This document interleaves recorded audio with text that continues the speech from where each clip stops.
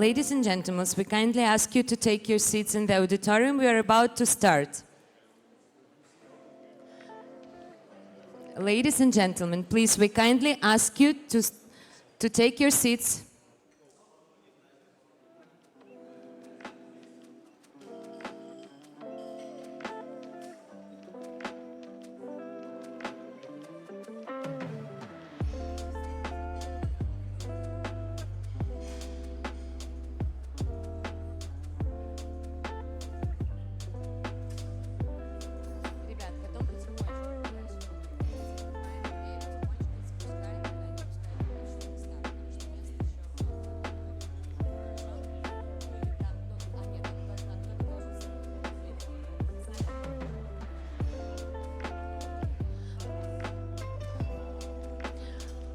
Ladies and gentlemen, we kindly ask you to take your seats, please, in the auditorium.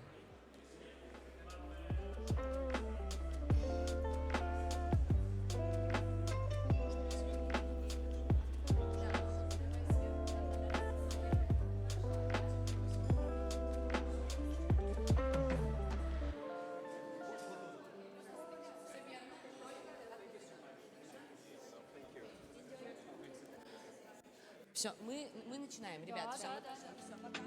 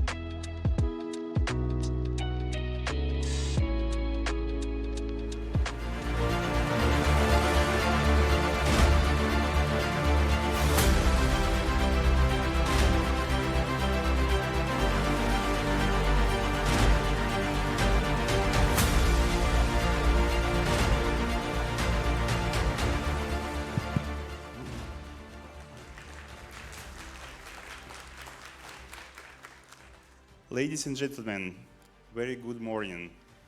Thank you for being here with us. And I want to start our event. So I want to welcome you to one of the largest AI and computer vision summits in the Middle East, Machines Can See. You may ask, how did we choose the name of the event? Why Machines Can See? So actually, Machines Can See is a testament to the huge progress in latest years in algorithms of computer vision that actually enabled our devices, our everyday life to recognize events, to recognize objects, humans, and this completely changed the way we interact with the world around us. And I think you know that the latest achievements and advancements in generative AI has left no doubt that AI will change our everyday life much more than invention of PC, much more than invention of internet or cell phones. And today, actually, we are happy to host here the AI rockstars from around the globe. So thank you for coming. We have world-known researchers, industry leaders from different parts of the world, and they came here in person to Dubai to give a speech, to share their insights about latest achievements in AI and their vision of the future of AI. And also, before we start, I want to say thank you for our partners, for our sponsors. I want to say thank you for the support from Ministry of AI, from Dubai Economy and Tourism, from Coders HQ, and for Dubai Future and from Dubai Future Foundation. So this support indicates for us that we are doing something very, very important. So thanks for this support. And so also before we start, I think you expect me to say that my speech was generated by ChatGPT, but not today. Honestly, so AI and computer vision is not our hobby. It's not our job. It's much more. It's a part of our life. And thank you all for coming, and thank you for this opportunity to be the part of our life. So it's very important for us. And let me start with some inspiring video.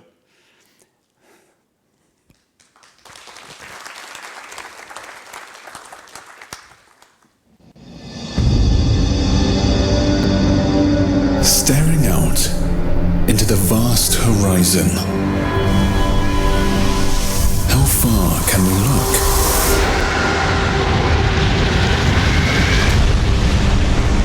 What yesterday was a brave fantasy, today is our reality. The digital transformation of our life sets trends for the future of civilization.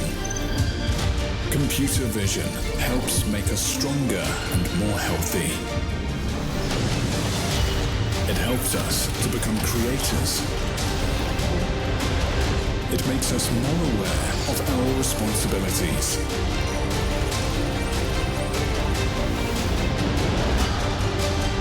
Our cities are becoming safer and more comfortable places to live.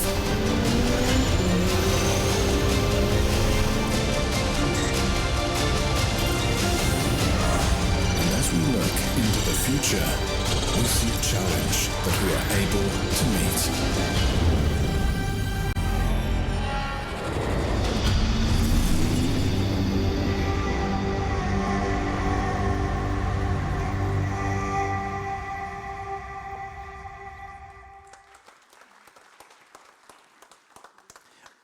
We decided to choose Dubai not only because it's dub.ai.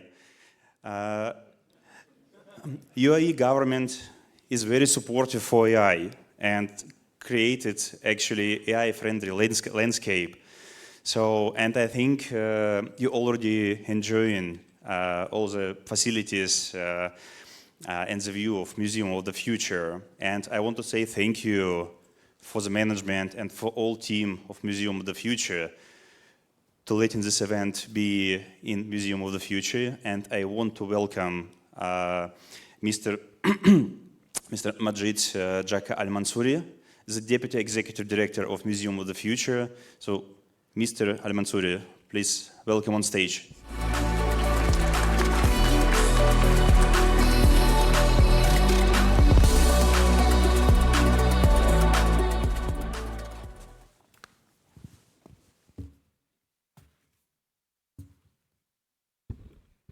Assalamu alaikum and good morning. I'm delighted to welcome you today to the Museum of the Future, an intellectual and cultural landmark that embodies the future and empowers each and every person to play their part in shaping it. As a global platform to study, design, and curate and shape tomorrow's world, the Museum of the Future is at the center of conversations in topics such as artificial intelligence, machine learning, computer vision, the metaverse, and robotics. Since opening in February 2022, the museum has hosted a lineup of inspirational speakers, thought leaders, government representatives from all corners of the world to exchange knowledge, harness innovative ideas, and discuss ways that intelligent machines and AI can help develop solutions to future challenges. Today's summit is titled Machines Can See, and the topic had never been more relevant as we look towards the not-so-distant future, when there will be no limit to what AI and machine learning can help us achieve. The Museum of the Future is at the heart of the UAE's effort to build a strong and sustainable economy, focusing on boosting innovation and driving the future knowledge-based economy. As many of you already know, UAE's strategy to accelerate the growth and transformation of the digital economy and double the contribution of the digital economy to the UAE's non-oil GDP from 11.7% to 20% within the next 10 years. The fact that some of the world's foremost talent and brightest minds across the international community in the field of artificial intelligence and computer visions are gathered here today to discuss the latest ideas, future opportunities, and the ways AI and computer learning will transform the world is a testament to how important the future economy has become. As His Highness Sheikh Mohammed bin Rashid Al Maktoum, Vice President and Prime Minister and ruler of Dubai, wisely commented, "The future belongs to those who can imagine it, design it, and execute it. It isn't something you await, but rather create." This inspiring quote is visually represented in the Arabic calligraphy that seamlessly wraps around the entire facade of the museum. As you leave the event, I hope you'll look up at the museum and be inspired not only by the discussions you'll be having during the next few hours during the summit, but by the potential you have to curate, shape, and design the future. Thank you so very much. So much. Thank you, Mr. Al-Mansouri. And now, I want to introduce my friend and one of the famous computer vision researcher in the world, so Ivan Laptev. I know Ivan for, I think, 13 years, almost 13 years. And we met on the event, something like this. So please use this opportunity. And Ivan will be managing all the plenary session, all the research session. And Ivan also is co-organizer of this beautiful event. So Ivan, please welcome on stage.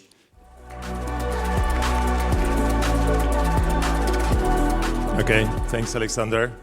So hello everyone. It's great to see you all at this scientific event in Dubai. So I'm Ivan. I will be guiding you through this program of today. So science, and especially artificial intelligence, is developing really fast recently. But it's not just that. It's also getting closer to people in the form of chatbots like it's ChatGPT or automatic driving assistants and hopefully soon robots that will help us at home.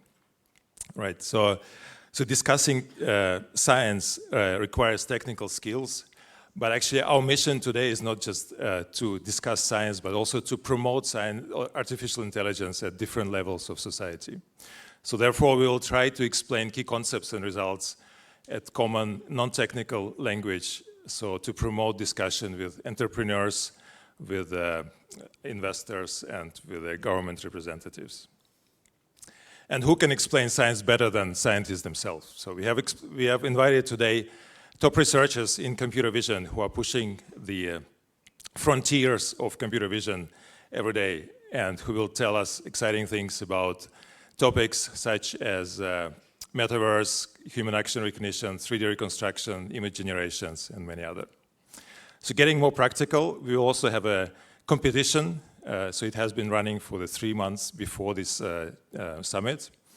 And today, so we'll give the awards to the winners of the competition and hear from them how actually they succeeded in winning this competition. And to start discussion, we will also have 2 panels, one on business, which will start just after this session, and another educational panel, which will happen at the end of the summit. So I hope you are now motivated to start the program.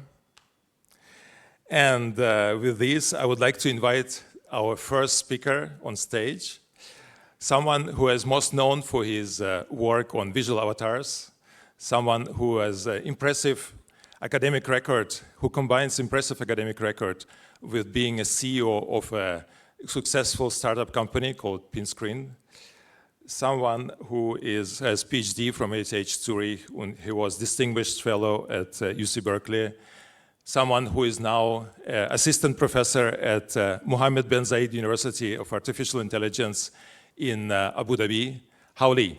Let's welcome Hao Li.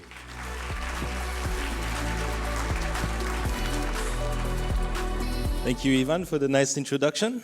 I think we'll just set up my laptop real quick.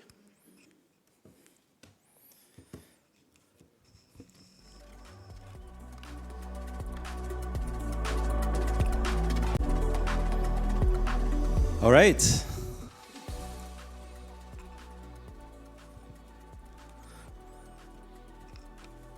So let's hope it's playing. Okay, good, great. Everything's working. All right, first of all, thank you, Ivan. Thank you, Alexander, for inviting me to this wonderful event. Really pleased to be speaking here. My name is Hao Li. I'm, again, Associate Professor of Computer Vision at the newly formed Mohammed bin Zayed University of Artificial Intelligence, as well as CEO and co-founder of a startup company called Pinscreen. So today I'm going to talk about a really interesting topic called controllable generative AI for both really interesting applications. One is the metaverse, and the second one is in VFX. So let's dive right into it. So what exactly is the metaverse? We hear about it all the time. I've been working closely with a pioneer in virtual reality on several studies, and we've been trying to figure out like what the best definition of that would be, right? So here's one way to define it.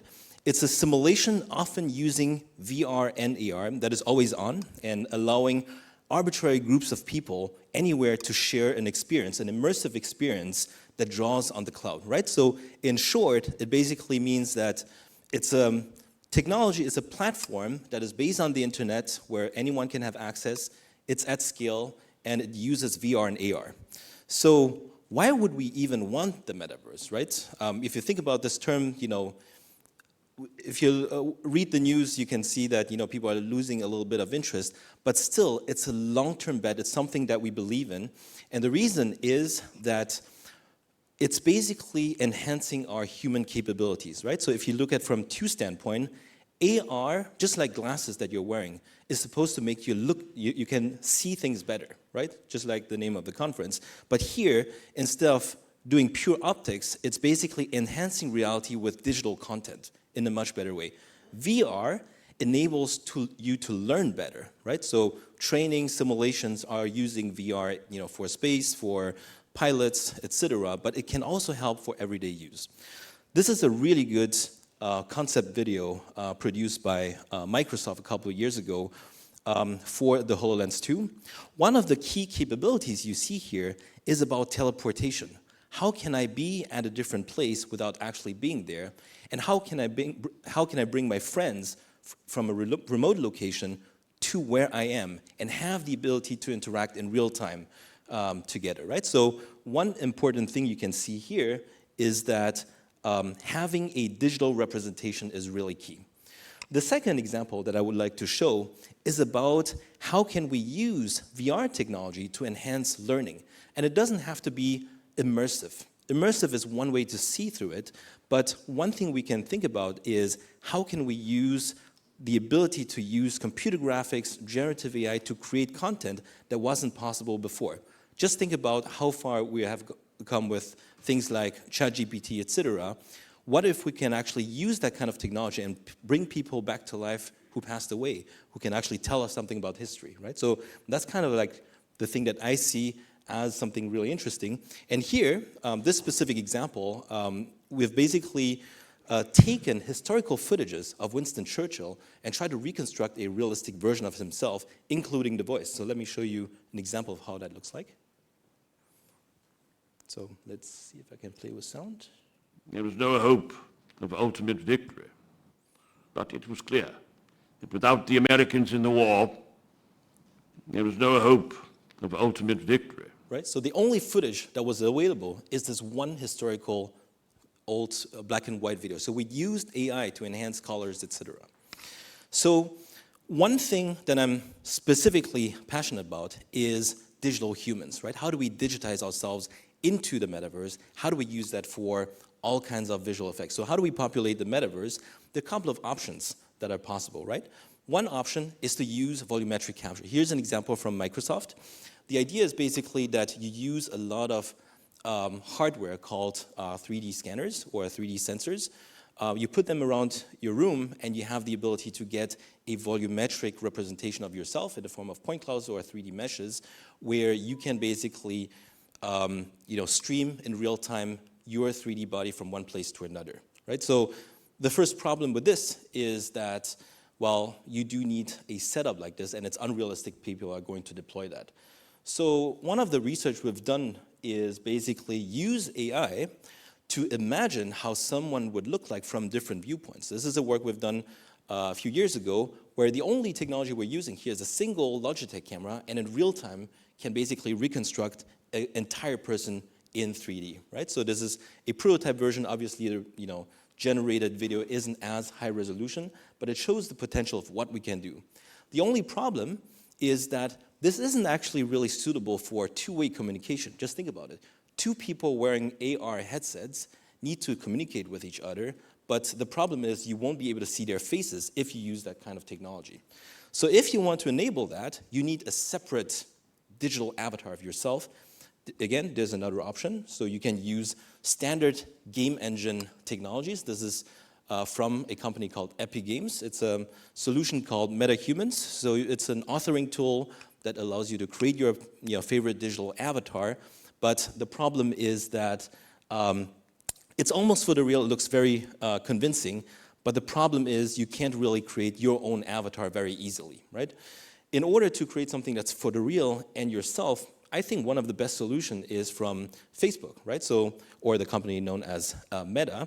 This is one technology that's called Avatar Codec, where they're basically reconstructing a neural representation of the person. Just think about as if it's like a 3D video, like a deep neural network that encodes how someone looks like, but it can generate something in real time without seeing the entire face, right? So this is something that's very, very powerful. The only problem to that is that you do need a very fancy capture system, so it almost looks like a time machine. You sit in there, it uses hundreds of cameras to capture everything about your face. You need about 2 weeks to process the data in order to build your own avatar. So that's not something you can easily deploy, but their researchers are pretty good, right? So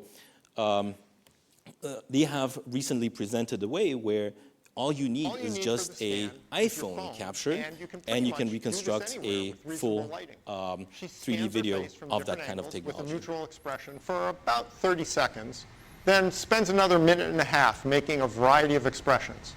That's really all there is to it. Hi guys, my 3D avatar is ready for use in my phone or VR. Right? It just took a few hours to generate after my scan. How we imagine the future of VR communication could look like. So we'll have smaller headsets, and we'll basically have the ability to see a three-dimensional video of the other person.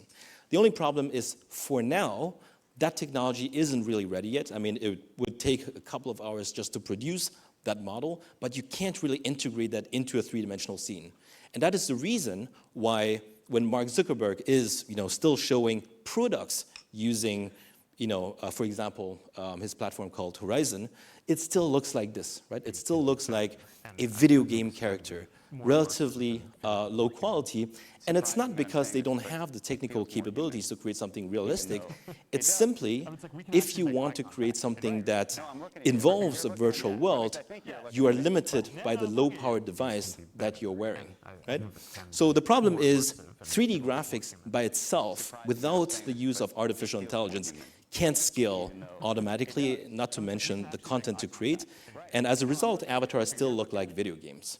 So that's one of the problems that we're trying to solve. We're trying to use generative AI for creating avatars.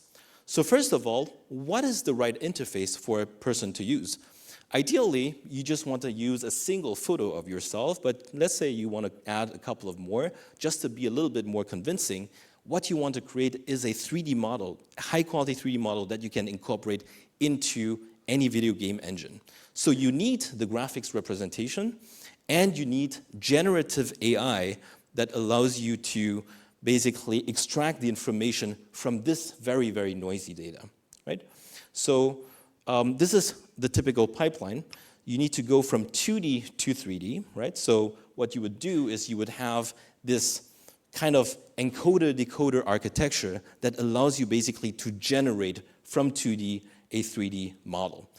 So now the question is, if you've heard about some of these new fancy techniques called diffusion models, the question is, which ones do we choose and which one is better for what, right? So I won't go too much into details, but basically, one of the most established ways now to have controllable generative AI is to use something called GANs, generative adversarial networks.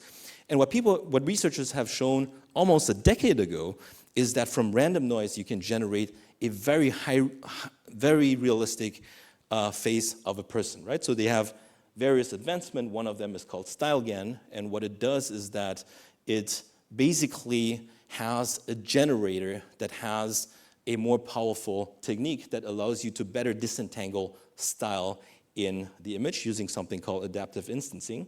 But essentially what it does is that from a random noise vector, you have the ability to generate very, very realistic faces of people that don't really exist, right? You basically train it with a lot of data. You have a module that tells it if it's real or if it's not real, and you use these advanced techniques to generate a 2D image of a person. The only problem is that, well, it's 2D, and we can't really control what comes out, right? So whatever you generate, it just generates it. More recently, if you read the news about AI, there's a different technique that actually generates even higher quality images of things that have even more diversity, right? And that kind of model is called diffusion models. And the idea is here that you take real photos, you add noise gradually, and the idea is basically you have a very difficult problem to solve, which is how do I use AI to generate an image, but instead of like going straight to the generation, you break it down into little problems that are easier to solve. So from an optimization standpoint, this is much easier to generate something that's highly realistic. So the idea is to progressively use multiple deep neural networks that solves these little problems, right? And to that end, you have this method called stable diffusion. So now you know the rough idea behind it. It's basically just the reverse pass of what I've shown you, right? You have an input image, you gradually add noise, and then you train a deep neural network to basically reconstruct another image that takes into account that noise.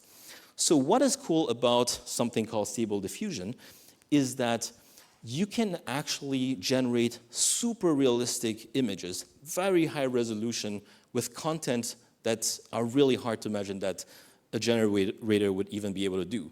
So what it means is that you can now incorporate text prompts into, you can combine this with a very powerful language model. So for instance, you can use something called a clip encoder that basically translate text into a word embedding that allows you to actually generate any image. For example, here, a teacup poodle, so generate a poodle in a teacup. So that's really, really surprising. But going back into our problem of avatars in the metaverse, how can we use that for this specific purpose? Well, first of all, you can actually take an input photo and say, now from that input photo, use this as a condition and generate a 3D avatar for me.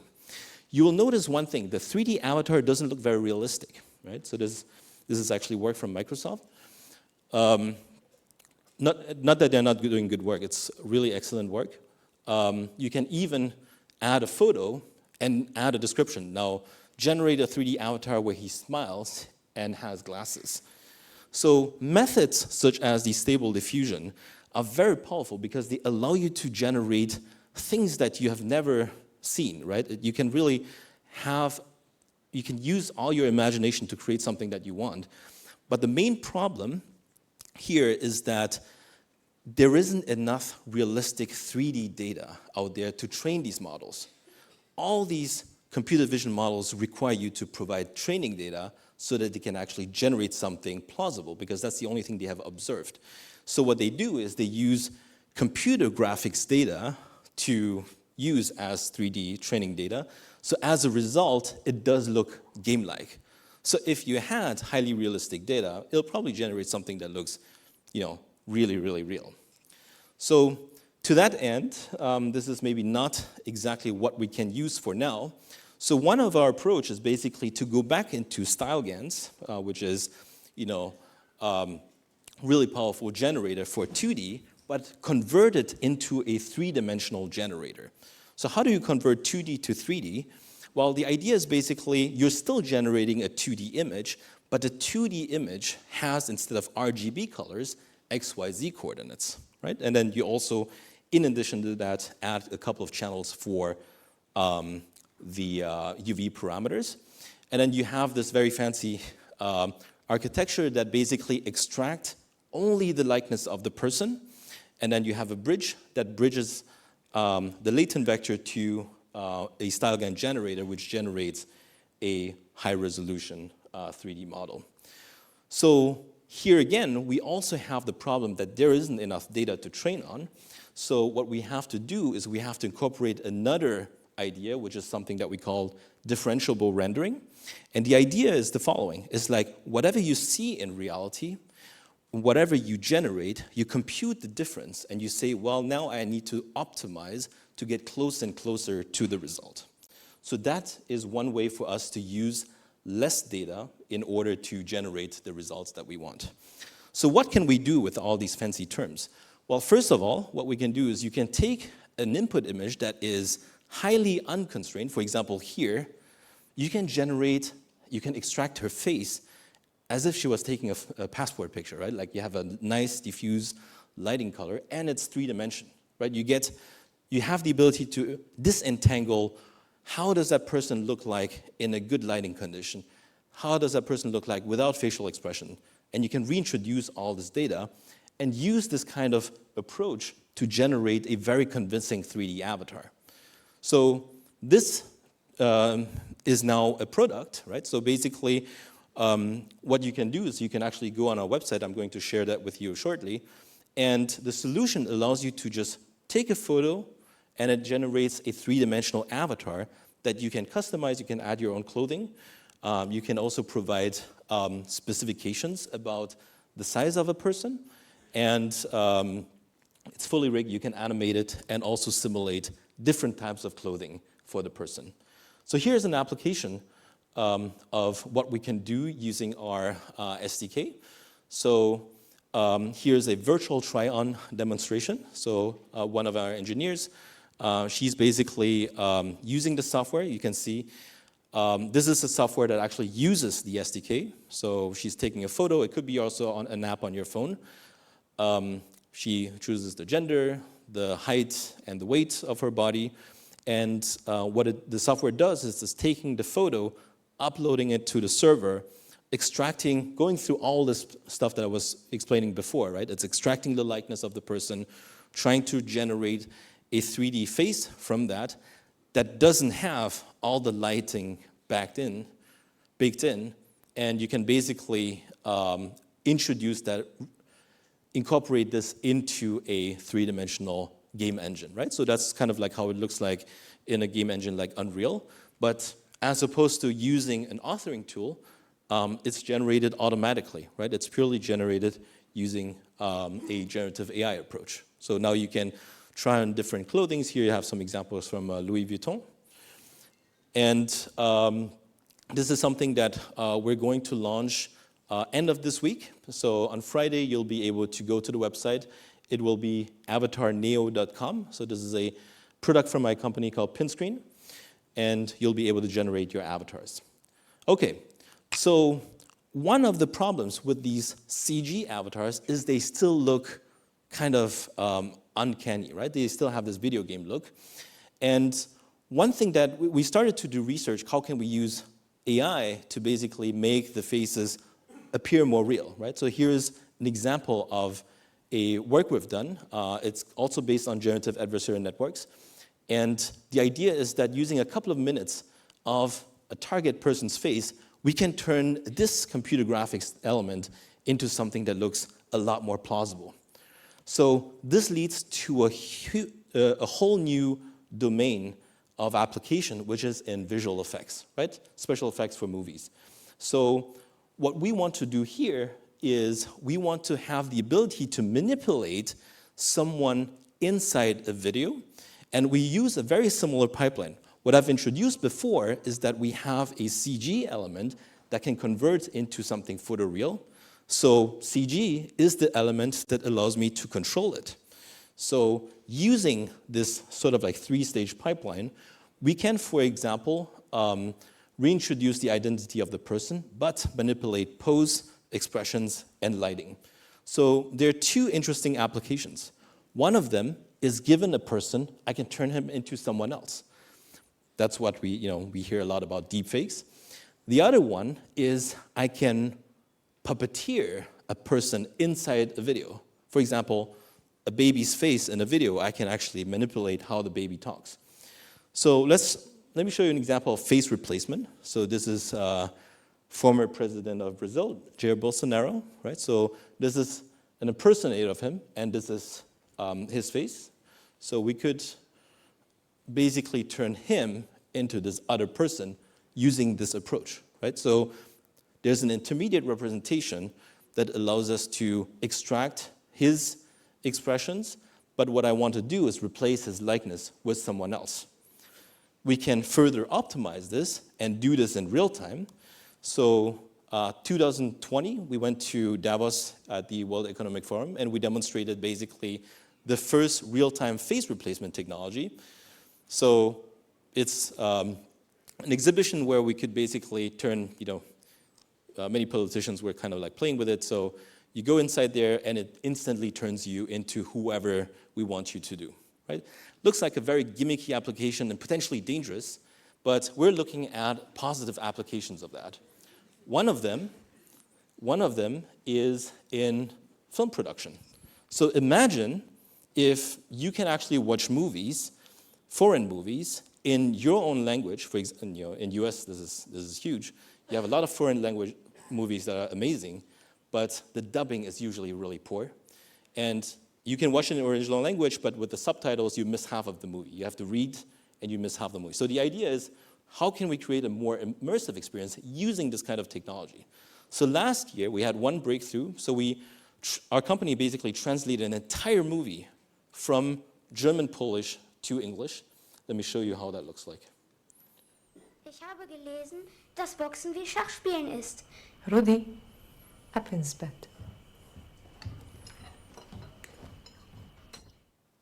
I've read that boxing is like playing chess. Rudi, off to bed. I've read that boxing is like playing chess. Rudi, off to bed. Right? And this problem is particularly difficult for film production, and the reason is because in film production, you have to deal with dynamic lightings. You have side views. You have actors for specific scenes that have dynamic views, close-ups. All the shots are very, very short, at most 2-3 seconds, right? So these are things that really make film production extremely difficult, but that's the process, right? So what we do is, during the dubbing process, we asked the voice actors basically to record their faces. So we use 5 cameras, and that's a process that is just adding cameras to a process they already have. And what we do is, for these voice actors, we digitize their faces in 3D, right? We basically extract their facial expressions and create a 3D model of their faces. Then what we do is we track the target person, and what we want to do is basically take the facial expressions, only keep the facial expressions, and reintroduce them into the rigidly tracked face, and use a neural rendering approach to make that person speak the other language, right? So extracted expressions, extracted head movements. We use a two-stage approach. First we train a model that basically has all the likeness of one specific actor and one that has a scene-specific actor.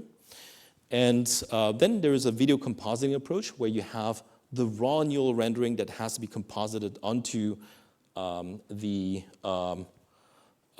video, and we do the facial reenactment, right? And talking about the video compositing, one of our students at MB's UI also created a new technology that we call XMEM++, which allows you to use very few input to actually do very crazy segmentation results, right? So this is something that completely wasn't possible before.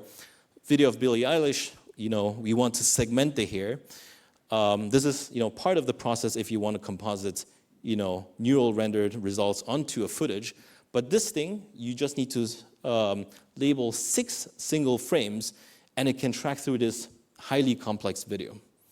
So let me show you now a couple of results of visual dubbing. This is basically the input, and this is the output of the subject.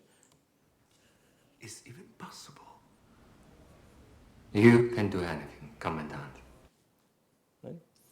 This is a scene where the face is on the side. This is Helcha. Bow to Mr. Baxter. If you have kids, maybe you've watched a show called Slumberland over Christmas that was shown on Netflix. In this scene, we also had a baby, and the baby couldn't talk, obviously. So we use a similar technology where we have an actor, and we're making the baby talk through the video. So in the middle, the baby is, it's the original footage, and on the right, we reintroduce the speech. Maybe. Obviously. Right? And then this is our latest work. Just got on Netflix, is currently #1. It's a French show called AKA. It's an action movie. So sorry for the language. But basically, there's this, the entire movie we translated from French to English. So let me just show you a couple of examples on the lip sync.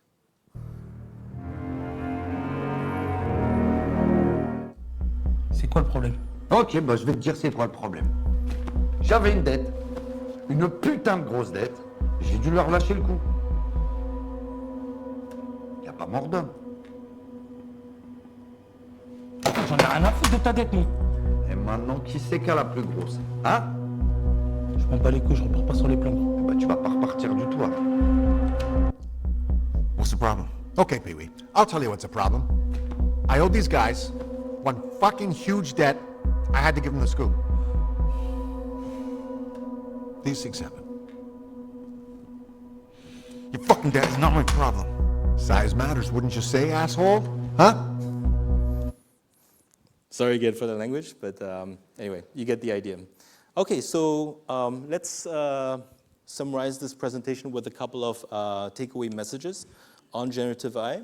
So first of all, the metaverse itself is not ready yet, right? So still a lot of research is needed, a lot of technological development. And that's why I think it's really important to have a strong research focus in academia and have a good collaboration between academia and industry so that there's a good alignment on this. Hollywood, in some way, is somewhat ready for that, right? Something I didn't expect maybe a couple of years ago. The applications, a lot of them are performance-focused, human-focused. For example, manipulating faces, changing languages, motion capture, these kind of technologies. Something that I think generative AI is surprisingly really good at are creative stuff. For example, all these images are using some form of diffusion models or something new. And it's generating, based on some descriptions, based on some image examples that you want. It's really good at creative ideas. It's really good for people, even for artists, to use it as a reference for design exploration. That's something that's very surprising. At the same time, we have to be really careful about whatever we see online. We shouldn't believe everything that we're seeing, right? It's very, very easy to generate whatever you want, right? Easy way to see it is that, very often people's fingers have like a sixth finger or these kind of things, or the tooth aren't correct. These are easy ways to spot them, but, what prevents someone from just photoshopping it quickly and fixing the problem? So we have to be really careful about like what we see online. And, don't believe everything you read as well, right? So some people, maybe it's true, who knows? I wish it was, but I think the problem is a lot harder, right? So to generate entire movies and write scripts using AI.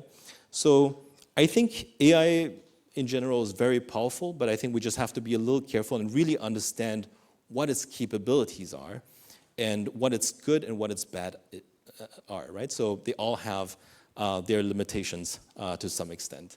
So with that, I would like to conclude my presentation, and I'm happy to take on questions. Thank you. Thank you, Hao, for this really inspiring but also very educational talk. That's great. So we have a few moments for questions. So please raise your hand if you have any. Please. Over there. Oh, sorry. Yeah, just microphone. Yeah. Regarding the metaverse, I believe one of the maybe slowing factors is the standardization of rules, regulations. You know that it is very much unregularized. Plus that it doesn't have a common, blockchain, or the blockchain factor is not standardized. How much do you think this will slow down, let's say, the growth of the metaverse? Okay. First of all, okay, so the question is the metaverse is kind of slowed down because of potential lack of standardization and protocols, open protocols. That's true, right? So I think there are a couple of big problems with the metaverse. It also depends on like what you define as the metaverse. I was trying to define it in the beginning. But first of all, immersive headsets aren't there yet. That's the biggest problem.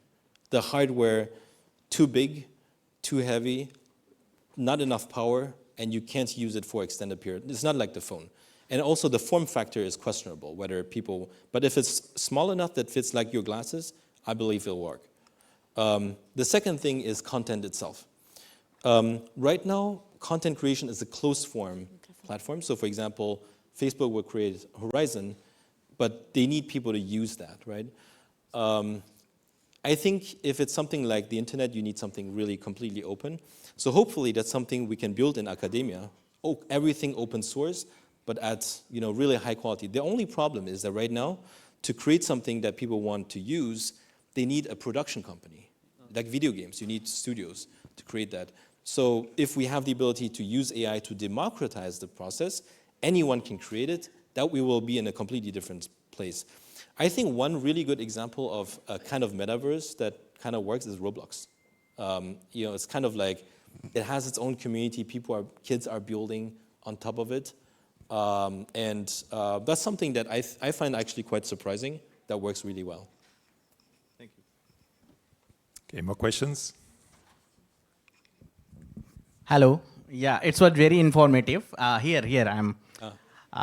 One application I see, I'm associate professor in Gulf Medical University.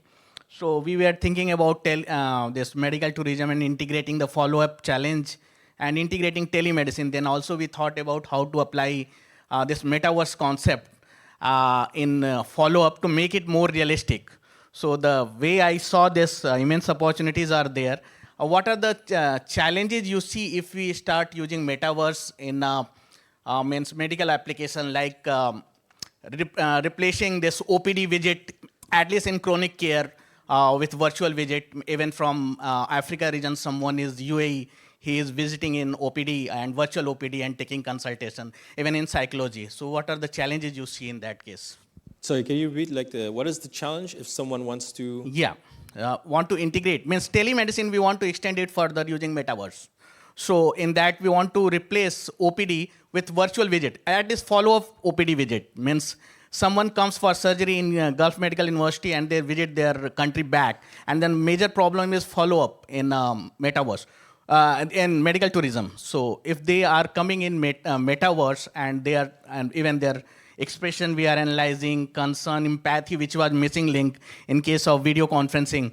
So what are the major challenges, how accurate it will be? Means sometimes doctors see the face of a patient and using that also, even in pediatrics, so they are able to know a lot of things. So how accurate is technology and where we will be reaching in next 10 years? That was my question. Yeah, I mean, there are two challenges here. One is the technology itself, but I think the bigger problem is the application, the product.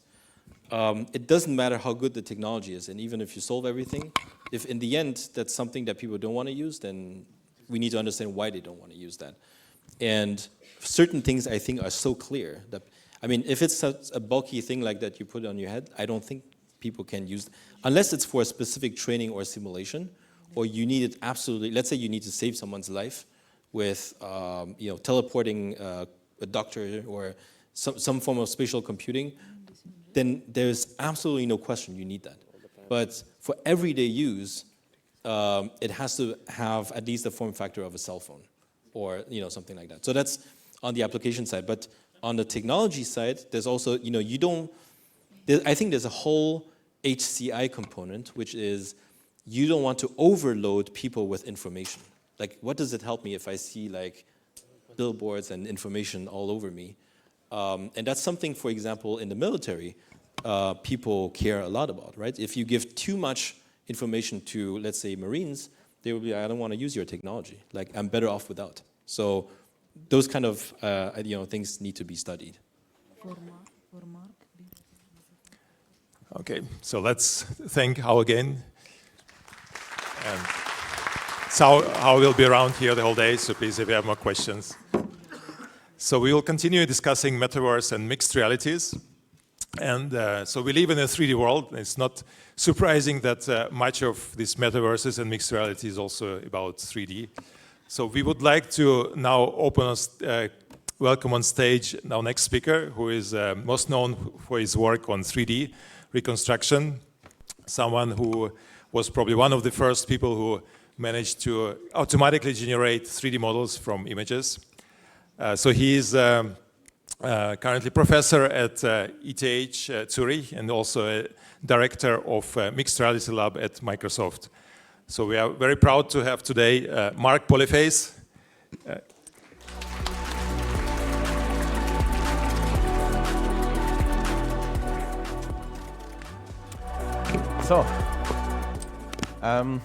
I'm very glad to be here. I'll try to, so I'm both a professor at ETH Zurich and also I lead the Mixed Reality and AI Lab for Microsoft in Zurich. So what I'll try to do is I'll try to convince you that while the metaverse for all of us every day spend a lot of time in it, it's not something for today, that there are already today some very useful applications of the metaverse. In particular, as I was saying, these are devices like the one I have here, which is the HoloLens device. It's a device you can put on like this. It is still a bulky device. It's a device that would not be a device you would walk the streets with. But it is a device that if you actually have an important task to do, and this device can help you do that task, it makes a lot of sense to wear it. So you can put it on. You can now, with this device, it's an augmented reality device. It's a device that can add layers of information on top of the world. It can display information in the right context. It has a lot of sensors. It can also perceive the environment. And it can essentially bring in digital information and overlay it on top of the world, on top of the machine that you have to repair, on top of the human that as a doctor you want to cure, etc. So in these important tasks that are complicated, where maybe you're not the expert, but you can bring a remote expert to help you, those devices are already ready today, essentially. So let me show you a few examples that already exist today. This is in the US, Daimler, so Mercedes-Benz, is using this technology so that in all of their dealerships, they might not always know exactly how to repair a particular problem with a car, but they want to make sure to help the customers as quickly and efficiently as possible. So they have a call center where, as you could, let me try to play it again. So where essentially the local person, the local technician that might not be familiar with all of the issues can essentially call for help, can get assistance to really solve this particular issue that happens. And you see, the remote person can bring in all the relevant digital information, the digital information from the vehicle, IoT data. All of this can also be brought up and displayed live on top of the machine, the manual, the schematics of the machine, all of the 3D information can be displayed in context. Another application is for training purposes. You have a new employee that has to learn how to do a particular task in a factory, or it's a maintenance task on an oil rig or things like this. You can essentially provide much more intuitive, much more simple information to digest for the people. For example, here really showing visually what to do in the context of the machine. Here it's critical that you can actually display information overlaid on top of the real world, because you can directly bring the information in a very simple and intuitive way overlaid on top of the real world itself. Okay? Those are products you can buy today. So the HoloLens is a device you can buy today. And all of these applications are also existing solutions that are being deployed, that are already deployed essentially in many different areas. Let me now show you a little bit of the research that we do beyond that. So here's from a few years ago, some work we did to currently, when a device like this displays instructions, it just displays the instructions one after the other. It just gives you a tutorial. Step by step, it shows you what to do. Actually, you do a step, and then you are supposed to click and essentially go to the next step. What we want to do here is essentially be able to have the device, through the sensors, be able to understand what is going on. So what you see here is from the video on the left. We essentially interpret that video and generate a three-dimensional perception of what is going on in the scene. We recognize the object, we see what the hand is doing, we recognize the action, for example, in opening the bottle or closing the bottle in this case. As we've heard before, for AI, one of the big challenges is to get enough example data. It's very costly to go in and label manually, oh, here this is happening, here this is happening, and so on. So one way to combine that a little bit is an example here, is to essentially have one example video, for example, on the left here, the reference video, where we would label and we would say, okay, here the person is, pouring water in a container, and then automatically have algorithms find a lot of similar videos and align those step by step across time in a way that's non-linear, so one person might be faster in a particular action and so on. So the algorithms here will automatically align all of this in a way that now, instead of having one example, we can automatically label many more examples and enrich our data sets with little effort. So this was some research towards solving that problem. Here's some more ongoing research between Microsoft and ETH in terms of trying to really extend these scenarios of assisting people by having a remote teacher explain to a person with a HoloLens device step by step what they should do. So we collected lots of data with the purpose of essentially being able to learn then automatically how to teach a person. And so you can start seeing how this type of technology also combined then with all of the generative ChatGPT and other type of technology that can provide instructions, explain you how to do something, and then linking that to all the perception capabilities, lots of things become possible. Here's one small practical example where we automatically, from this video here, will follow along the instructions of, this is what we had during COVID, the person had at home as a machine to work with. So a printer here and a step-by-step instruction or a step-by-step procedure of how to replace the printer cartridge. Okay?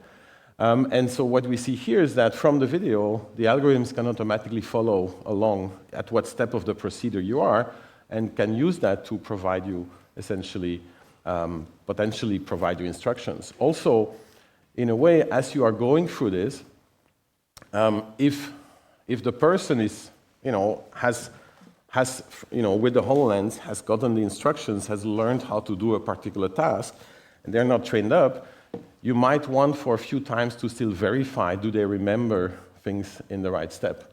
I think, okay, it was supposed to show an example where it was doing it wrong in the wrong order, or maybe it showed it while I wasn't looking. So it can actually detect when the person makes a mistake. And then intervene and say, hey, you should first do this step instead of that step, and so on, and so really make sure that people have trained the procedure properly. Another area, of course, which I mentioned before that's really important, is not only fixing machines, but it's really helping to cure people and provide the right information there. These type of devices are used a lot in the medical space. Let me show you one concrete example of some colleagues in Zurich. Mazda Farshad, who's the main surgeon, orthopedic surgeon in the University Hospital in Zurich. So it's a mix. You'll see some cadaver pictures like here, but then also a little bit of images from the real procedure. So just look away if you're not comfortable with that. But essentially the key here is that this device can also measure things. And so the key process here is if you do a back surgery, in this type of back surgery, what you're actually doing is you put in the different vertebrae, you put screws in, then you have to measure exactly the shape where those screws are with respect to each other, and then you put a metal bar that you have to bend to exactly the right shape, so it nicely fits in and allows to fuse the different vertebrae together. And so that's the procedure which you see here. This was a world first procedure leveraging augmented reality. And so the key is you have to put in that bar and bend it in the right way. And so the device can be used to measure exactly where the screws are and then can visually validate that you are bending in the right way. And so you can typically do it in just one go, while in the past, they would kind of eye it. They would bend roughly in the right shape. They would try to fit it in. If it didn't fit, they would go back, bend a bit more, fit it in again. This makes for longer procedures, more risk of complications, et cetera, et cetera. So this type of technology really makes already a difference today. Here's an example of some of the research we do on top of that, trying to track automatically the drill here from the sensors on the device here, leveraging those to do that. So now, let me tell you also, so these are applications of computer vision and AI technology on top of the existing HoloLens system in this case. What I want to show now is that actually computer vision and AI capabilities are also fundamental just to generate the mixed reality experience. So HoloLens would actually not exist if it weren't for a lot of very advanced computer vision and AI algorithms built inside a device. We could not generate a mixed reality experience without a lot of that technology built in the core of the product. So I'll lift the veil a little bit and open up. Here you see the inside of the device and all the sensors. So for starters, there's a normal RGB camera, which is a communication camera. It's meant for being able to see, let the remote person see what the person is seeing with their own eyes on site. So that's just for communication. Beyond that, it has lots of other sensors. In particular, you see here these 4 cameras here. Those are the images they take. Those actually serve for the device to be able to know where it is in space and how it moves through space. Now, why is this important? Well, if I put on this device, and so I get a 3-dimensional impression of holograms, of visual objects in the scene, by essentially displaying a slightly different image on the left and on the right eye, so that it looks like a real thing in space. But if I don't know how the device moves, if I display an object here and I move my head, the object will just move with me because it's fixed on the display. So to give the impression that I place, let's say, an object here, now when I move my head this way, it means that I need to know that so that I can shift the image that I have on the screen here. I can keep shifting it to exactly compensate the motion of my head. Okay, so this is fundamental. So to be able to do that, we use these cameras and track points in the environment, so the little green points that we automatically extract, we track those, we build a map of those points, a three-dimensional map of those points, and we keep track of our position relative to the world in front of us. We actually use both these cameras. The two central ones are like our two eyes. They see roughly the same thing in the middle, as you can see actually in the images, and then there's two additional cameras that give us more peripheral vision. In a sense, this mimics very much what we see with our own eyes. Stereo, we perceive depth in the center, and then in the periphery, we still see also, I still see my hands, both my hands here, far away from the center. That's what this camera system gives you. Our sense of motion is actually not only our eyes, but it's also our inner ear system. So we feel accelerations, so you can feel motion also. We actually use an inertial measurement unit in combination. Those two are very complementary. Inertial measurement is very fast, very cheap, very small, very low power. It's great for computing motion, but it also drifts a lot because the motion it senses is actually not, it's not where you are, but it measures not even speed, it measures accelerations. It measures how much you are going faster or slowing down or things like this. Which means that if we want to know your position, we have to do an integral, we have to accumulate how much we accelerated, that gives us what the speed is if we started from 0, and then we have to keep integrating that a second time to be able to keep track of which position we are in. So this double integration means that very quickly we'll accumulate a lot of noise. So while visual tracking, it's not fast, we only get 30 frames per second, 30 images per second, contrary to thousands of measurements for the IMU. But if we see a point and we keep seeing it, we will not drift. We will know we're still looking at the same point, we're still in the same place. Okay, so they are very complementary, essentially. Okay, so that's what we use. This works very well. This actually is used in all the devices. If you have a phone and you have ever played any augmented reality kind of, IKEA or other apps that use augmented reality, this is using exactly the same principle. It's using the camera plus the inertial measurement unit built in here. Now, there's one problem with this, which is that if you're in a place where we as humans get motion sick, so you're in a vehicle, you're on a boat, something like this, these two, the visual and the inertial, actually don't agree. All of these methods were falling apart in those cases. This is actually something that in my lab in Zurich, we actually solved that problem. You can see here the normal tracking. All of the devices essentially get motion sick. What you see here is essentially the tracking completely failing. As soon as you turn, you accelerate, you do something where your accelerations, which measure the motion with respect to the outside world, and the visual signal sees the inside of the car, they don't agree, and the algorithms were just losing track. So we integrated this ability to know that those two could differ, and adapted the algorithms so that it would actually work nicely. Up there, this was a collaboration with Volkswagen, where we essentially enabled them to now use the HoloLens properly within a car, and so simulate future interfaces for cars, mixed reality experience interfaces inside cars with the HoloLens in a way that it didn't fail. The middle video there is our engineer testing this in the trams in Zurich while he was developing the solution. The bottom one is actually, in the end, the most important at this point. It's really being able to deploy this on ships. Or let's say you have oil rigs at sea and they actually move with the waves. Then the application of remote assistance is very useful because if you have a ship at sea, it's very hard to get a technician on site with the right expertise. You have satellite communication, so it's easy to communicate. But having this type of remote assistance was not working because the tracking was failing. And so here, by solving that, essentially there's now thousands of HoloLens being used by navies or by ship operators to essentially, because now it actually works. Okay. Then beyond this motion tracking, the HoloLens also has a built-in depth camera. It can actually be used in two modes. One of those modes, so a depth camera means that instead of a pixel in an image, essentially measuring the light intensity, so to take a normal picture, What this is doing is it's essentially technology that allows to measure how far a point is in every direction. So every pixel there on the left side of the image, the color indicates how far that point is from the camera. Okay? Why is this used for? Well, for two things. One of them is to build a three-dimensional model of the scene, as you see here on the left. You can accumulate that data. We know how we move, so we know all the little pieces, how they fit together, and we can build a three-dimensional model of the whole space that we traverse. You can wonder, why do we need this? Because it's augmented reality. The real world is there in front of us. We see the real world. Why do we need a model of the real world? Why do I need to know where this object is?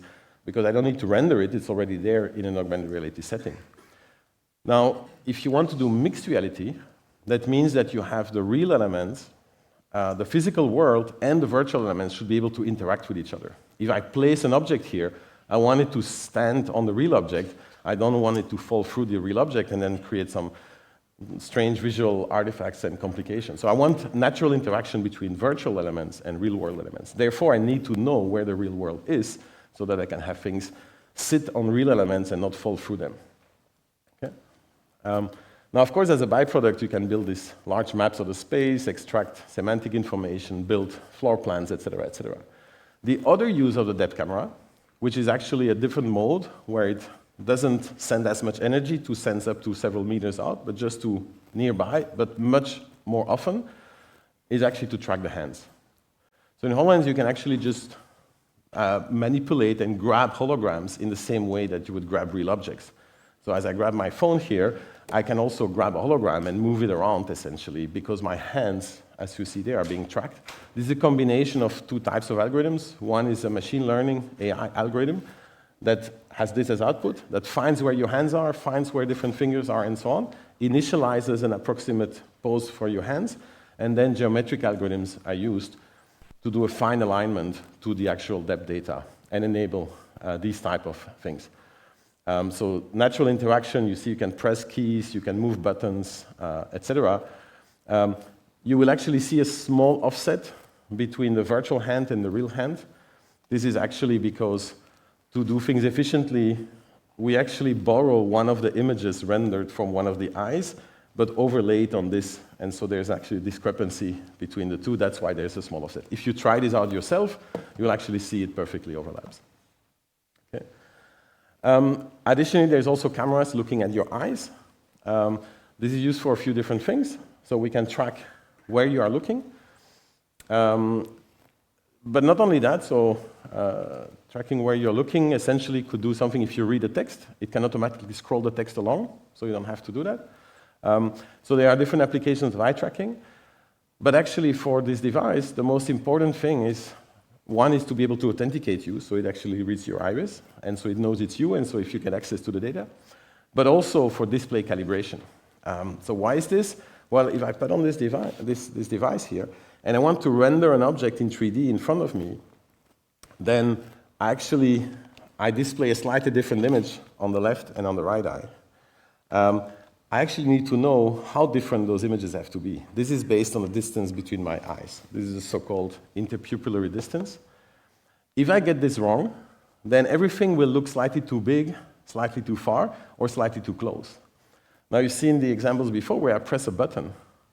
Now, I need to know where my hand is correctly with respect to the virtual button. If I think I display the button here, but visually because my eyes are at a different distance, the button is actually, the computer thinks the button is further, then it gets very frustrating because I think the button is here and I press the button, but the computer thinks the button is here, and so he thinks I'm not pressing the button. And so it gets a very frustrating experience. Okay, so all these things also, it can become uncomfortable because we have two different ways with our perception system to perceive three-dimensional information. We have two eyes.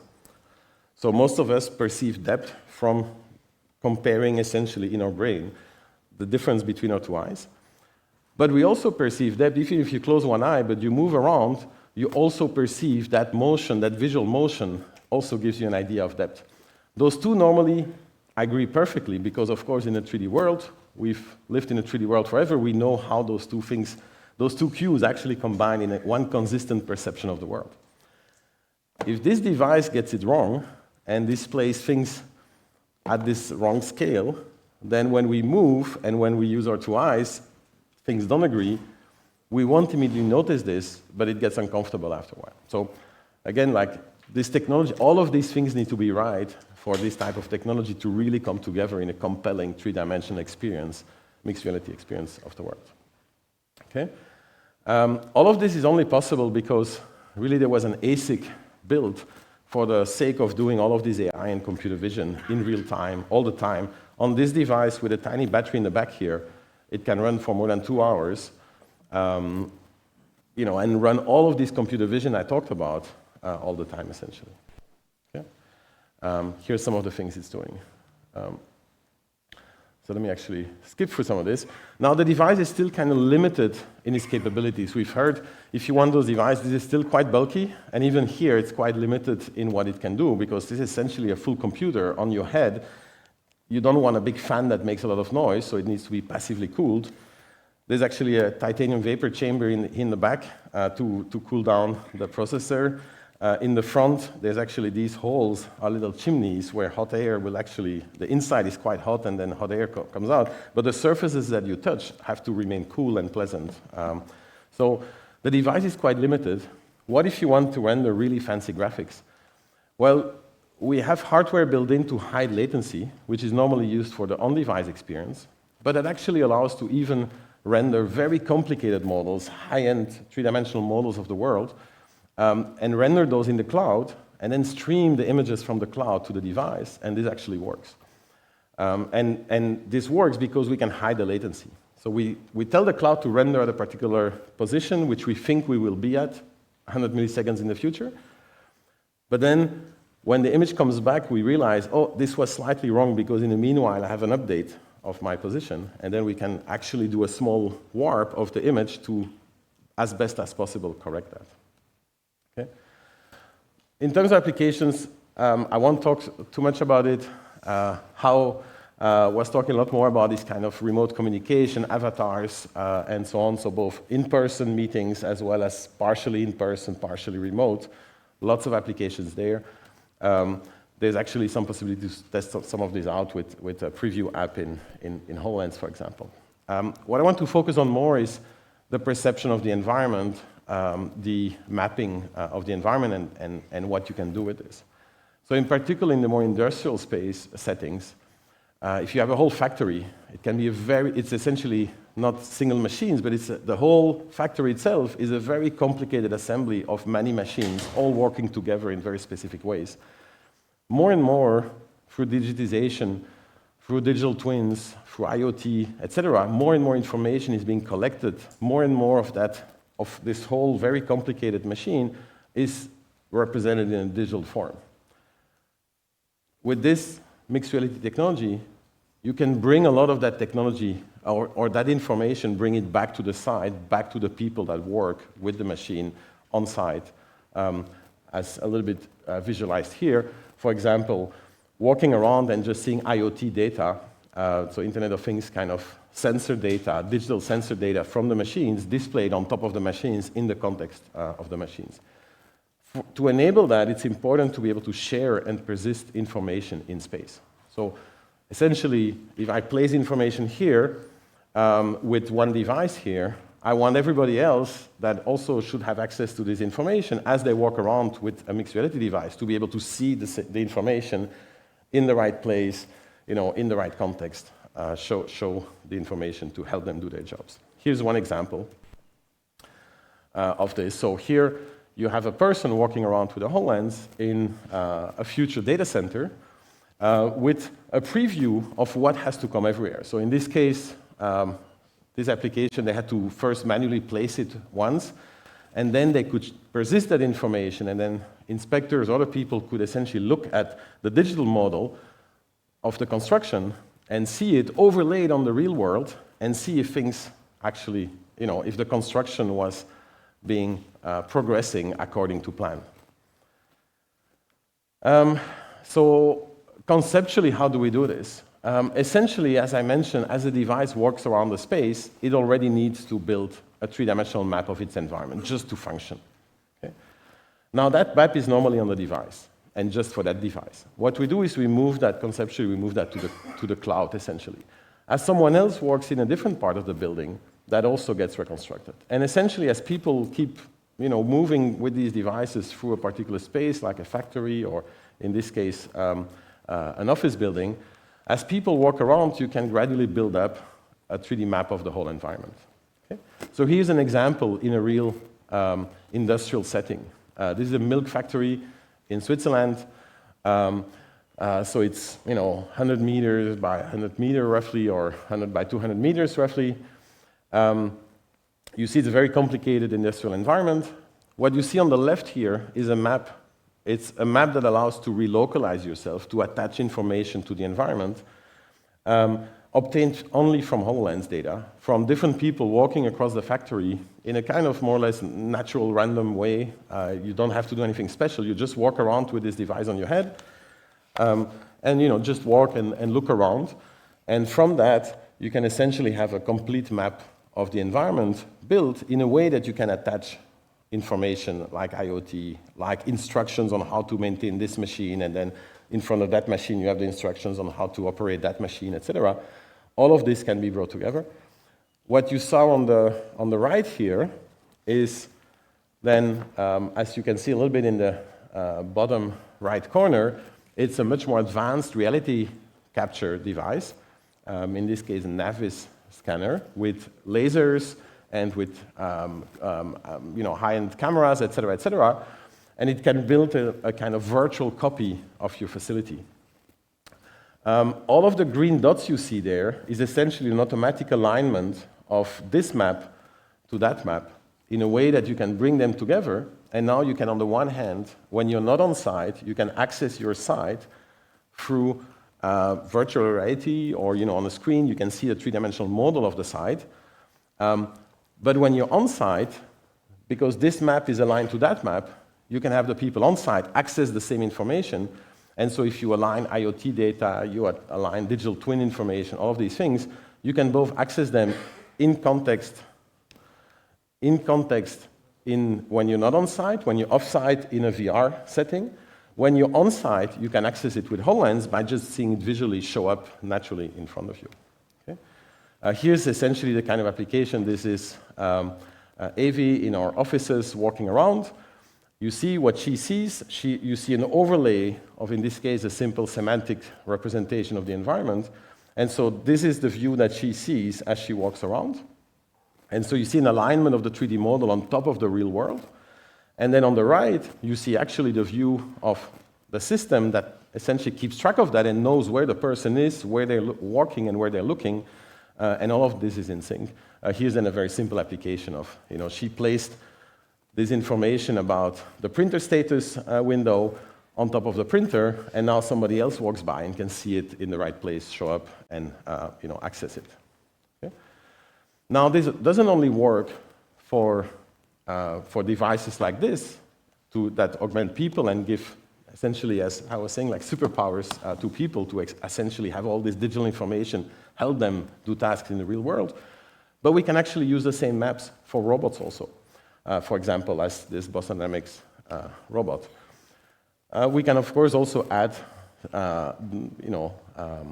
other sensor data, more dense sensor data that captures more complete models.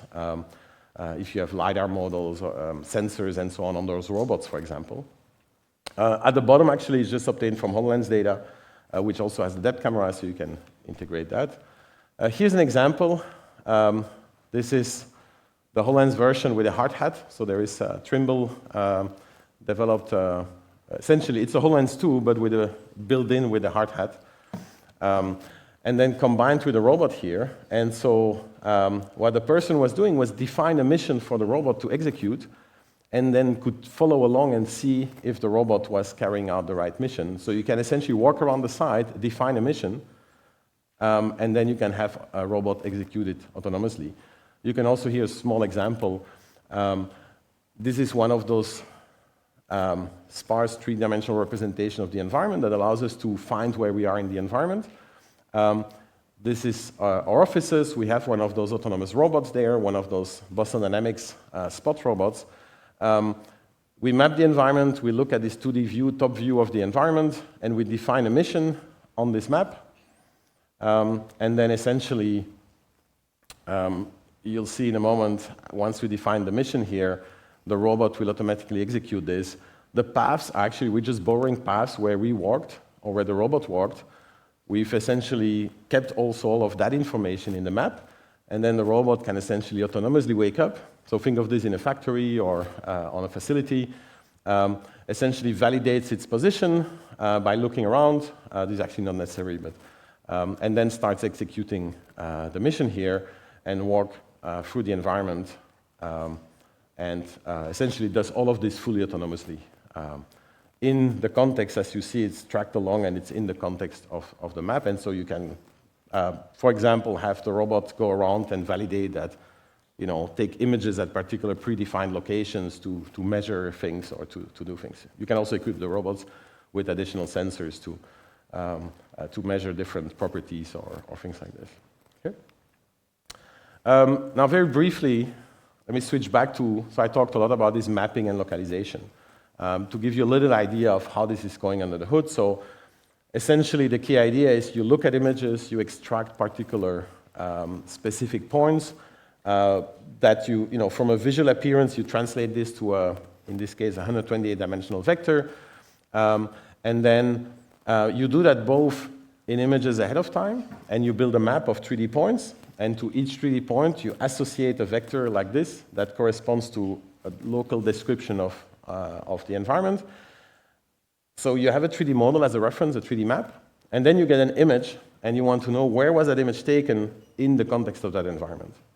And so what you do is you extract the same type of points from that image, and then you look for each of the points you extracted there, you look for the correspondences in 3D. So essentially, you will find that all of these points here, the red dots there, are likely corresponding to these 3D points in the environment. Once you do that, you can actually compute your pose, use mathematic algorithms to compute your position there, combining with some robust statistics and so on. And so you end up knowing that this picture was probably taken from that position, in that orientation.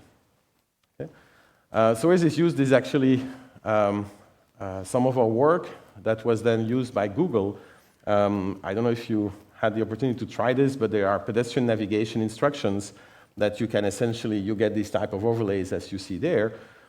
To do that, they have to, from an initial picture, as you lift the camera, the phone, it will actually take a picture, send it to the cloud, and do the things that I was describing on the previous slide, a particular variant of this, where for each feature it will vote on where the camera might have been, and then it adds all those votes up, and you get this kind of votes for particular locations, and that's how it finds the position. So this is some work we published a few years ago, or like 7 years ago, or 8 years ago, but is actually now used under the hood in Google for the Google VPS for navigation, for the pedestrian navigation.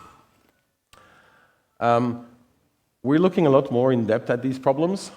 We build up benchmarks in that space with a lot of high-end collection, really compute kind of ground truth, very precisely where every picture was taken from long sequences. This should be a video, I think, yes.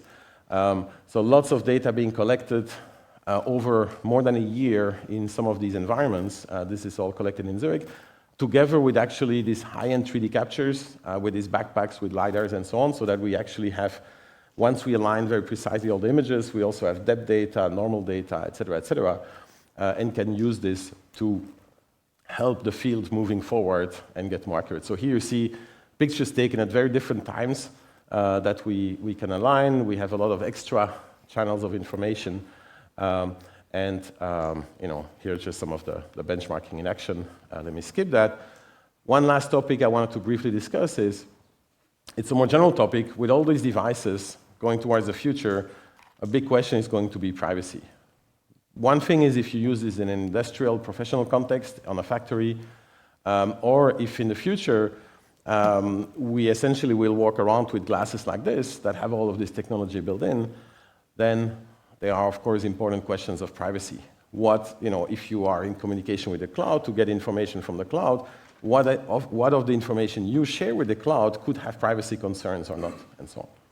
So we've started looking at that as a scientific research problem. So normally, as I showed before, to do all of this, we share a three-dimensional model of the environment to start with. Like here, for example, a bedroom. So we wanted to look at, can we still solve the problem of visual localization in a way where we don't have to share a three-dimensional, interpretable three-dimensional map of the environment. So we found a way to actually, instead of remembering where a point is, we actually forget exactly where the point is. We just say, well, this point was somewhere along this geometric line in space. By doing that, we have something that's just a bunch of lines which you cannot visually interpret anymore. If you look at it, you can't recognize it. But mathematically, there's still enough information there. Instead of having, strictly speaking, two mathematical constraints per point, we still have one mathematical constraint per point to find our position. So we can still compute exactly where the picture was taken, but the map that we share is actually not a privacy concern anymore. Similarly here, if we upload pictures to the cloud, instead of sending the pictures, the precise position of where each of the points that we found that we use for localization was, we can instead send just a bunch of lines. With the result being that if this column is the original picture, this is with the information that is normally being transmitted, what we can reconstruct, what we can use machine learning inversion algorithms. These are algorithms that will try to break privacy and reconstruct the original image from the data you upload. This is what you can do from the classical methods. And then our privacy-preserving method essentially much better protects privacy, essentially. We can build full 3D maps also using these techniques. Here's then also something we can apply that also to not only the geometric vector that I described, the three-dimensional point that I described before, but actually also to these high-dimensional, 128-dimensional vectors that describe the appearance. We can do a similar trick. I will spare you the details, but just one kind of cool thing is that when you do databases of people to do facial recognition, a typical method is also to store a similarly 128-dimensional vector that essentially captures the different properties of the face of a person and allows algorithms to take a picture of a person and translate that to this 128-dimensional vector and recognize. Face recognition essentially works on that principle. What we are able to do with this type of privacy-preserving techniques is, for example, hide the gender of the people stored in the database. So otherwise, you can actually, without this standard method, from this 120-dimensional vector, you can at 86% predict if the gender of the person that's stored in a database. After these privacy-preserving techniques, when we apply them, we can actually really bring it down to chance, 50-50, essentially, and really make it essentially impossible to guess from that vector what the gender is, as an example. Okay, last example here is bringing in all of this OpenAI kind of new technology in this space. This is work I did with one of my PhD students, actually, while he was on internship at Google in this case. The idea is essentially, instead of predetermining what questions we want to ask of a model and having to have a lot of specific training data to answer those questions, is essentially having, leveraging the OpenAI CLIP model, which is a model that links words to images, and then we extended that link from images to three-dimensional models. And now you can look at a three-dimensional model like this. You can extract the description, again, of a vector for every point. Here we extract a particular vector. And then we can essentially fill in a word in this query. We fill in a word, and then the algorithm will take the word, and let me see if this works. Okay, so over here, we fill in a word, that word translates to a vector, and then we can correlate that vector with the vectors we extracted from a three-dimensional model. And what you see in the image here is when we type in a word, it will highlight the part of the scene that best corresponds to that word. Okay, so if you do cooking, things in the kitchen show up. If you do bathroom, the bathroom will show up essentially, will be highlighted, etc. So now you can ask open set questions. Any word you can imagine, any word from the English language, or actually even other languages, You can put in there. Okay.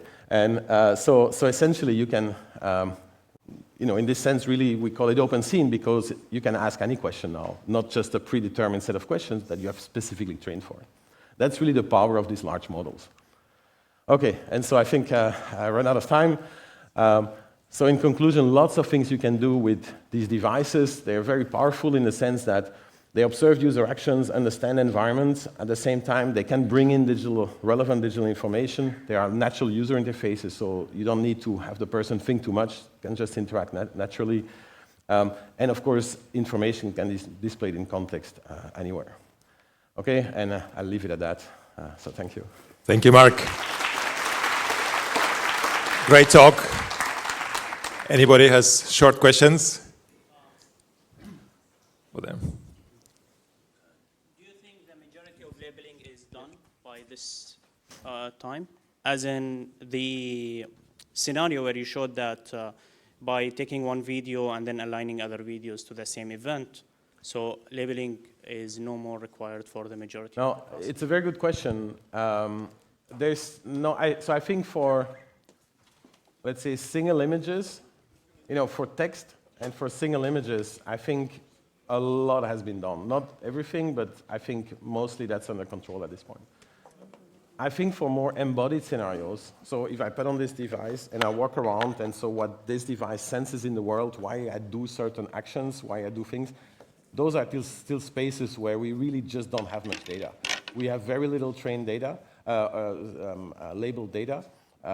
This technique was about trying to help solve that problem. We haven't quite solved it yet or so. So we're just at the beginning of that. So I think this kind of embodied AI, so really sensors in the real world, not a nice pre-selected picture that you find on the internet, which those pictures are not random pictures. If you would every 10 seconds take a picture from this camera as you walk around and do your usual things during the day, the distribution of these pictures will be very, very different than what you find on the internet, what all the algorithms are trained from, like clip and so on. So this looks very different.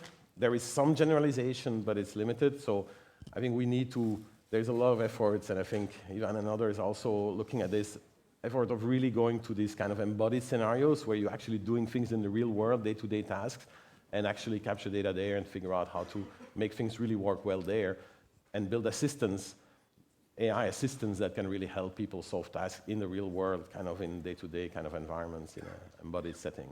We're not there yet. And this is both relevant for helping people with devices like this and helping robots learn from people on how to also do some tasks.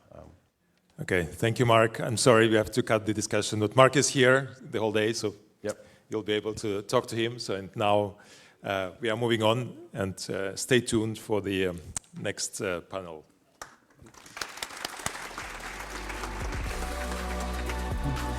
Thank you, Mark. And by the way, yesterday it was the birthday of Mark. Thank you. Yeah, so now we are moving to our business government panel discussion, and what topics we want to cover. So it's very important. I was on the side of research, then I switched to entrepreneur, to corporation, and I fully understand the problem of speaking the same language between government, private equity, VC, startups, researchers, university professors. So I want to introduce the moderator. So his name is Manohar Palluri. He's senior director at Meta. And let me tell you a very short story. I met Manohar in 2015 in the middle of nowhere.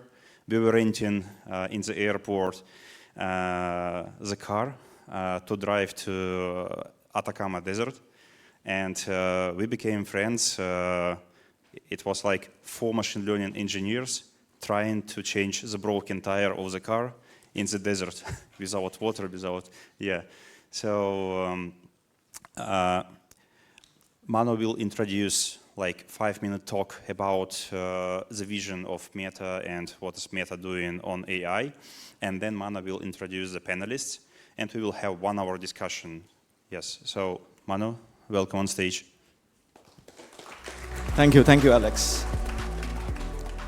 It's actually my first visit to Dubai, and I'm floored. I'm super excited to be here. The last 2 days has blown my mind away. It makes this panel even more interesting because I genuinely see a lot of future technology coming out of this location. So moderating this panel with an esteemed set of individuals coming from diverse set of experiences is a unique opportunity. I'm hoping that I'll learn. But when you take a very complex topic like what makes Silicon Valley successful and how do you replicate that, you have to contextualize it. So one of the things that I was thinking of is spend the first few minutes talking about the rate of progress that we have been seeing. Maybe not everybody know about this. So I want to go through just a few slides on the past decade since I have been in Meta and what I have seen happen, specifically the last 2 years. And then it'll be a great moment to bring in the esteemed panel to start from there. So I'm Manohar Palluri. Thank you, Alex, for giving me this huge opportunity. And let's just get started. When I joined Meta in 2012, I was a computer vision scientist thinking about simple problems, taking pixels, understanding what is in an image, pushing it all the way to understand each and every pixel, giving it an entity, and working on problems like semantic segmentation. These were all pretty tough problems where you would change the data set and the algorithm would fail. And then you'll keep on pushing on the scale, you'll keep on pushing on new objective functions, new mathematical models. So these were some of the outputs we celebrated widely, very happily. And then we knew that we were making rapid progress. But as you see, these start looking good, but they're not perfect. They're not in any way comprehensive. Fast forward today, which is the latest work that has come out of Meta AI, Segment Anything. So in short, it's called SAM. What we have is a model that actually learns from billion images. To give you the context, if you saw a photo every second, you would basically be looking at a billion images in 100 years, roughly. So this particular model has learned from billions of images and is able to produce outputs similar to this. Every pixel now is perfectly segmented, irrespective of the complexity, the cardinality, the attributes, and objects, scenes, attributes, everything in the background, and so on and so forth. So this is, and now, not only that, it's not just about segmentation. It's also giving you capabilities that are much more about understanding deeply what is in an image. So you can actually draw a mask, click a point, select an entity, and it segments out other entities that are similar. This is just a bunch of examples. So this is very, very general. You're not making an assumption on the domain. You're not making an assumption of the data distribution. This is really extensible to any kinds of domains that you can fine-tune on. This is the universal segmentation model, which is a core building block of how you would understand images. Now, the reason I'm actually telling you all of this is we have seen an explosion in abilities for machines to see and to generate. This is just last year, where we put out our first work in Make a Scene, where you given a text prompt, you're able to generate an image and a scene in a controlled manner. Immediately, we had competing entities coming out with their models. We took it to the next level with video and temporal models. And here you now are really bringing your imagination to reality. Imagine actually creating a query in real world with this. And it's not easy. So these are things that are in our minds, but now you're actually making them a reality through these generative models. So this is the last year. The thing that is most exciting to me here is you take a particular concept and you play around with that concept, creating your own worlds of imagination. And this is unlocking the creative capabilities that has not been possible before. So for me, when I saw this, it became clear to me that I have to adapt quickly. I have to learn quickly, and the society is going to move much faster than either one of us can imagine. How do you train these models? These models are trained with large amounts of unsupervised data, world knowledge, with small amounts of supervised learning instructions, and with human feedback that aligns the model. And this is a common recipe to build state-of-the-art foundation models for all modalities. What I showed you was just images and videos, but you can extrapolate to language, to music, to art, to many other domains. In fact, you can even combine multiple modalities together, go from text to music, go from music to video, go from video to text, and so on and so forth. So I'm looking forward to machines can see and generate in the future. But with this, I wanted to take a minute to introduce our esteemed panel to discuss about this rate of progress and to discuss about what are the successful recipes to bring innovation in this part of the world. When I landed in Dubai, I've always came to Dubai as a layover to India, but I've never come inside Dubai. This is the first time I'm actually staying in Dubai, and I have this concept of Burj Khalifa. Standing in front of it in the downtown, seeing it in reality, I was thinking about back in 2000s when it was a concept. I think this place in the world has ability to envision things, imagine things, and bring them to reality. So I'm really, really hoping that you do that with technology. The fact that we are having this conference here is already a great first step. I'm looking forward to the next steps, and hopefully this panel, as we discuss, we're going to identify the challenges, get on the same page, and even identify some of the solutions. So with that, let me introduce our esteemed panel. It's on my phone. So we have 5 speakers from different parts. At first, Dr. Abrar Abdul Nabi. She is head of AI in Sal.ai.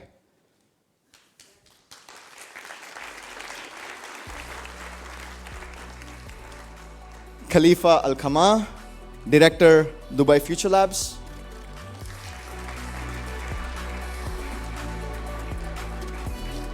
Kamran Ashan, Senior Director, AI and Smart Data, Etisalat.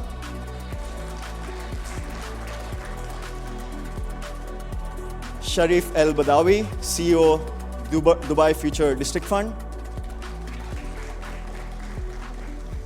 And Alexei Posternak, Managing Partner, Intema.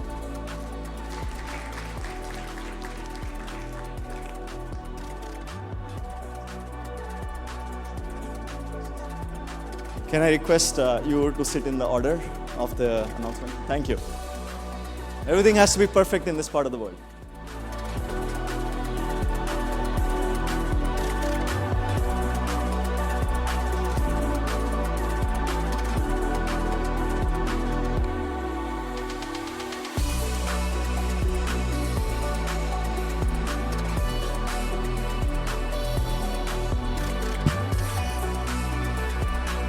Okay. So I started off talking about how fast the progress is, but I think you all are in prominent positions, and we have a really diverse set of audience. So maybe what I was thinking is to start off with quick intro, but to make the intro interesting, I would love for you to touch on the current state of the world as you see in Dubai and UAE, and one challenge that is on top of your mind in the context of bringing innovation here. Maybe we start with Abrar. All right, can you hear me? First, thanks everyone for joining today's very amazing summit. My name is Abrar, Dr. Abrar Abdul Nabi. I'm leading artificial intelligence at Sal.ai. It's a UAE-made company, local provider of AI solutions. And to touch upon my colleague when he say what is the most challenges that we are currently facing, I guess I would say fast changing. It's already the pretty much most difficult thing that we need to adapt to.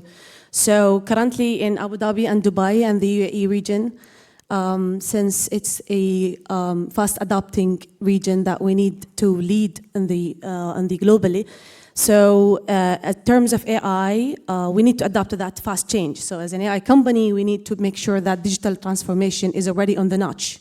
So that's basically our core focus area. We're heavily focused in providing products that's heavily focused in the arena of digital transformation. Yeah.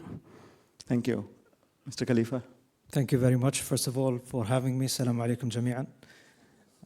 I think the city hosting this event here, having such a great building that we are in today, gives a sentiment of the direction that the city and the country is heading towards.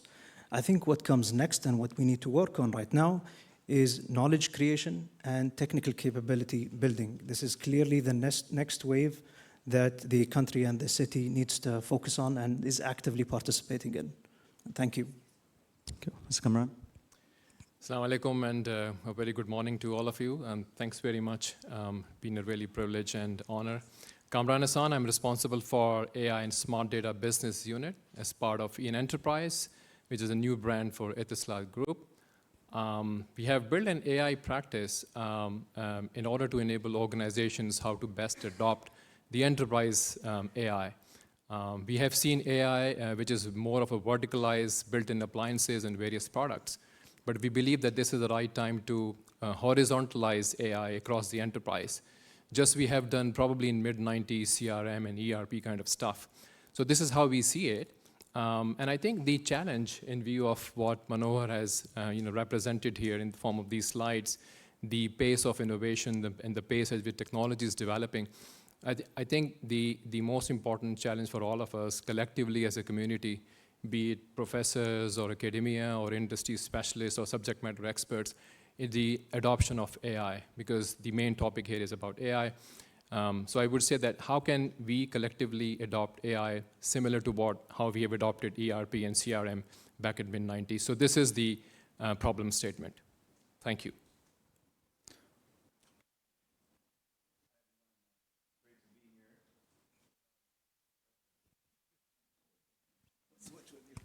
Thanks. Hi, everyone. Great to be here. So I'll give you a perspective from the Dubai Future District Fund or venture capital in general. So spending maybe the greater part of the last decade investing in startups in the region and looking at technology and innovation as a driver for social impact, for socioeconomic upgrading of the region, and for solving problems either for humanity or for enterprises. And in that light, the trend that we've seen is that the majority of startups being founded here in the region are what we call business model clones. So it's kind of tech light in a way, because the innovation is not necessarily in the core of the technology that company is using, but rather in the localization and penetration of the markets in these new markets. So I came from California as well, and floored the first time I came as well. And the rapid rate of pace here is just very illuminating and exciting. So the challenge I think we're currently looking at trying to solve for is how do we move the needle a little bit to more deeper technologies, future technologies. As a government fund, we do direct investments into startups, but with a thoughtful lens. We try to be thoughtful about not cannibalizing the private sector industry of VCs. We also fund the VCs themselves. But we have a role to play in filling gaps in the types of startups and the types of technologies we're seeing being founded here. So that's going to be a concerted effort with many sister organizations, some of them here in the audience with us, that are working on enhancing or creating a R&D culture and a grant culture that will complement venture capital investing in these kinds of technologies, because oftentimes they either require higher capex or longer R&D cycles than your typical software startup. And those are the areas that are important nationally for us and regionally, I think even globally.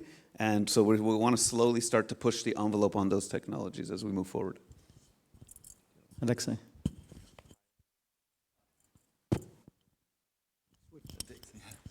This one. Thank you.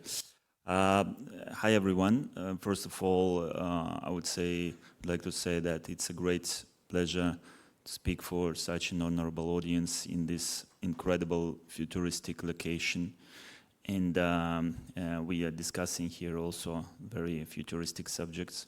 But I would like to say that the major thing is that Dubai now and UAE has all ingredients to become the next Silicon Valley, and it needs to properly use these ingredients to mix properly.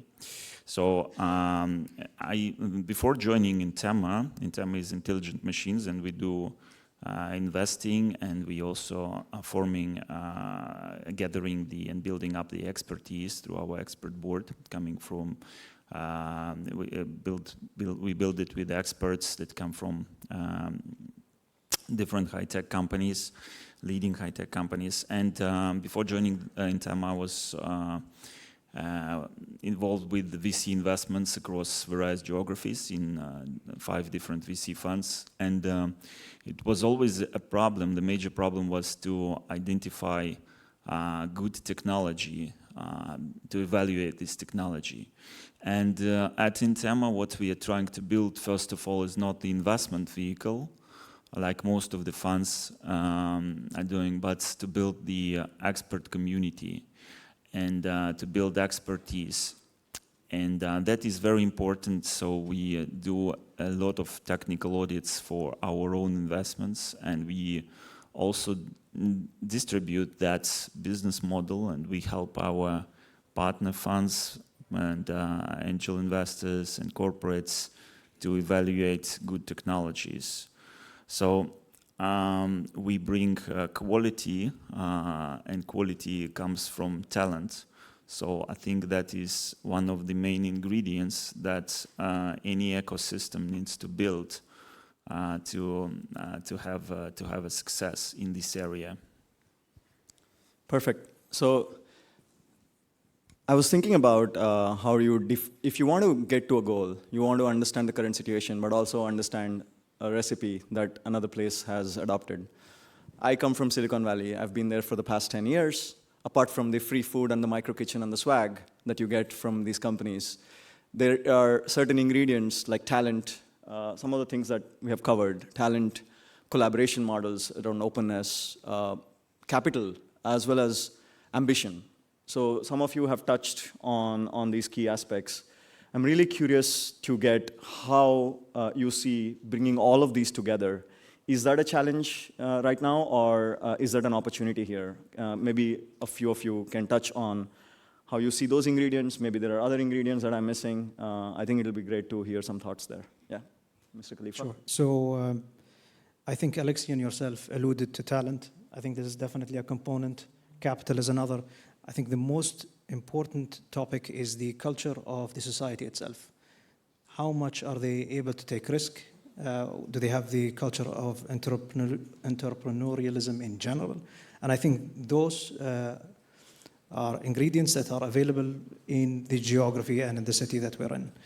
I think what comes next is very important. And if we can maybe use an analogy of another sector that happened here in Dubai, which is the tourism sector. In the 90s, there was very little tourism. The industry was very nascent. And here where the government plays a very important role, not only to catalyze, but to really set a standard of where the direction is and how high or low the bar is set. In the 90s, the investments were made that were very clear in what we see around us. And look around. Now, this is one of the top 3 cities in the world for tourism. And this is where the private sector really comes in, gets encouraged, and moves forward. And this is just about to start, already started, and is just about to get catalyzed, especially in the city of Dubai, because of the R&D investments that are made, because of the funds that are put in place to encourage the direction. So again, the secret sauce is people, capital, the culture, and more importantly, the role of the government is always to catalyze and set the bar and direction. Yeah. Any other alternate perspectives? Yeah, thank you, Khalifa. I think I agree with what Khalifa has just mentioned. For me, it's more of a journey. Silicon Valley took its own sweet time to reach to that level. We are talking about late 30s, yeah, when the Stanford professors started the whole journey. So we have got all the ingredients of this perfect recipe. It's just a cooking time for all of us. And we know that, the UAE government, especially Dubai government, has always taken a lead in these kind of affairs. We have a minister of AI, and perhaps the only country in the world. We have got AI guidelines. We have got ethical principles from Dubai, government about how to build a, kind of explainable AI or the responsible AI. So I think if you take a look in terms of talent, I think the country has been attracting a lot of talent, a lot of incubators and accelerators there. Probably Khalifa can talk more about the labs, and we have got venture capitalists here sitting there. But these kind of activities has been going on for the last probably 5 years or so. The idea is how to best collaborate that, how to bring that fusion reaction amongst all these stakeholders, so that we can come up with that strategy. We have a strategy. The UAE government has said that we need probably 20 unicorns by 2031. That is a KPI for all of us. And I think if you reverse engineer that, then how can we come up with that successful model by collaboratively thinking, having all these personas available? So I think this is a matter of journey. This is a cooking time. And I think it has to be cooked on a very slow fire because we need a perfect recipe. Yeah. I mean, beside the 4 ingredients, I guess it's more than 4 ingredients. Everybody would agree with me. I think innovation is the leading source of force that need to generate fair competition between the players and the providers of many solutions. I think Silicon Valley have pretty much interesting innovation. Everybody will understand that. For example, we go from cassettes, tapes, CDs, and then streaming platforms, right? And why would we do that? Because innovation was the leading source of that. So I guess in the region, and UAE especially, right, we need to highly capitalize on making the innovation is the leading power, for the providers of these, solutions. And the second, I think, secret sauce on top of whatever you mentioned, I agree with all, consumer culture. I think we need to provide solutions that makes the customer happy about what makes to make a purchase, right? And that would be the leading forces on top of the collaboration and openness. Yeah. Sure. One more, maybe. I can add a few words to that. So I used to get this question a lot: how do we make it like Silicon Valley? Every city you go to says, how can we become like Silicon Valley? And people aren't asking that question quite directly anymore. But I think what we used to say is, like, if there's a core wheel where you need talent to be founders and to work at these companies, then they need capital to build what they're going to build. Then you need private sector to offtake sales and business development. Otherwise, if there's no commercialization, you don't have a business. And then eventually you need exits to complete the flywheel. And exits were the number one question I used to get from Silicon Valley VCs, saying, well, what exits has the region had? So that's if the capital flywheel isn't working, then it's really hard to have innovation.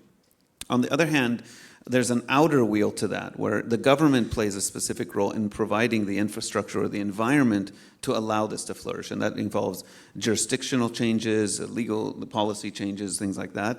And then sort of get out of the way and not be in the way of innovation. Then there's academia and corporates, which I mentioned before. So those 3 outer players also have a very important role to play. It's not just the core ecosystem doing their work. And now, fast forward, 10 years or so, I think of it as there's 2 sides of the coin we really need to solve for, because we've seen some decently successful attempts at solving for this, trying to create Silicon Valley somewhere, almost artificially. And they start with the innovation piece or the R&D side of it. Let's create, beautiful labs and then bring a bunch of PhDs and make them innovate. Well, that's a little unnatural, but there's a commercial side of things that I think people aren't paying enough attention to. It's the flip side of the coin. So we need to push, I think, on both avenues simultaneously. It's like, how do we improve innovation and innovation environments? And then the talent, will come. Naturally, Dubai is attracting, and UAE is attracting talent. Every time any geopolitical thing happens globally, or even, COVID, with COVID happening, a lot of people are flocking to Dubai. So that part is solving naturally because of some of the things they put in place before. Many of the work that has been done over the last 30, 40 years was to provide a best place to live, best place to work.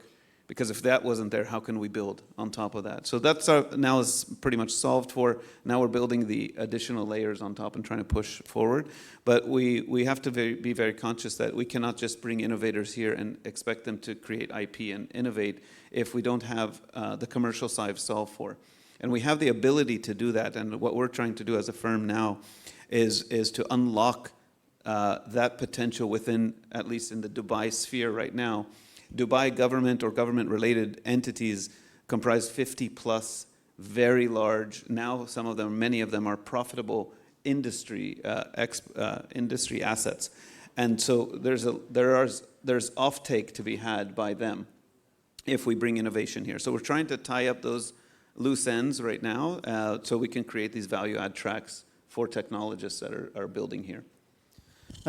what I got from the conversation is maybe there are two sides. In a world of instant gratification where you want to make a particular change, you want to see the result, there is probably a move fast aspect that you can resonate with.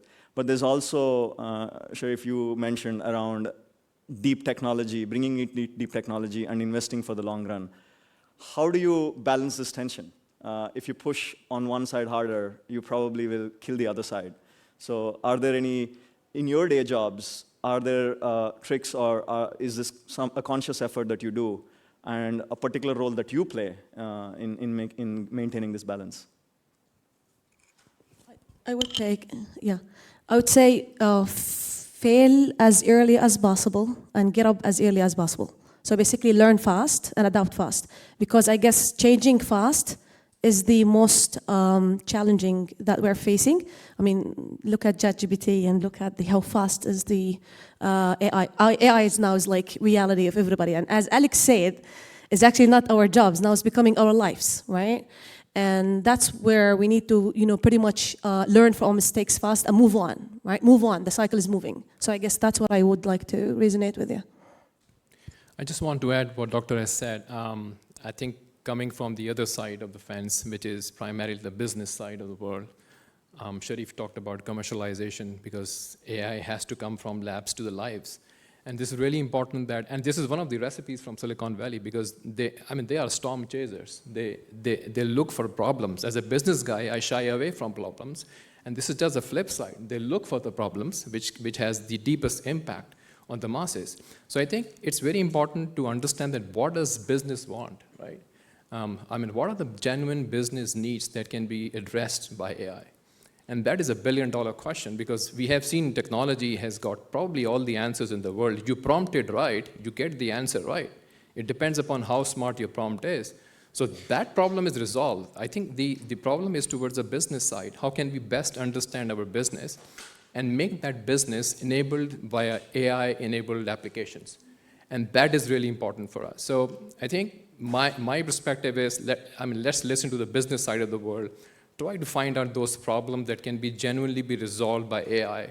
Qualify those because not every problem is worthy of AI or machine learning. So that is probably the missing piece here, whereby we can bring in the business stakeholders, guys who understand subject matter experts from all the verticals. And this is the collaboration that we are talking about, that whatever is happening in the lab, and probably this is one of the secret recipes, again, going back to Silicon Valley problem, that they have most probably aligned their innovation strategies with business strategies. And I think that is the equation that we need to balance it out. Yeah. Any more thoughts on this?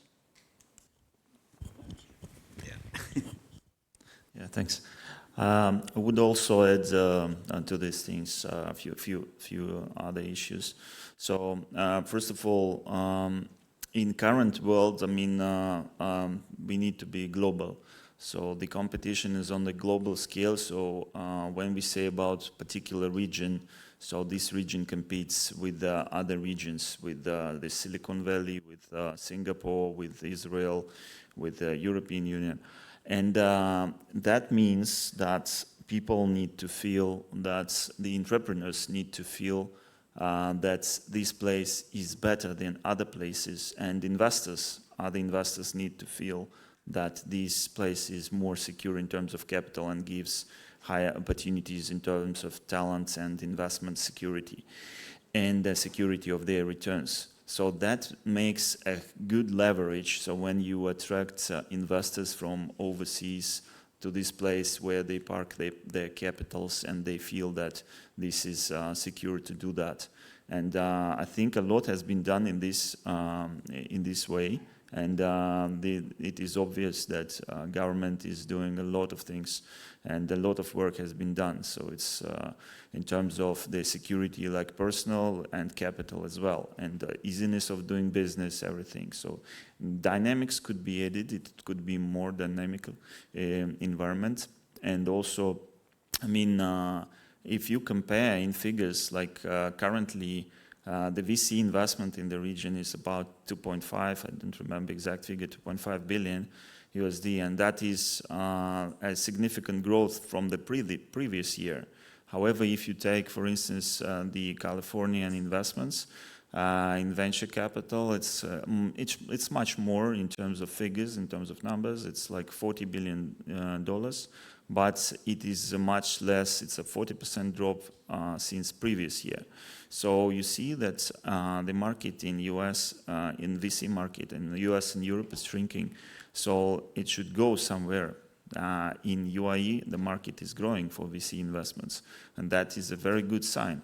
Yes, it is not so large so far, but there is a very good perspective. This is super valuable. So if you take a step back and look at specifically from an AI perspective, it is almost like a horizontal technology that can pierce or touch every aspect of any industry.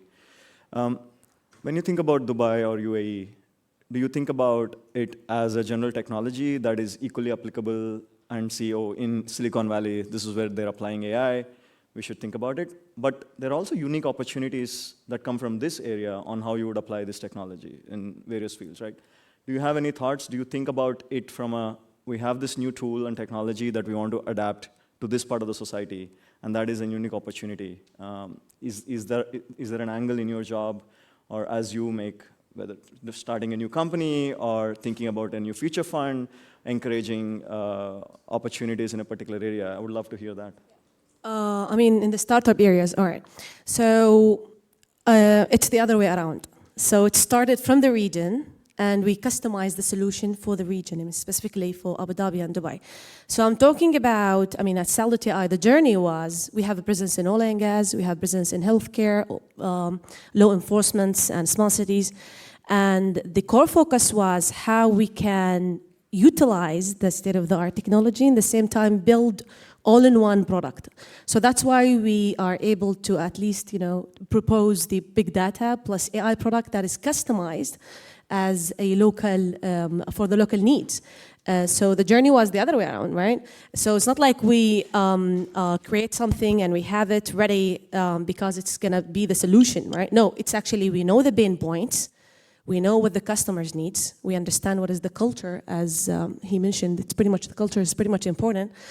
And then we co-adopt rather than adapt. And then we build and we propose and we deploy and basically, make the proposal, yeah. I just want to add what Doctor has said, because as part of our journey, we talk to customers, right? I think that's the best possible way to understand what are the ground realities and how these realities can be addressed through AI. So I think the general observations for the last year and a half in terms of AI adoption journey, and by the way, I think the finish line is going to be democratizing AI, because each and every individual in the organization should have the liberty of using AI in one form or the other, but that is a finish line. Now, coming back to the realities, I think, and each vertical has its own appetite, be it banking or healthcare or finance or education, or the governments as well, because government is always taking a lead. They have got their set KPIs. So our job in terms of talking to government officials is much easier because they have mandates defined. But on the other side of the fence, we have seen that, the input to the AI is data, and we have been listening to these professors there. Otherwise, garbage in, garbage out. So the idea is that how can we help organizations to modernize their data? And that is more of a problem rather than AI itself, because if you are able to address that problem, then probably AI will have the right food to eat and churn out the right outcomes that we are expecting. So just to address your question, I think we need to assist organizations on the ground how to best modernize their data, and then how to best prepare that data for the AI. Now, apart from that, we as EN enterprise, we have established an AI ecosystem. It's a localized service stack, which is assisting organizations not only to modernize data, but also to adopt the AI. And we see AI as a service towards the end. The way you manage your infrastructure and applications as a service, I think AI has to land in that area where everything has to be servicized. And we have seen the technological advancements. We know that auto ML concept is already there. So the job of the data scientist is getting easier and easier day by day. But the real problem is the quality of data, is the data prep that each data scientist has going to work. Even the machine learning operations is being automated. So again, going back to my previous point, that is not the technology itself, because for me, in the entire equation, technology is the most innocent player. The most important, the most critical aspect is what is that business value that we're going to be addressing it. By having all the localized infrastructure which can enable the enterprise AI adoption. I'm curious to hear from either Mr. Sharif or Mr. Khalifa from the government side. I'm going to talk on behalf of His Excellency Sultan Al-Ulama's office, which is the Ministry of AI. It is very clear that they've been putting a lot of efforts in making sure that the private sector understands what their rights are as private companies and startups, especially when it comes to data. Because without clarifying where they sit and stand, I think the money is not going to flow as it should. And this is very clearly now being defined, and I think this is going to have a rippling effect over time. Again, to what my colleagues alluded, this is a game of which sector is going to win. This is going to happen with time. I think for it to happen, we have to give it the right environment, and this is what the government is now working on, to make sure that the data's rights are being protected and defined really well.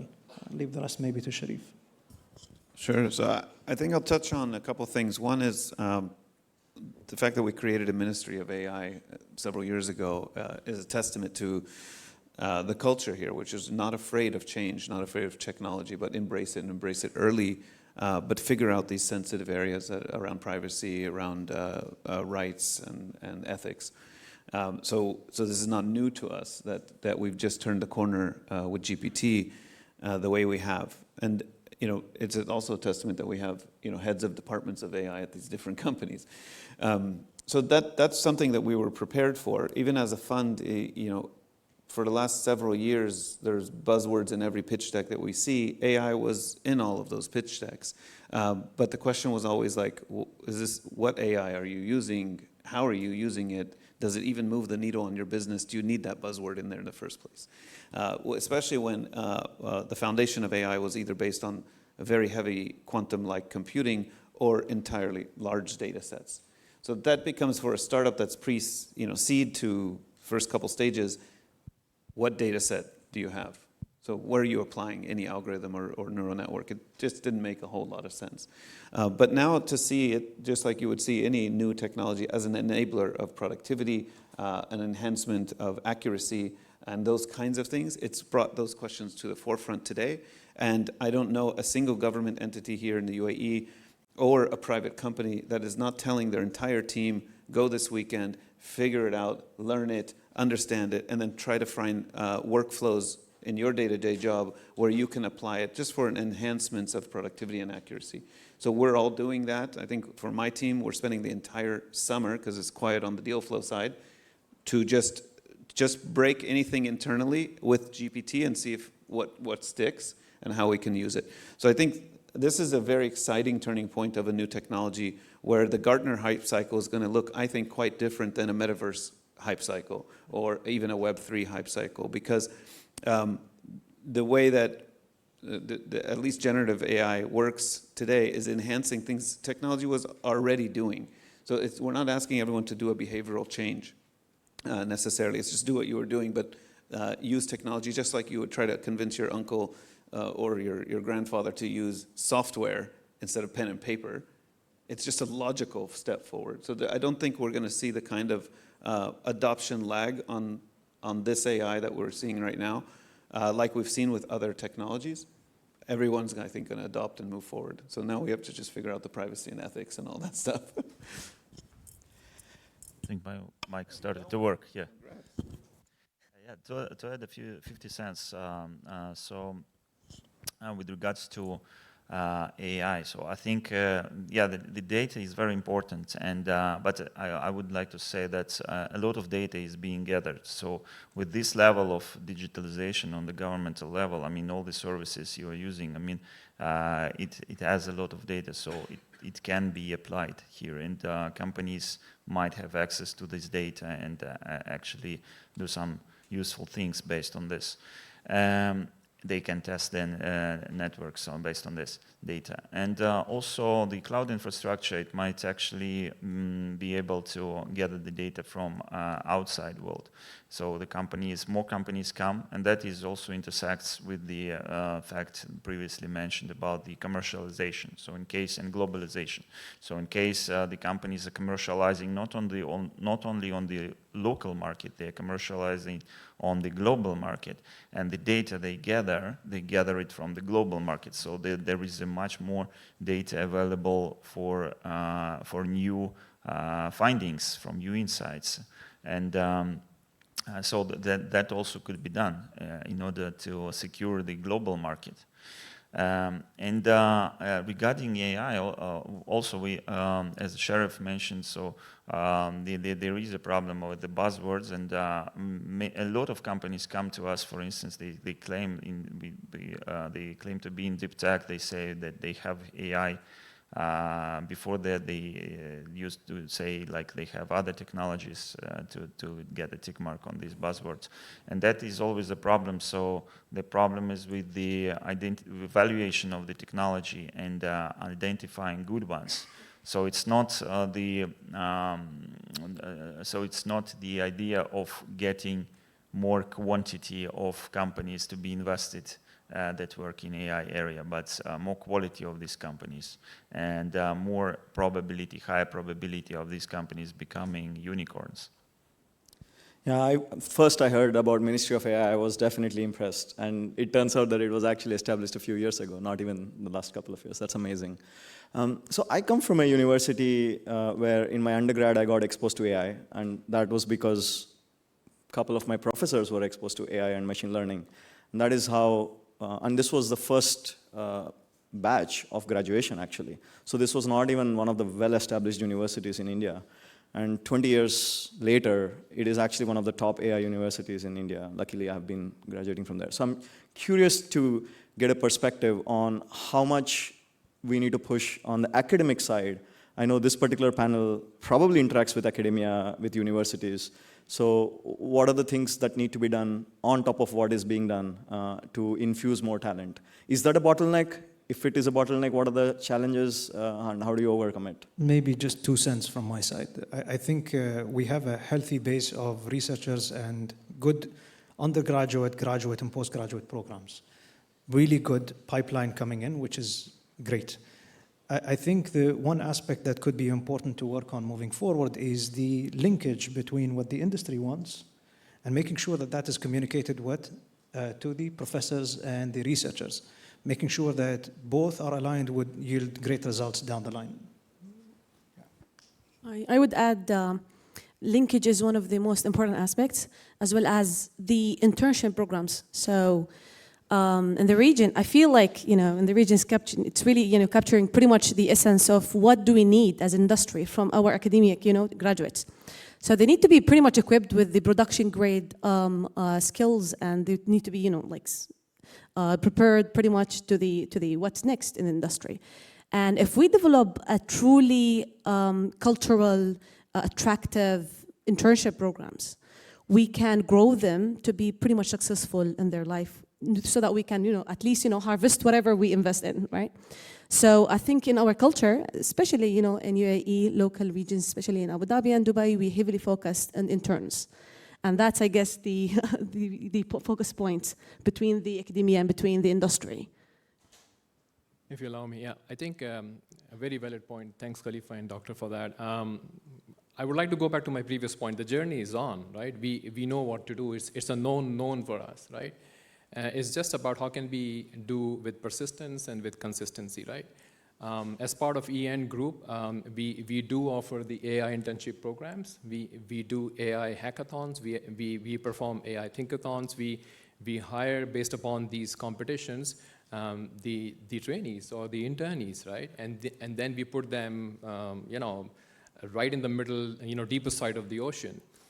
So that they can get their hands dirty and they understand what's going on. I mean, talking to a customer, coming back home, shaping that specific problem into a proposal and go back to the customer and try to sell that commercial proposal. This is what the reality is. And based upon the 9-month program, we, these students, especially from the local universities, and most of them are UAE nationals actually. And then, they are assessed, their performance assessed, and accordingly they are positioned in various areas of AI, be it technology, be it R&D, be it the commercial side of the world. So just to make it a point, it's a very valid point, but I think this program has to be widened enough across the country. It should not be a responsibility of one individual or one organization.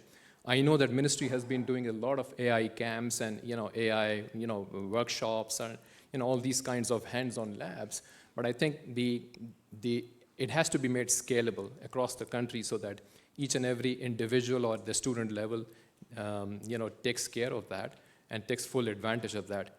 And going back to my earliest point, if we want to democratize AI at the organizational level, we want to democratize AI at the institutional level as well.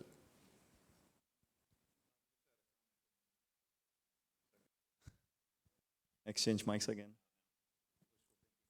But I'll just add one comment is that I think the engine of training computer scientists and developers in AI is moving along fine. As Khalifa mentioned, here in the UAE alone, I think almost every university has pretty strong departments, and the talent attraction to the UAE from east and west is happening, is fine.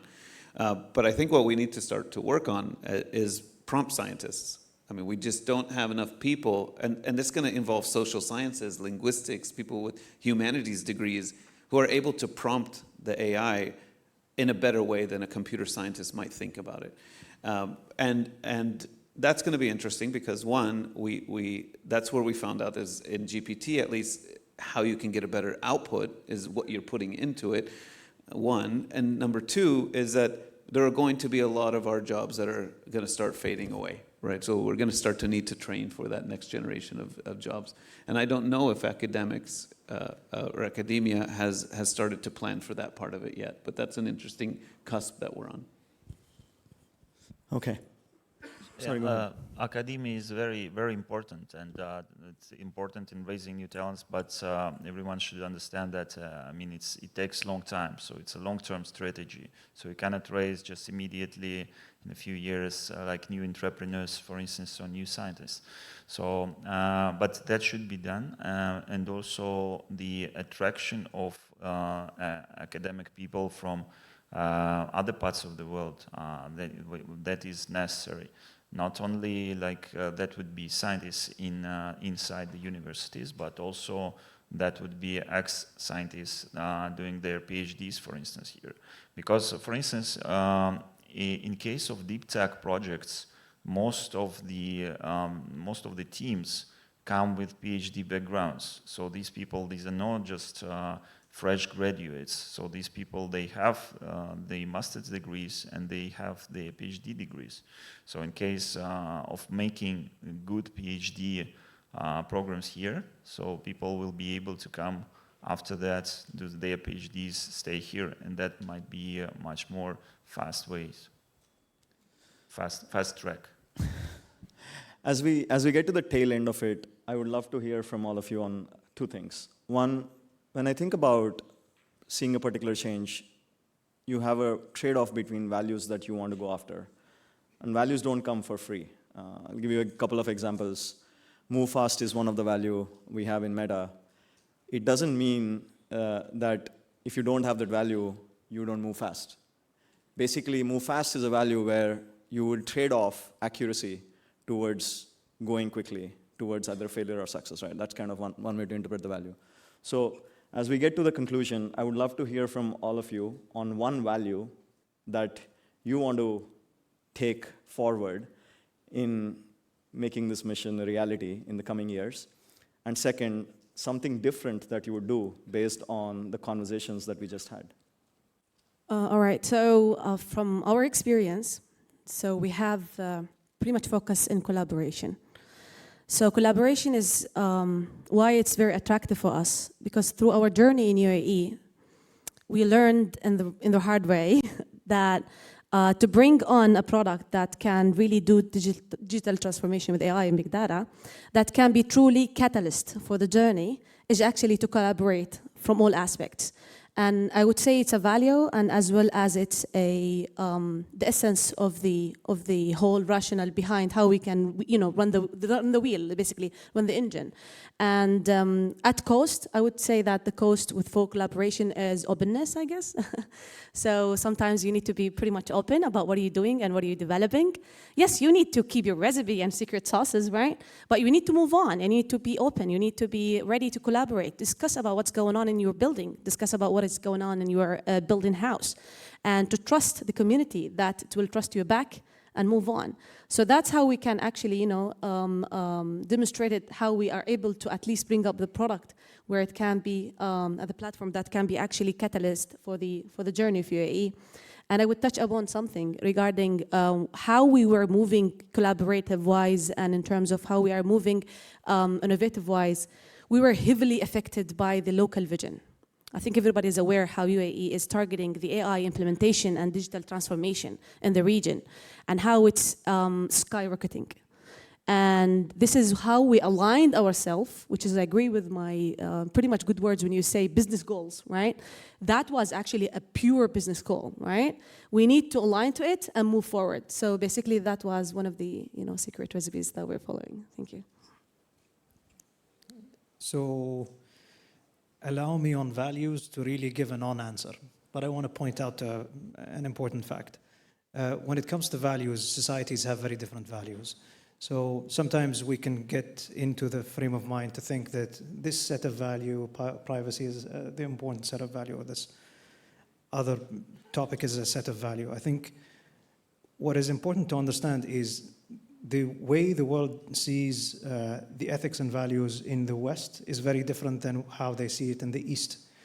And we happen to be sitting in the middle, and I think it really merits us to look a little deeper into this topic on what values do we want for our societies and what we want to portray to the world.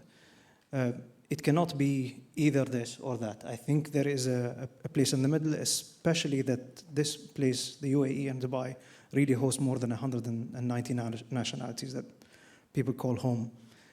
Now, on the topic of what I personally reflected on, I think, in the session, what I'd love to work on, which I noticed after talking to my esteemed colleagues here, is AI for good. So we've talked a lot about business and how AI is definitely going to change the way the world works. AI will also be a very good public good. And maybe this is something I'd personally want to reflect on in the future. Yeah, allow me to change your question a bit, because I wouldn't call it a value, because we know what our values are. So I'm quite probably confident on that aspect. I think let's talk about action items, right? We know our values. I mean, there's a culture there. We all understand that. I've been living in this country for the last 17, 18 years. So, I mean, those values are fully ingrained in me and my family. So I think the action item is that I just want to pick on what Doctor has said, collaboration. And if you double click that, it is more about the communities, right? We did a very interesting experiment. We did some roundtables. We invited specific communities, and we tried to verticalize it. Let's invite banking and finance customers, and then open the floor for them that what do they understand by AI? Because each country or probably each vertical has got their own perception of AI, because they are living in their own world and they have got own set of challenges. And then we opened the floor about what value do you think this AI can bring for you, and what are the challenges. And that experiment turned out to be quite a successful one, because the one thing that those guys were looking for, common set of people, like-mindedness there. And so accordingly we started, and since it turned out to be a successful one, then we went on to experiment the other vertical, which is probably healthcare. And we found a similar kind of expression that these verticals need that communities of interest, whereby people can sit together, don't discuss selling or commercialization, for example. Let's talk about the genuine problems and how we as community can address that. So this is my 2.5 fills against that I think collaboration, double-clicked, communities of interest, sit together, define the problems, and then try to find out those stakeholders who can assist us. Be it government, be it Meta, I don't know, be it Microsoft. So it depends upon the quality of prompt or the quality of how well we can articulate our problem. And then how, I think the answer is going to be much easier. For me, I think it's twofold. The value of having no fear in moving forward and advancing is something, having gone through the internet boom and then the mobile shift and then now, all these different shifts, there's only one thing in common is just don't be afraid of what's on the other side. You have to talk about it. You have to explore it. Regulators have to look at, how they're going to deal with it. Don't stop it, but also just embrace it and move forward. So the no fear part of it is something that's what I love about this country. I mean, they've always had that growth mindset. And then the second part to that, to me at least, is make sure you're doing something meaningful. And Khalifa touched on doing for good. And I think that's always has to be at the core of innovation for two reasons. One is an ethics, moral reason, but the other one is commercially, that innovation should be for needs that are identified. So if it's needs-based innovation, it makes a lot of sense to do it. But if it's inventing or working on things and there actually is no need or demand for it, then there's not a whole lot of purpose to do it. So I think purpose-driven without fear, that would be my synopsis.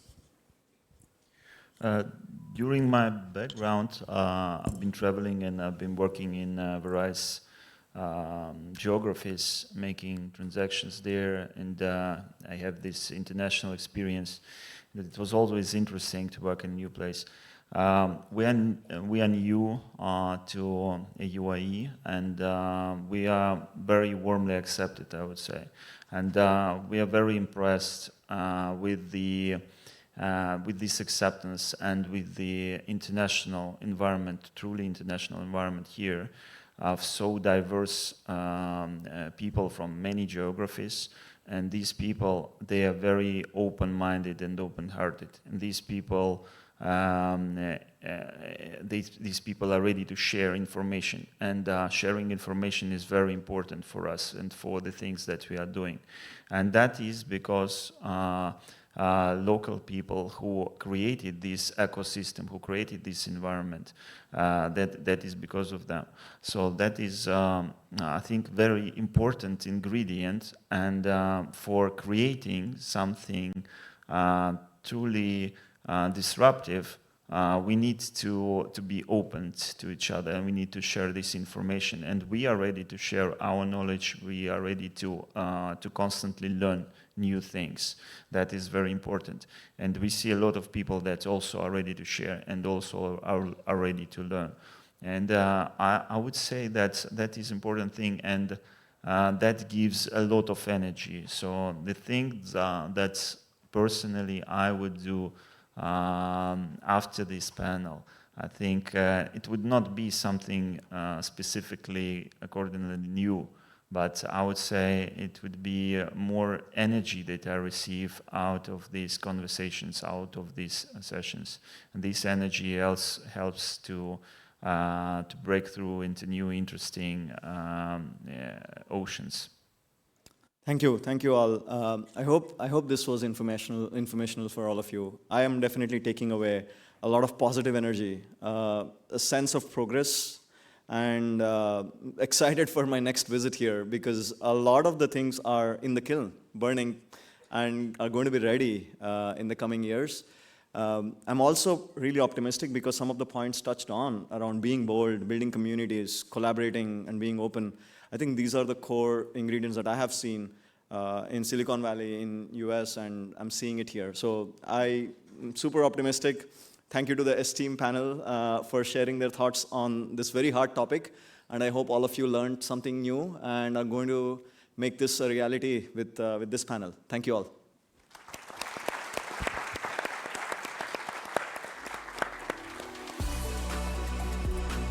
Alex.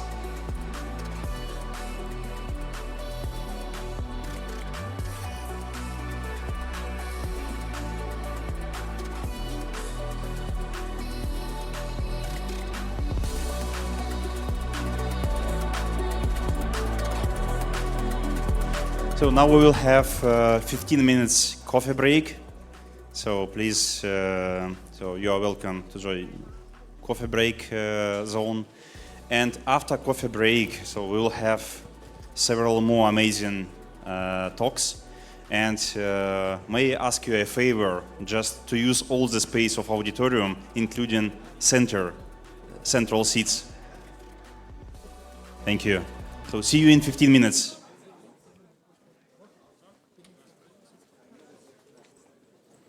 So we plan like 12:20.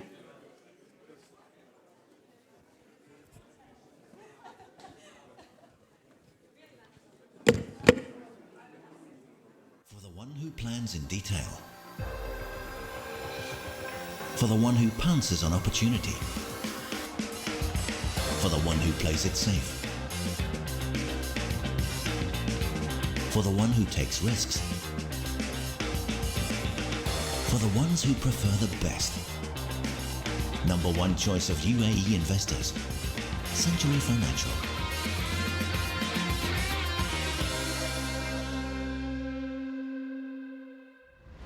The Dubai Future Labs is an independent applied research center focused on bridging the gap between academia and the industry.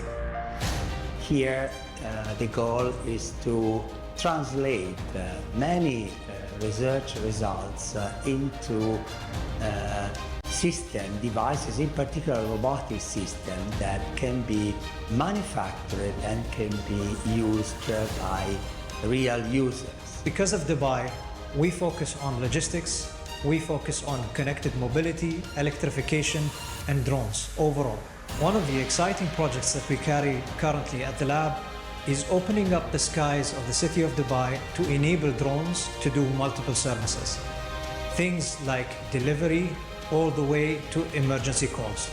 I believe that Dubai in the next 10 years could become a magic place where robots and intelligent machines could live together with humans. We have an aspiration in the city of Dubai to increase the number of robots, and especially companion robots, to be close to 500 robots for every 10,000 residents in the city. Innovation is the key to progress, but in order to have innovation, you need innovators. So this laboratory would be an ideal place to attract, educate, and exploit the potential of people with a talent, but also with a dream of changing the world, in particular in robotics and artificial intelligence.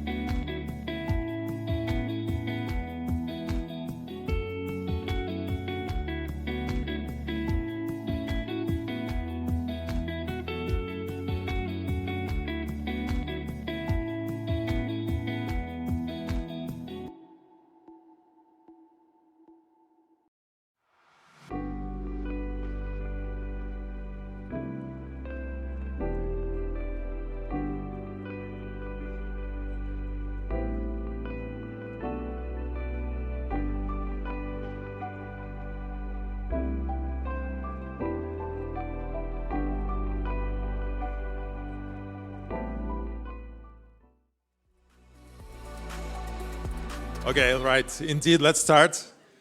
So I hope you enjoy the event. Do you enjoy the event? Right. So we have yet many exciting things to continue.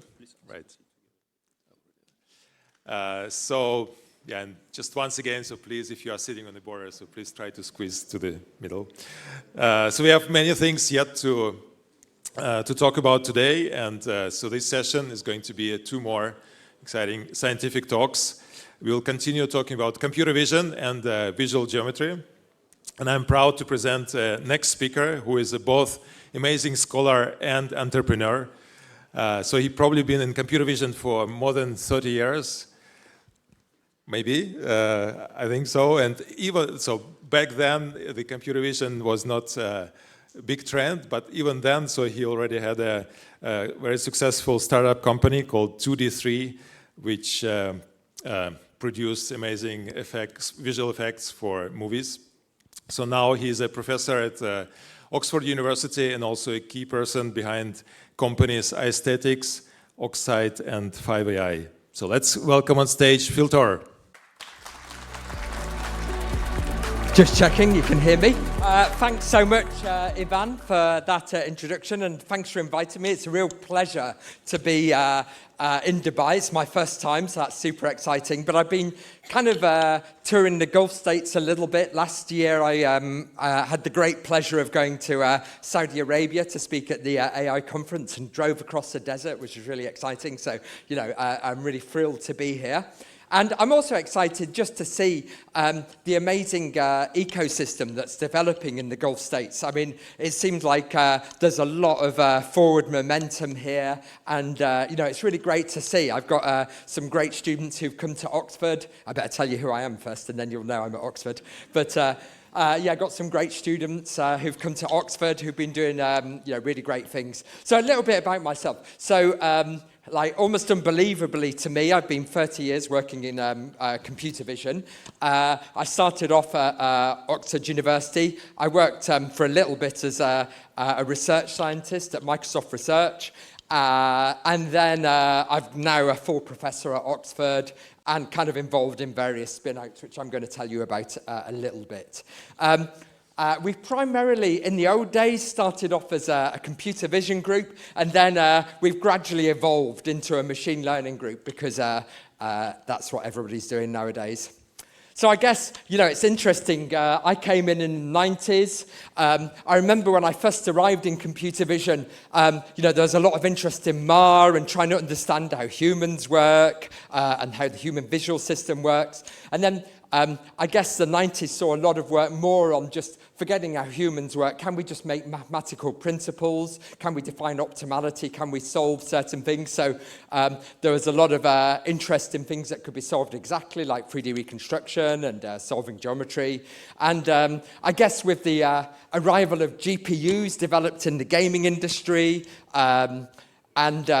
there was a sort of resurgence of interest in machine learning because they happen to fit the architectures of neural networks, and the rise in data as well sort of brought together this serendipitous collision of good events that led to the current deep learning revolution.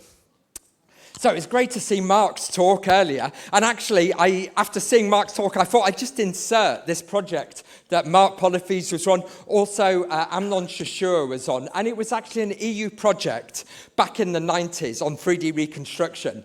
And nearly all of the people involved in it went on to found amazing startups like Amnon Shashur did Mobileye, which is now used in chips in many cars. Mark's obviously involved in great things at Microsoft. And so it was just interesting, you know, seeing that. And for me, it led to this spin-out 2D3, which was used a lot in post-productions for films. And, you know, I couldn't resist showing the old video of 3D reconstruction just to see how we've came on. It's bringing a smile to Mark's face seeing this again. And, you know, we'd use pre-deep learning methods to track points and so what you'll see is detected key points in the tracking, and it'd work out where all the cameras were and everything. And, you know, later on you could then use that for inserting like various types of like computer-generated things that would be consistent within the scene. So here's the points being tracked, and then you can just, you know, consistently insert the 3D. And this was really fun. It got used in Harry Potter and in Gladiator. You can see here the Colosseum being reconstructed as it was in the old days. So it was kind of exciting. And part of the reason for showing this old work is also because one of the things that really started to make it work was robustness. So I was really interested in robust estimation. In this case, it was robustness to when you've got failures in the matching. Also understanding degenerate configurations when there might be multiple solutions. And it's kind of interesting because actually, just by probably force of habit, I've ended up working on similar problems in deep learning. And we'll come back to those in a little bit. But in order to further motivate why these problems are important, I'm going to tell you a little bit about some of the things I've been involved in. So, and these are 3 companies which I'm actually involved in at the moment. So one of them's AI Aesthetic. So this is driven by actually it was kind of developed a bit in COVID. So online sales going up, the online clothing market set to grow to $1 trillion by 2025.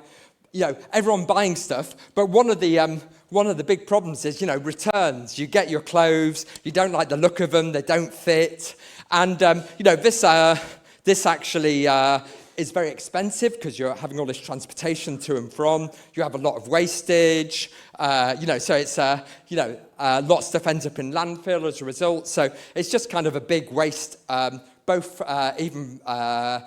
From the green point of view, so you'd like to reduce this. So huge, as I was saying, it's kind of interesting from just seeing this massive progress, and deep learning even comes into things which were more like non-deep learning subjects like photogrammetry, and so bigger progress in 3D reconstruction, segmentation, and generative models as well, being able to realistically generate images from some sort of distribution that you'd like in the world. So this company, we basically are capturing the 3D of people in order to display clothes on them using generative models, and also to estimate their size so that people can have the full shopping experience. So that's one motivation for what I'm going to say later, and I'll come back to what I'm going to say later. But the next company that I'm also really passionate about is Oxite. So this is a company that tries to help the partially sighted. And actually, this is a huge problem. 400 million people live with visual impairment. A lot of people with central vision loss. Big problems for them. Obviously, seeing things. Navigation is a huge problem. Many people can't leave their houses and go on long journeys because they can't navigate across parks. They can't work out how to get to the bus stop. They go to a train station. They can't work out where the ticket office is. So we're basically designing augmented reality glasses, which can either enhance the vision by magnification, or identify things, or link into mapping services. So that's another company that I was interested in.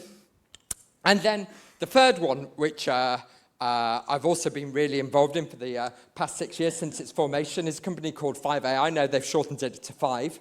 And the journey of this one's quite interesting. So, it's probably a bit late in the day to start up an autonomous car company, but we did it anyway because it was kind of, for me, it's like the dream. So autonomous cars, they feature all of the things that I was passionate about because computer vision problems, recognition, 3D reconstruction, all of the things I'd worked on for a while, all apply in autonomous cars. So, it was just the perfect problem for me to engage in.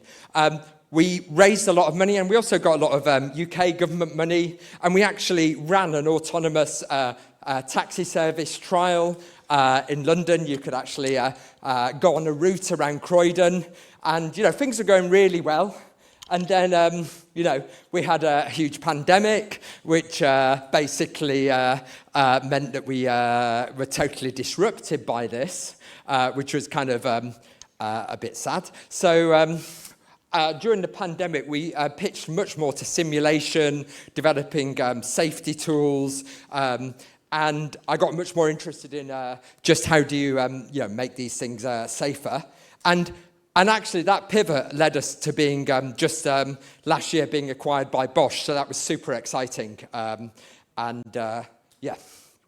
So coming back to the safety thing, I guess it's kind of interesting because, if you've got, this ton of metal whizzing around at 60 or 70 miles an hour, the consequences of any failures in perception or reconstruction, even though they might be small, could be quite serious. And, I think that this is also just true in many, many other applications in which machine learning might go into, is that if you end up, the consequences of failure being significant, like fatalities, even if the chance is small, this will have huge ramifications. So I got much more interested at that point in the robustness of these systems, and that was kind of my motivator.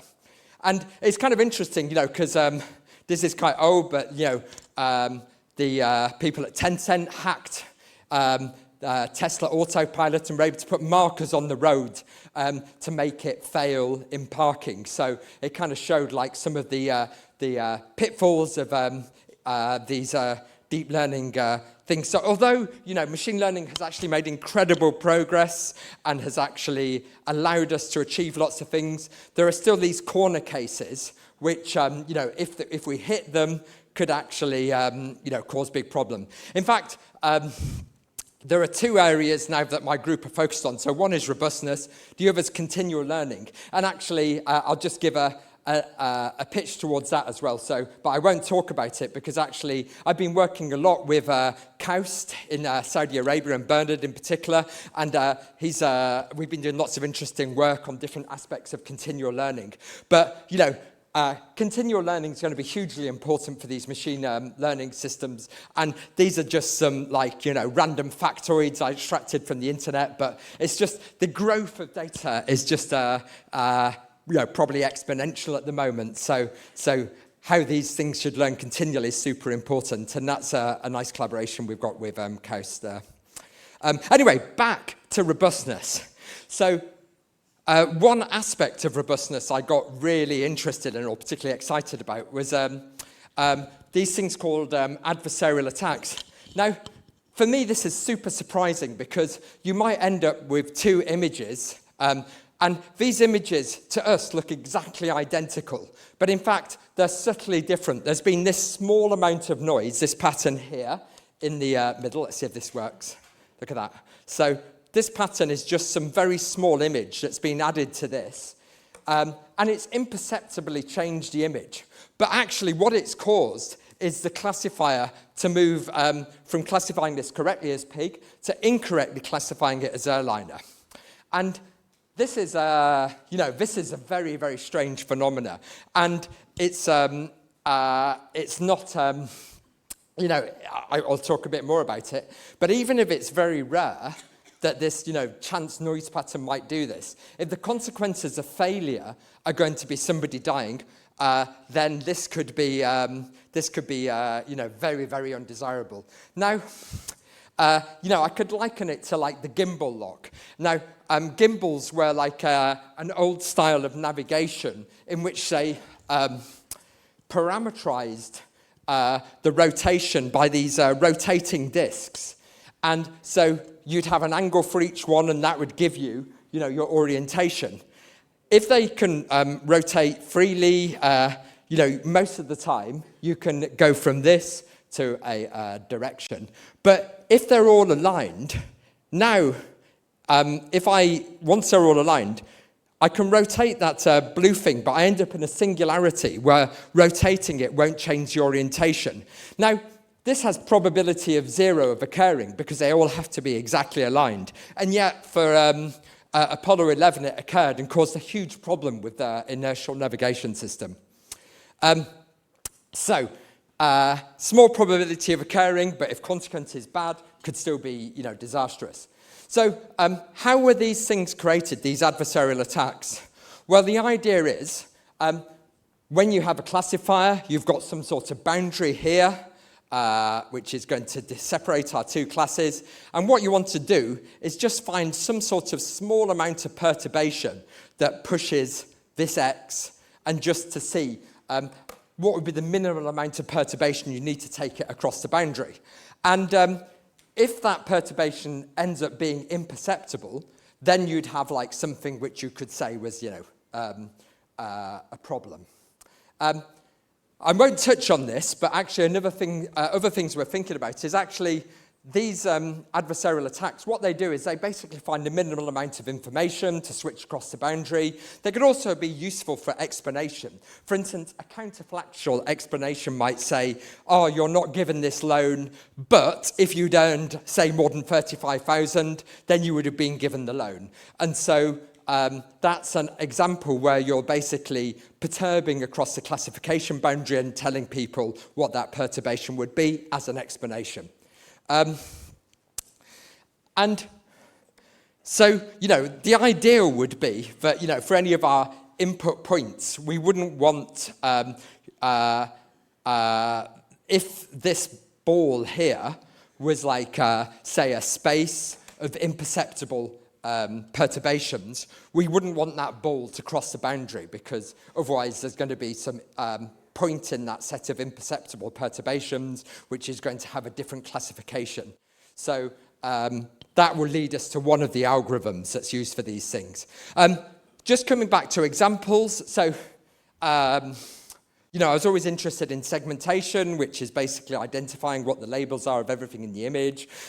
You can just, again, these two images look the same to us. They've got a tiny noise pattern, and you can see here, this is one classification where the colors correspond to different types of classes. Just this small perturbation has just rendered it to be total junk. And actually, it's kind of also related to something called data poisoning. You can actually, if you had a really malicious type of attacker, they could actually inject some training data into your set that might also cause this, and actually cause certain classes to be misclassified. I won't talk about that, but that's something we're working on as well a little bit. It's even worse because you can also find these universal patterns that you can add and will work across many classifiers. So, that's kind of also slightly worrying. And it's kind of related to our concepts. It was studied for a long time in computer vision, was the study of invariances. So that you're trying to put certain types of invariances into the data, invariances to rotations, invariances to slight changes in shadowing. And so, deep networks, it's kind of interesting, first observe this in tracking, but you might be tracking an object and then it might go at a slight angle and you just disappear from your track. So even though these things aren't imperceptibly different, you'd still hope that over the space of transformations like a rotation, that you'd have consistency in your classification. And, there might be other things. For instance, you might, this is still a face, even if I, change the color of it to green, it shouldn't be changed to a golf cart or something like that.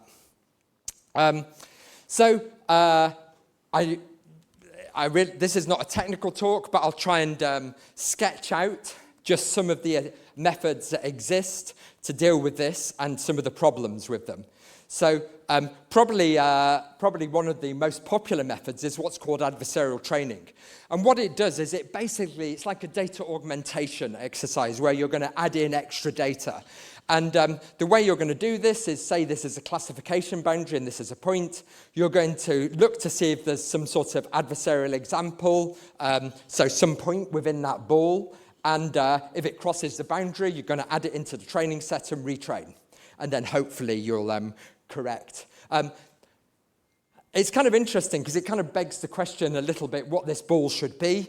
And that would be some sort of perceptual distance in images, but we don't quite yet know how to do that. So people then try to take some, things that they think might approximate that perceptual distance. But, that's kind of problem.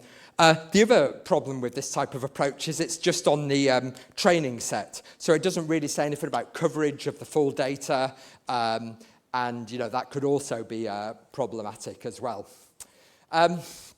Something else I've been involved a lot in is also verification. So when you have a set of points, how can you verify that they're going to be have this property that all the points within them are going to have that same classification? All the points that imperceptibly or maybe rotated would also be of the same label when you run the classifier. And that's called neural network verification. So you might have some, here, you might have some condition on the inputs, which is saying all of these guys here should have the same label. You're going to but when you go through the layers of the neural network, that will change this shape and make it into different types of shape. And then, you want all the things in that shape to be one side of your classification boundary. And the way we've addressed that is by, that problem itself is NP hard. So we basically go through and we make convex approximations to this area, and then that kind of outer bounds it. And if all of that convex approximation is correctly classified, then we can say we've verified the problem. So this is just like a convex approximation to our standard ReLU, which should just be this like polytope here. And you can even make higher order types of convex approximation. Another type of approach, again, though, this is kind of problematic because it's just verifying on certain input points, and actually somehow you'd like to verify on a whole space, so it's still got its own problems. Something that tries to overcome that is this idea of randomized smoothing. And I've worked a bit on this with Bernard, and what it does is it basically adds a sort of post-processing to your classifier, where you're doing some sort of smoothing of the boundary in order to guarantee per point a radius of things that are going to be certified as the same label. The problem with this one is it's something you run at runtime, and it's computationally intensive, because to do that smoothing, you can't do it analytically, so you have to do it by sampling. Okay, coming back, I've talked a little bit about adversarial examples that might have arisen because you haven't encoded the right invariances or something like this. But there's still also a bigger problem, which is spurious correlation. So imagine I've got a world where I've only got, so in England we have post boxes, which are red, and I've got this data set, and I've collected this data set, and it's got all these, I want to classify these post boxes, and it's got all of these red post boxes in, and then let's just say, somehow foolishly in my data set, everything else I've collected doesn't have the color red in it. So then you could classify a post box by, for instance, just seeing if a certain pixel in the image was red, because in your training set, you don't have any negative examples with red. Now, the problem would be then, later on if you come to the real world, all I have to do is change one pixel of that image to change the classification. So this is an example where spurious correlation could lead to big problems. So you might have, and obviously it won't be quite the same or as simple as just having, red versus non-red. Because you've got these higher dimensions and images are quite big, you might just get these like slightly weird noise patterns that are totally undetectable to the human eye, but actually make you switch your classification. And people have looked into this, and we're also researching this now. There's something called the simplicity bias. So what tends to happen is if you've got multiple features, say you could classify here, you could say, I've got these two classes, I could classify on shape or color, and what tends to happen is that your classifier will ignore the shape and only classify based on color. So, this is something that means that during the course of your optimization, there's like a higher gradient, because you train these things with gradient descent, that's pulling you into a certain local min or a certain type of solution. So, it'd be interesting to think about, I guess, methods that use dropout, that use like masking certain parts of the image might help with this, because you're forcing reliance on more of the features in the image. And I think this is a super interesting way of going. Another problem, so I guess all of this, by the way, I'm telling you because I kind of want you to have always a healthy dose of skepticism about machine learning and the results it gives, just so you're aware that there are these kind of pitfalls. So another one is when you've got images totally out of distribution, the actual classifier might then classify these as, very certainly as something. So here, we might have things which are classified as guitar or penguin, that's fine.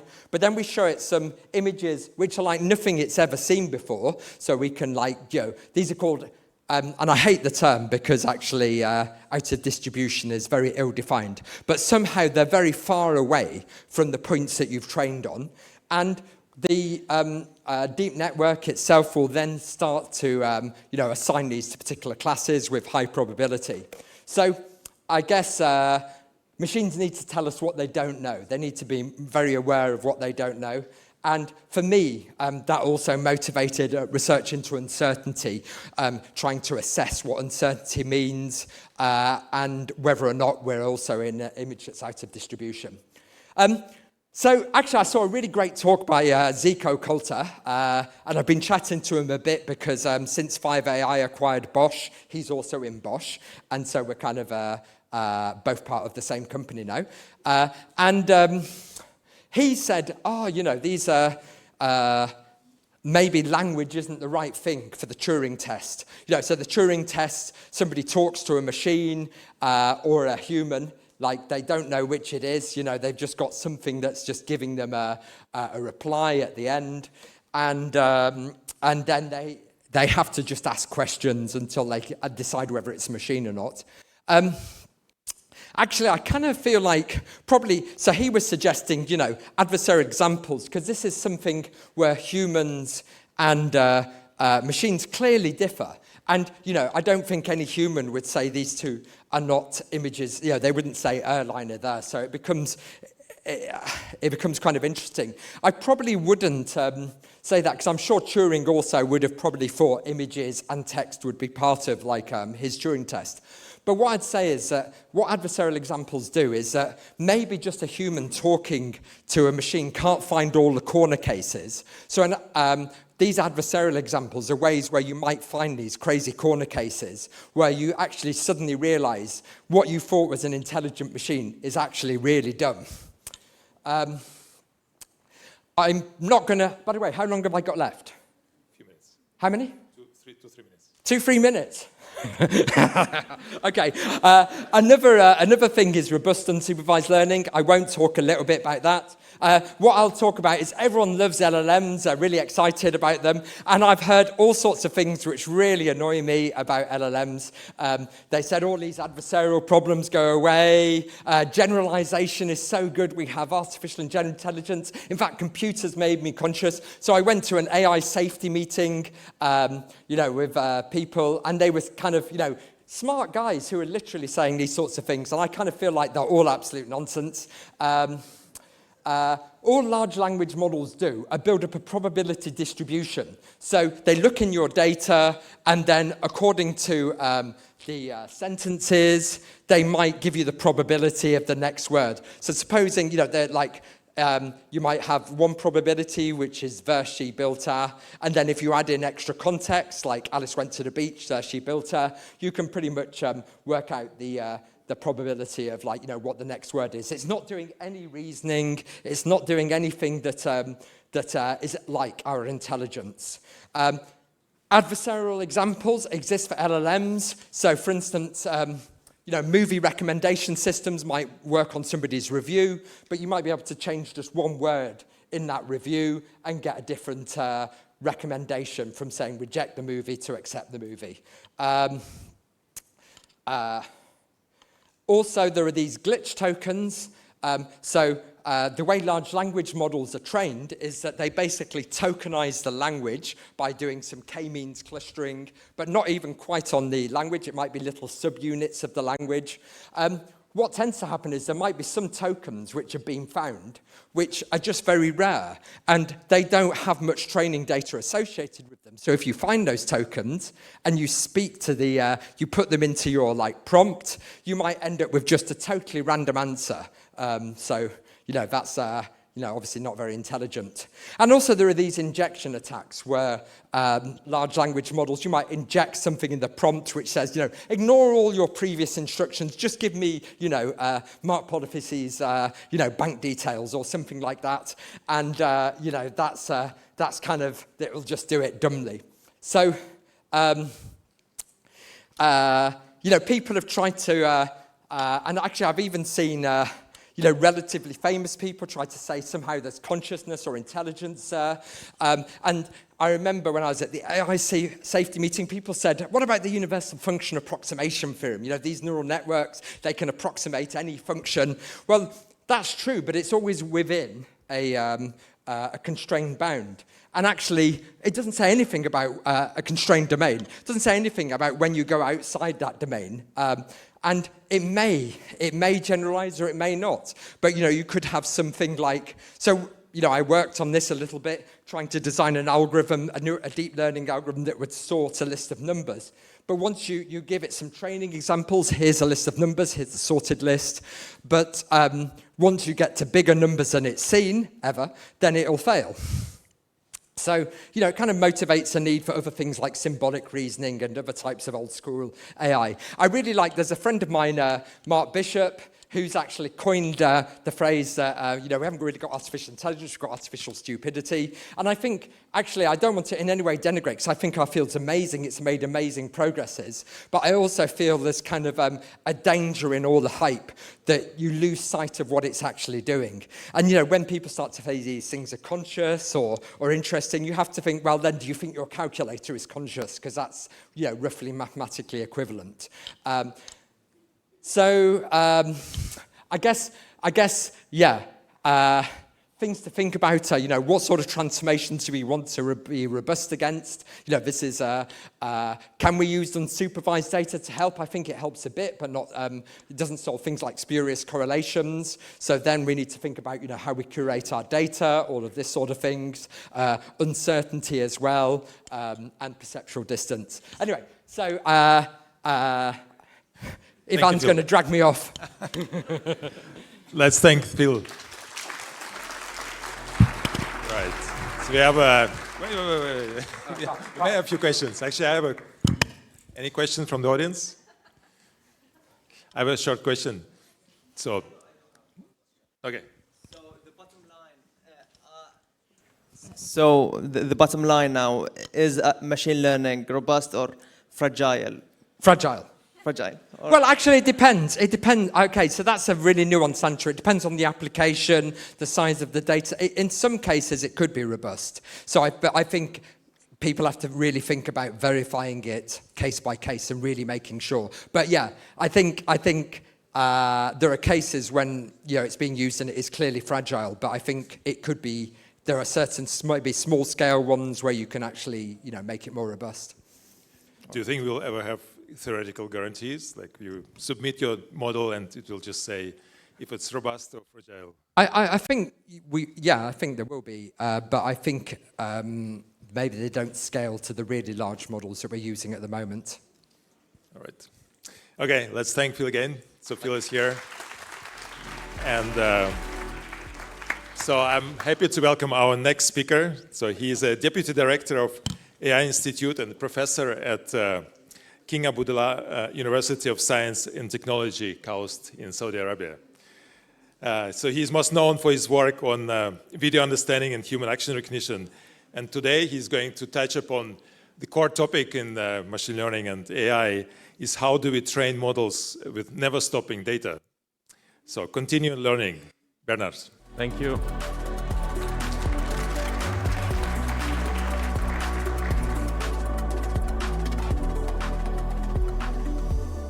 All right.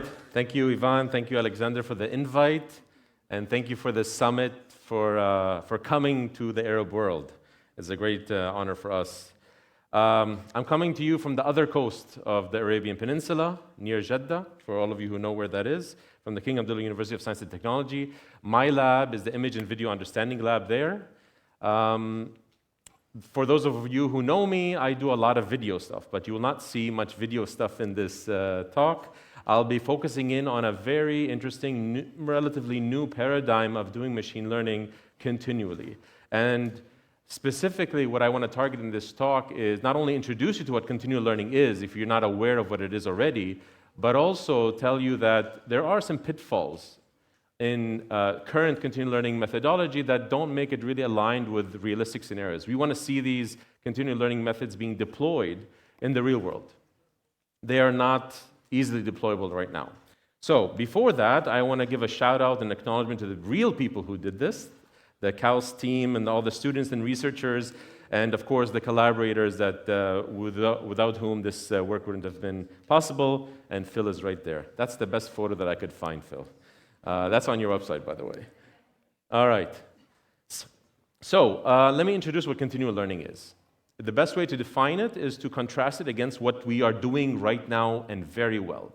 All this deep learning revolution that we're talking about, this is basically, most of it is on the left, the static learning. You have a data set, it could be humongous. It is static, though, representing the data from the world. You learn on it once, you train a model once, and then you deploy it in the real world. If any of you who has a startup on AI and has done this before, as have I with my startup called Theatech, we know that this doesn't work well. Because this assumes that what you trained on, the distribution of data that you trained on, is going to be the same as what you see in the real world. And there's some theoretical guarantees that this will work. But this doesn't happen in reality. Data distributions do change. I'll show you examples of what I mean later about that. The data here could be images, videos, language, whatever. The task here could be image classification, segmentation, whatever. So, for example, let me give you an example. Let's say you want to build an image classifier on objects. Phil showed an example of an airline and other types of object classes. So imagine you wanted one of those classes is a phone. The appearance of the phone, how it looked like, is very different from what it was before, 10 years ago, and it's going to be very different probably 10 years into the future. So if you had collected a data set with phone images, and then just stopped there, trained the model, and deployed in the real world, in 1 year, 2 years, 3 years, 10 years, it's going to stop working as what it was before. And that's the problem with having a static data set. So instead, and this is more realistic, data should be seen as a stream, where the distribution of the data could change over time. And it's a stream. It's never ending, especially in this data era that we live in right now. So we want to learn continually, because the data is coming in continually, and we want to deploy continually. So it's a cycle. That way, you can, your deep learning model can adapt to the changes in distribution in the data as the data comes in. This is a pretty new paradigm. We're used to the one on the left. We're doing very well on that. But for those of you deploying things into the real world, you know that this is an issue. All right, so let me give you an example, Twitter example. So if you wanted to build a classifier for misinformation from tweets online, let's say you built something on a static data set from tweets from before 2019. 2019, something happened, COVID happened, lots of misinformation happened there. But if you had trained a model only on the data before 2019, you wouldn't have been able to pick up the misinformation that's happening, because the concept of misinformation changed in 2019. Changed again in the big event 2020, which is the US elections. Changed again in 2021 when misinformation about the vaccines came out. And then again for the World Cup. This is just to motivate that data as a distribution, the concept of misinformation is changing over time. And if you just statically took a snapshot of the data at any given point and trained on it, deployed it, it's going to change, and therefore your deployed model will not work as well in the future. So this is a realistic thing that's happening all the time, and we need to be able to be aware of it and address it. So data is a stream, not necessarily a static snapshot. All right? So one might think, okay, easy. Just treat continual learning as static learning. Just keep on making your data set size bigger and bigger and bigger. Obviously, this has lots of, this cannot be done, hardware limitations, computation limitations, and so forth. Of course, data privacy also. You can't just save data as much as what's coming in forever. right? So this is not going to be possible. So you can't just keep on making a data set bigger and then train it over and over and over again. It's super expensive. So why don't we just do what we're used to doing? So take a pre-trained model. That means you train it on a static data set from one source, and then fine-tune it on the new data as it's coming in. Well, the problem with that is the base problem in continual learning, which is catastrophic forgetting. If you do that, you will do very well on the new data that you fine-tuned on, but you will do poorly and poorly and poorly on the data that came in the past. That's what catastrophic forgetting is all about. So you don't want to forget the past. You still want to do well on, for example, the example of image classification for phones. You still want to do well on old versions of the iPhone, but also you want to do well on the new versions of iPhone, right? You still want to classify them all correctly. If you take the strategy, which is the usual strategy that we use, this is not going to work at all. So how do you keep the past, but still do well on the data coming in? There's been an explosion of continual learning methods from different types. These are families of types of methods, regularization-based methods, replay-based methods that maintain a bit of memory of what it saw in the past. Small memory, it can't just save all the data that it's seen. Parameter isolation methods, and so forth and so on. I'm not going to really go into the techniques. I'm just going to show you that the current setup is not really conducive of realistic scenarios that we can actually use for deployment. Okay? There's been a lot of advancement in methodology, but I want to show you that these advancements really are optimizing a particular objective that's not aligned with what we will see in the real world. Okay? We want continual learning in the real world, so we need to manufacture a setup that mimics the real world settings. Okay? That's currently not the case. I'll be talking about two papers, really, that are going to be presented next month at CVPR, our premier computer vision conference. The first one is about most methods in the continual learning domain, they say that we're going to maintain a small amount of memory. That means we're going to keep in memory a small amount of data that we saw from the stream. Okay, we will choose how to update it, which ones to remove, which ones to update. There's a whole bunch of methods for that. And then they focus really on how do we deal with the memory? How do we keep it limited? What we're saying here is that really it's the compute that we should be focusing on. Okay? How much computation is needed to update the model with the new data coming in? And that inherently will also restrict the memory, and that's a more realistic scenario. Again, we're trying to make things more realistic in the continual learning setup. That's one paper that I want to talk about. Another one is most of the methods, the majority of methods right now in continual learning are called offline continual learning methods, most of them. And what that means is that these methods can control the data stream. And they some of them have an understanding of when the distribution shifts are happening. This is not realistic, obviously. You cannot control the Twitter stream that's coming in or whatever stream you're talking about, that are coming in. So how do we deal with online continual learning, which is a much more realistic, which is the realistic setup for continual learning? And that's the other paper that I want to talk about.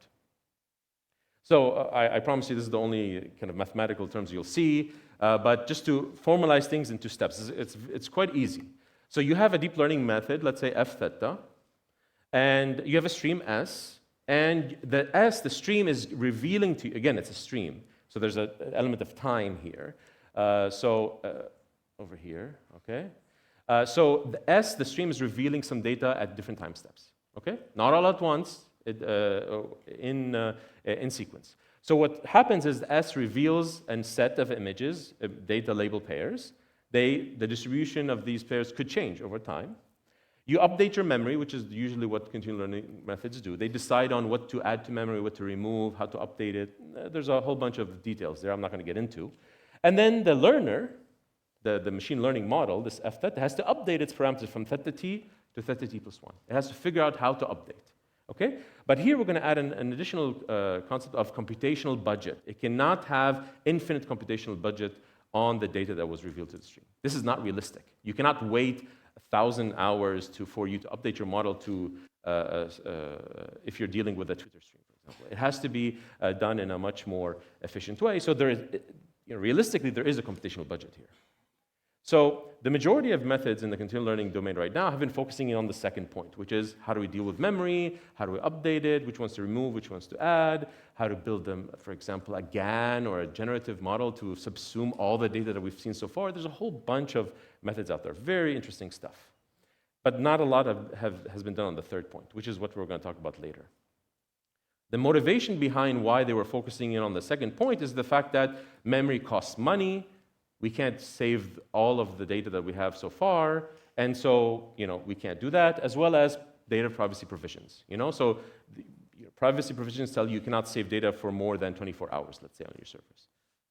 Now, let's go deep dive into those. Like, does restricting the memory size really cost a lot of money? Well, here's on the left, a bunch of continual learning data sets that people use, and their memory costs as well as compute costs. Meaning, how much does it take, how much money in dollars does it take on a Google Cloud instance to save the memory as opposed to doing the updates of the continual learning? You see that the computational costs are significantly more than the memory costs. So this idea of restricting memory really doesn't make sense in this realistic setup. Another thing, does it really resolve privacy concerns? There are papers out there from colleagues in the community that show that if you give a trained model, if you have a trained model, you can actually inverse design or regenerate the data that this model was trained on, interestingly enough. It's really interesting stuff. There's also examples of other papers that are called inference attacks, where you have a trained model and you give it a data sample. It can tell you whether this model was trained on this data sample or not. So bye-bye privacy, right? So, and of course, GDPR mandates, you can't, algorithms cannot choose by themselves because there's GDPR regulations, for example. You can't choose which ones you want to store or delete. There's regulations to adhere to. So really, these restrictions that people in the community have been looking at are not really realistic, okay? So instead, what we've been proposing, or we proposed, is that instead of focusing in on memory, focus in on how much time and computational budget that can translate into dollar signs, how much, give the continual learning method a budget on computation, and then see whether you can do well in dealing with the past and the current data. And one might, so this is with an infinite amount of memory. You assume that you can save as much as you want, right? You might think this is counterintuitive. We can't save everything. But if you put a budget on the computational part, so it takes time and money to do a forward pass and a backward pass on a deep neural network, right? On data. So if you put a budget on how much you can do about that, you implicitly are limiting how much data you're going to be processing in every single iteration. So this is an implicit way to restrict the memory. But it's a more realistic way, because we in the real world scenarios, we always have this computational budget. You need to be able to train in 10 minutes because of the data stream rate. Or you have a certain computational budget, like a dollar amount budget that you cannot go beyond in updating the model. So these are more realistic than a memory restriction. I'm going to unpack this for you. This is kind of the gist of this paper. There's a lot more analysis here. But the gist is the following. There's 4 families of continual learning methods. Those are shown on the bottom: ERM, distillation, sampling, FC correction. ERM is the simplest. I won't go into details of what it does, but it's the simplest. It's the most computationally efficient. Okay? Distillation is, quote unquote, and a couple of other ones are the state-of-the-art methods. In the current setup where you have unrestricted compute, you're allowed to do as much computation as you want. You can take a whole day to update your continual learner. In the left plot, that's the usual way the continual learning methods are evaluated. So you see distillation, the blue plot is above the rest. The y-axis here is accuracy, how well your continual learning method is learning. It does the best, right? And the simple one, the computationally most efficient one, is the red, it does the worst, okay? And people have been publishing papers to try to improve how we go up along the y-axis. However, if you allow memory to be implicitly restricted through computational budget, what do you see? You see the inverse pattern. The most computationally efficient method is the one that does the best. In this realistic setup of having a budget in computation, really all the innovations that have been happening have been leading to more computationally expensive methods out there that are actually hurting the performance in the end. Okay? So you see that what we've been doing so far maybe is trying to optimize an objective that's not really realistic. Once you put it into a realistic setup, the methods that quote unquote are state-of-the-art are not necessarily state-of-the-art. The baseline simplest method in red is the best here. You see, so we need to be able to retarget our community. If you don't retarget, I hope we can retarget quickly, we're going to keep on doing more and more methodology that really is not going to be very applicable to realistic scenarios. So that brings me to the more realistic setup, which is this online continual learning setup, which is, in my mind, and I think in the mind of many, is the most realistic setup there is for machine learning in general. Data is a stream. It's coming in, and you have no control over it, okay? You do what you can. The data distribution may change. You have no idea ahead of time whether it's going to change or not. You have to do what you can with the stream of data coming in, okay? So let's motivate it with an example. Twitter, again. Let's say you want to build that misinformation classifier with an online continual learning method. So you want a classifier that takes in a tweet and predicts whether it's misinformation or not, okay? So this method can train on about 35,000 tweets per minute, let's just say, okay? On a particular hardware. However, the stream is 350,000 tweets per minute. So the stream is 10 times faster than the actual method to update. Okay? What does that mean? That means the method itself is 10 times slower. That means in the time that it takes the continual learning method to update itself, 10 times the amount of data has gone through that it hasn't seen at all. All right? This is a realistic setup. Okay? Of course, you can throw hardware at it or whatever, but still the data streams are going to get faster and faster. There's going to be more data coming in. This is a reality. So how do you get around that? So the conventional setup in continual learning is the following. You have on top these batches. So the stream reveals batch 1 of data. It goes through your current method f theta 0, and f theta 0 does some predictions. Okay?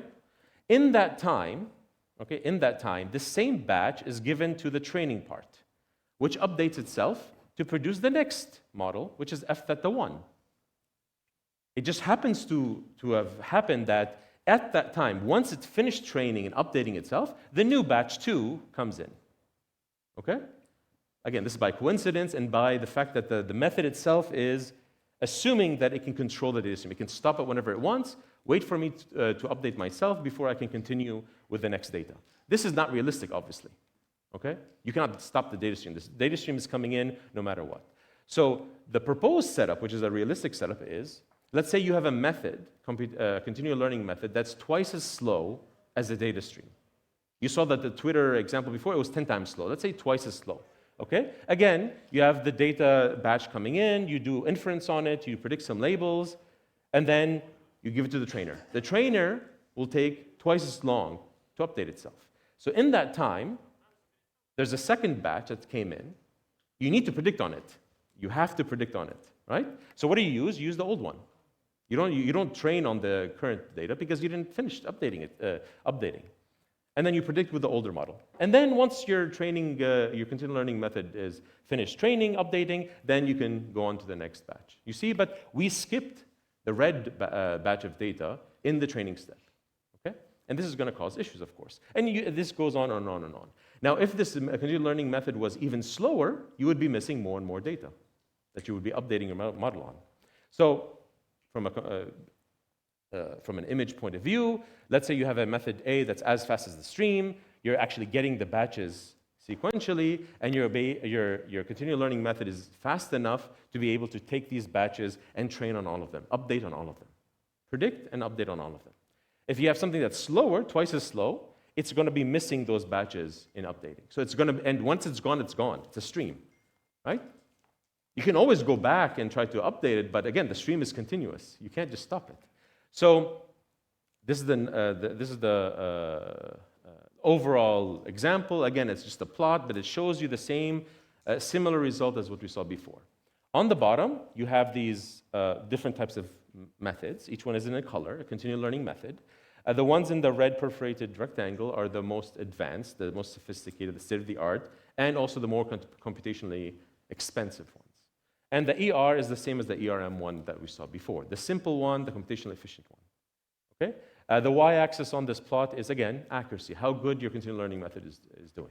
In the setup of an online continual learning, the one that we're proposing, you see the same exact behavior. The simplest method, the more computationally efficient method, is the one that does better. So it's better for you to use a simpler way to do continual learning on more data than it is to come up with something more complicated on less data. Because again, the data is a stream and you're missing data. You're not updating it accordingly. So this was on, the task here was geolocation prediction, so meaning here's an image, where was this image taken geographically? There's a large data set. It was, it's based on data people uploaded over time, and it's a natural, realistic scenario and large scale enough for it to be used here. So in this benchmark, we showed again that really the methodological advancements that have been happening in continued learning, which is a very important problem. Once you put it into a realistic scenario, you see that the simplest methods, the ones that have been around for a few years, are the best. That's counterintuitive, right?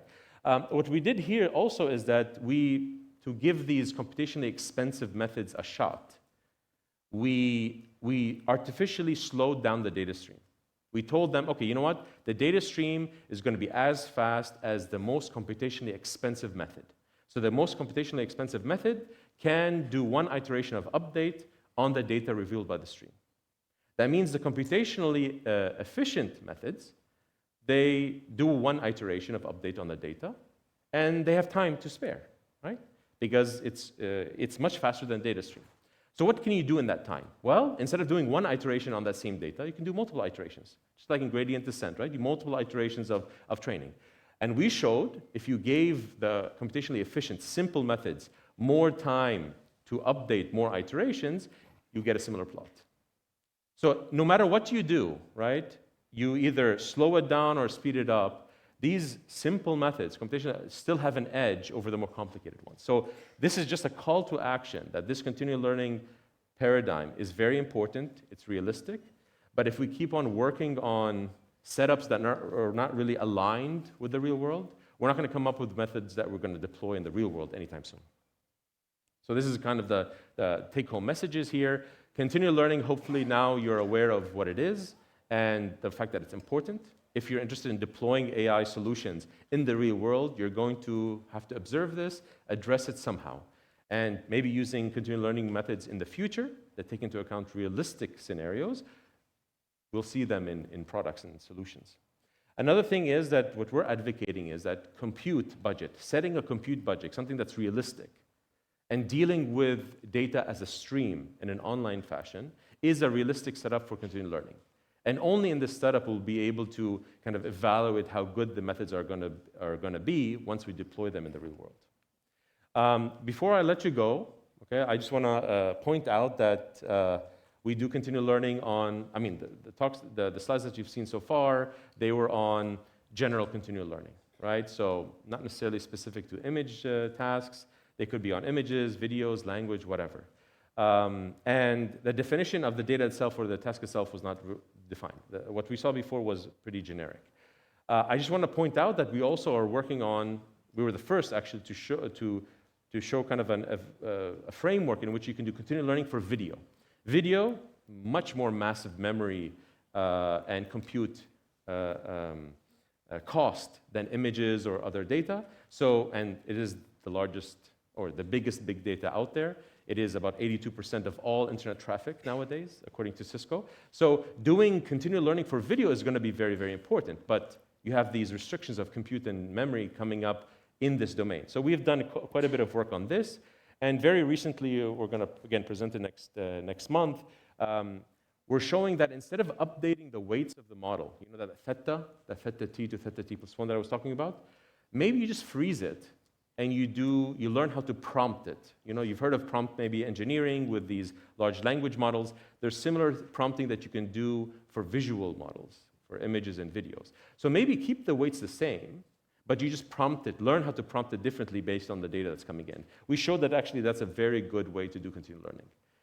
So with that, if there's a time for questions, I'll be happy to take them. Thank you. Let's thank Bernd. So we are running short on time, but there is one question over there. Yes. Somebody, microphone, please.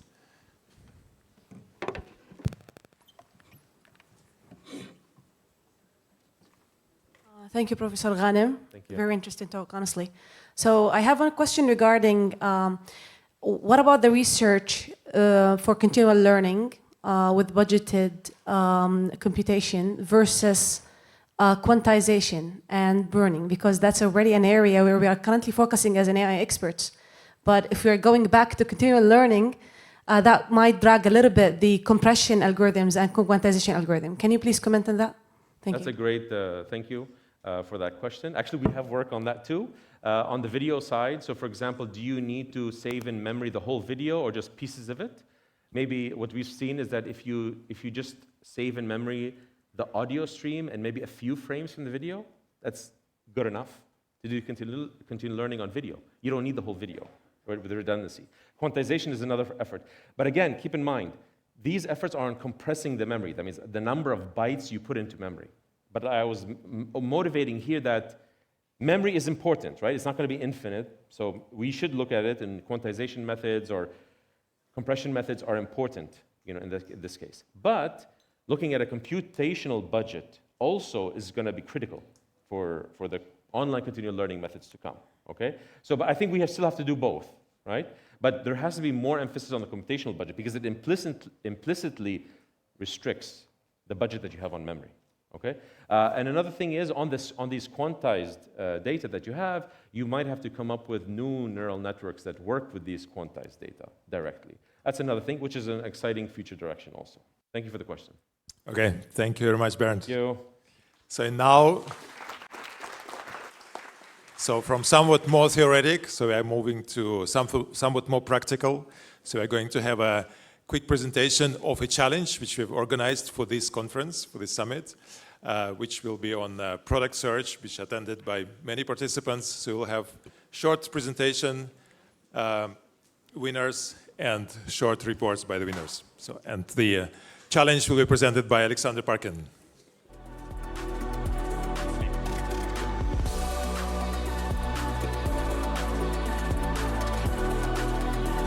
Hello, everyone. Yeah, my name is Alexander Parkin, and I'm competition chair. And let me tell you about this year Visual Product Recognition Challenge. Clicker, yeah.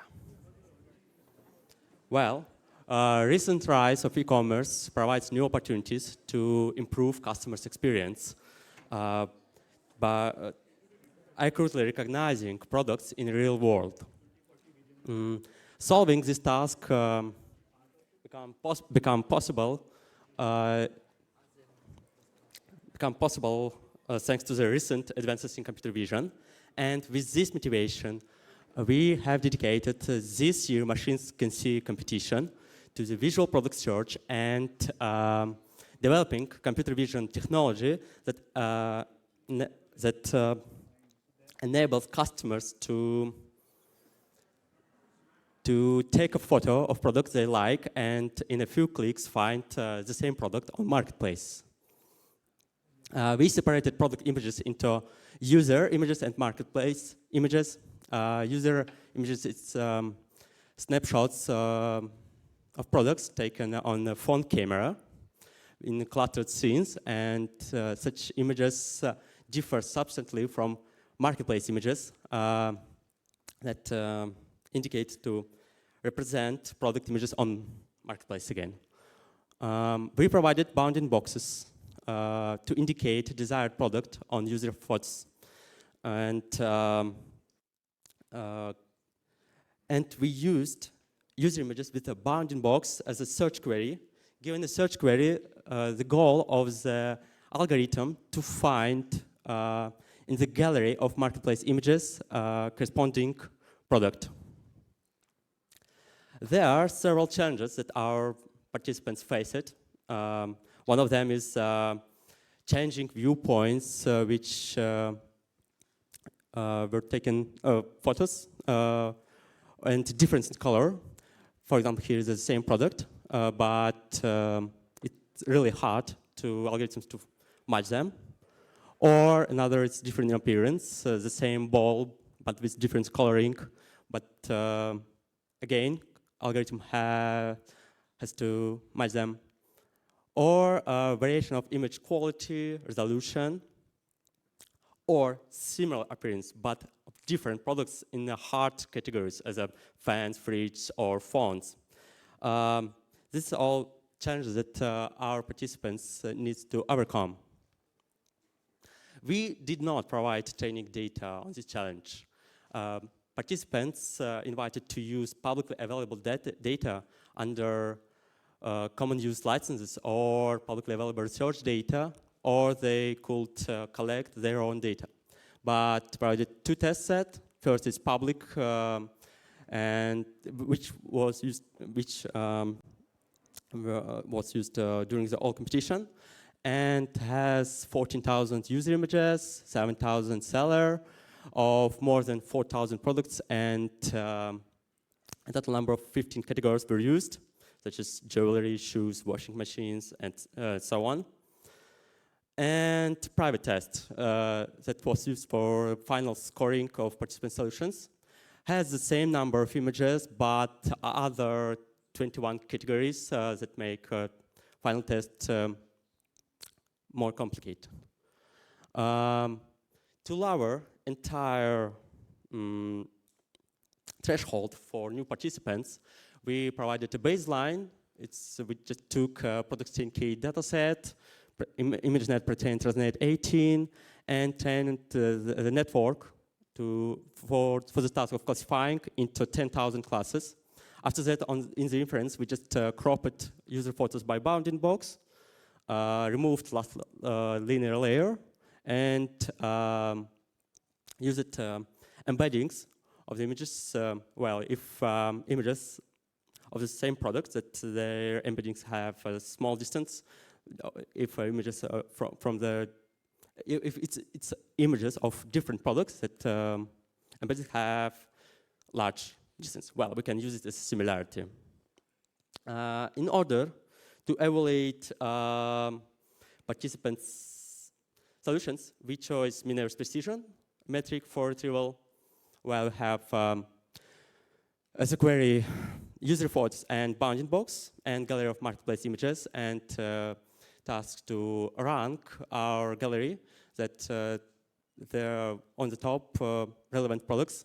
Here, method B is better than method A because entire top 3 is occupied by corresponding images, and method B has the best result, 1.0.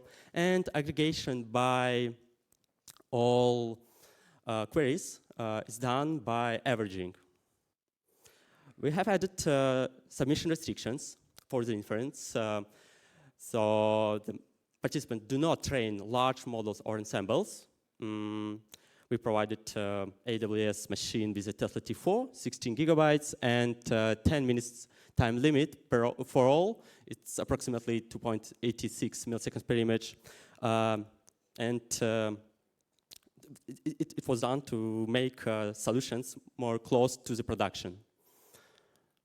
The top of participants, participants choice VIT or context large architectures pertained on Lion, and used triplet loss, arc margin, arc phase losses, and various data sets corresponding to the same tasks, like Product 10K, Amazon Review, or their own data.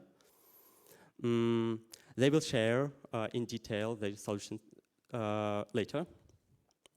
Well, I'd like to say thank you all participants and AI crowd platforms that we used for this competition. Challenge ran 3 months from 16 January to 16 April, and more than 500 registration, 83 active participants of 36 teams that beat baseline. Competition was truly international. Here you can see top 10 countries in terms of participants' numbers, and competition was tight. Here's results on the public leaderboard of top 5 teams during the all competition, and we can see that every team has been on the first place. As a result, we have the following leaderboard on public test set, and it's the first time in my experience when on the private test there was no shuffle. All participants stayed on the same position, but just lose 0.11 mean average precision on average. But look at the gap between first and second place. This gap became minimal. I think that's a sign that competition was really tight. And now I would like to invite to the stage third place, team Rank, Re-Rank, Unikrishnan Ernair, Mikola Lavrenuk, and Evdita Rufus. Congratulations.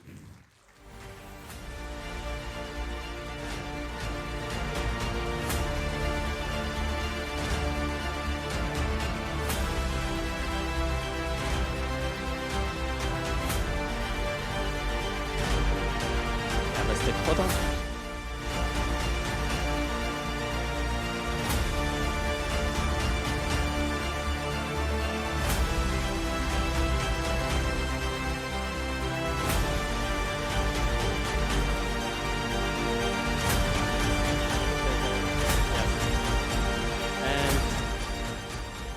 Second place, Bartosz Ludwistu.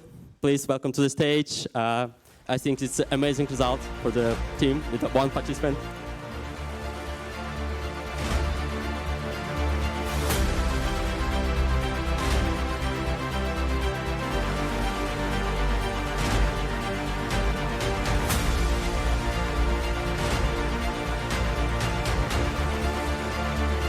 And again, in our competition, one team Gigaflex, Artem Strikalov, Salim Baygildin, Artur Bilalov, Aygil Ableeva, and Vlada Yakupova.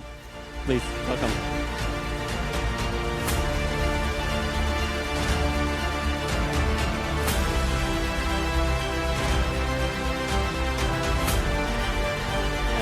And I think we need to do photos of all leaders here. Please, welcome to the stage.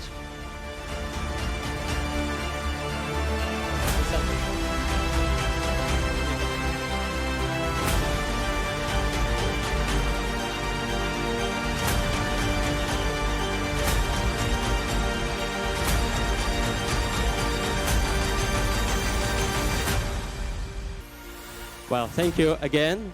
And now I'd like to ask you share some insight of your solution. And let's start from the third place. Please, welcome.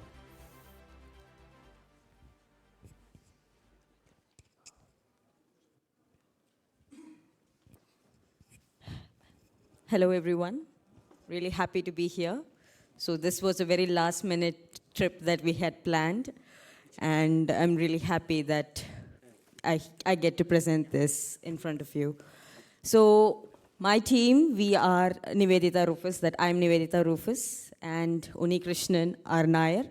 We also have a third team member who could not have been here with us today. So hope he's watching it online. So he's Mykola from Ukraine. Yeah. So our solution was very simple. We did exactly what we told in this title. We learned to classify, then we rank, and then we re-rank. That's our solution. So we'll just look at everything a little bit in detail. Yeah, so first we had to classify.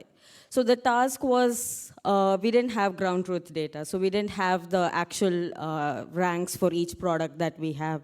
So we actually need to make our embeddings learn the product space much better. So we did a classification, and for that, in our approach, we used OpenClip with H14 for the classification task on products 10K dataset. So this product 10K dataset has around 9,600 classes. So it was a huge classification task that we had at hand. So what we did is that to make our classification better, to have better boundaries between each classes, we had an arc phase loss with an adaptive margin. So we did multiple experiments on the hyperparameters that we had used for the loss function. So we finally came down to having the max margin to be 0.8 and the scale factor to be 30. So this loss function that we have was the one that gave us the biggest boost in our task. So for example, he had shared the graph, right? So we shot up first, we shot up to getting a score of about 0.5. So that was because of using this arc phase with adaptive margin. And then came the final post-processing step. So here we used a query expansion re-ranking. So the hypothesis was that if a gallery image is similar to the probe, then the reciprocal nearest neighbors, it's most likely to be a close match. So we used this concept to re-rank our final order, and then that gave us, I think, around 1.5% boost. So without re-ranking, we would have been at around 65, but with re-ranking, we went up by around 1.5%. So coming to the things that we tried and things that did not work well for us. So the one thing that worked very well for us was horizontal flip augmentation. And we also played around with the color jitter. So this was a big boost in our experiments because we realized that products could be of different colors, and actually not biasing our classifier based on color would be helpful in our case. And second thing that we implemented, which was also one of the good things that we did, was using a stratified learning rate. So we just want to learn the embeddings, right? So we have a classification head which we don't use in our re-ranking when we try to do the re-ranking. So we used 2 learning rates. We had a very small learning rate for the backbone because we didn't want it to lose the learnings it had done during its pre-training. So we had a very small learning rate for that. And for the classification head, which is what we initialize from scratch, so that had a higher learning rate. So the magnitude between the difference in factors was around 10 power minus 3. So the learning rate for the backbone was 10 power minus 3 times the learning rate for the classification head. We also tried experimenting with convex XX large, but unfortunately we were not able to get it working on the T4 GPU that we had. So on that server we were not able to get it working, so we stuck to with H14. And we also tried aggregating multiple data sets, but we found that having the single products 10K data set was our best leaderboard. And we tried different combinations of all the data sets that we had listed there, and but still the best model was only trained on products 10K.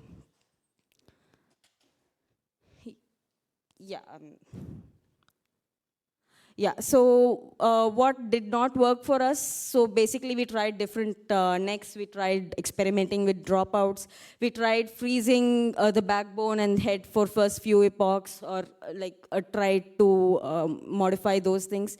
And we also tried distillation from WIT G to WIT H, because we found that WIT G was doing really well. We had around 2 to 3% improvement than WIT H.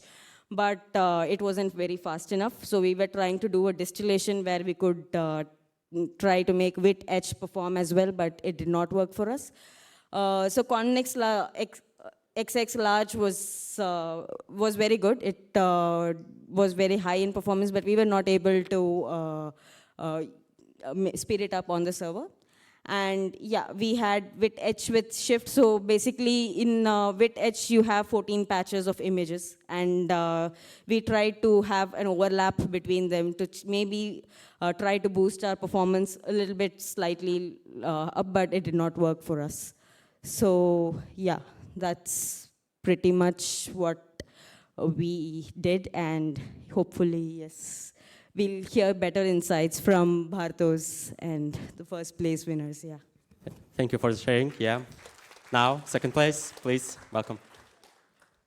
And clicker.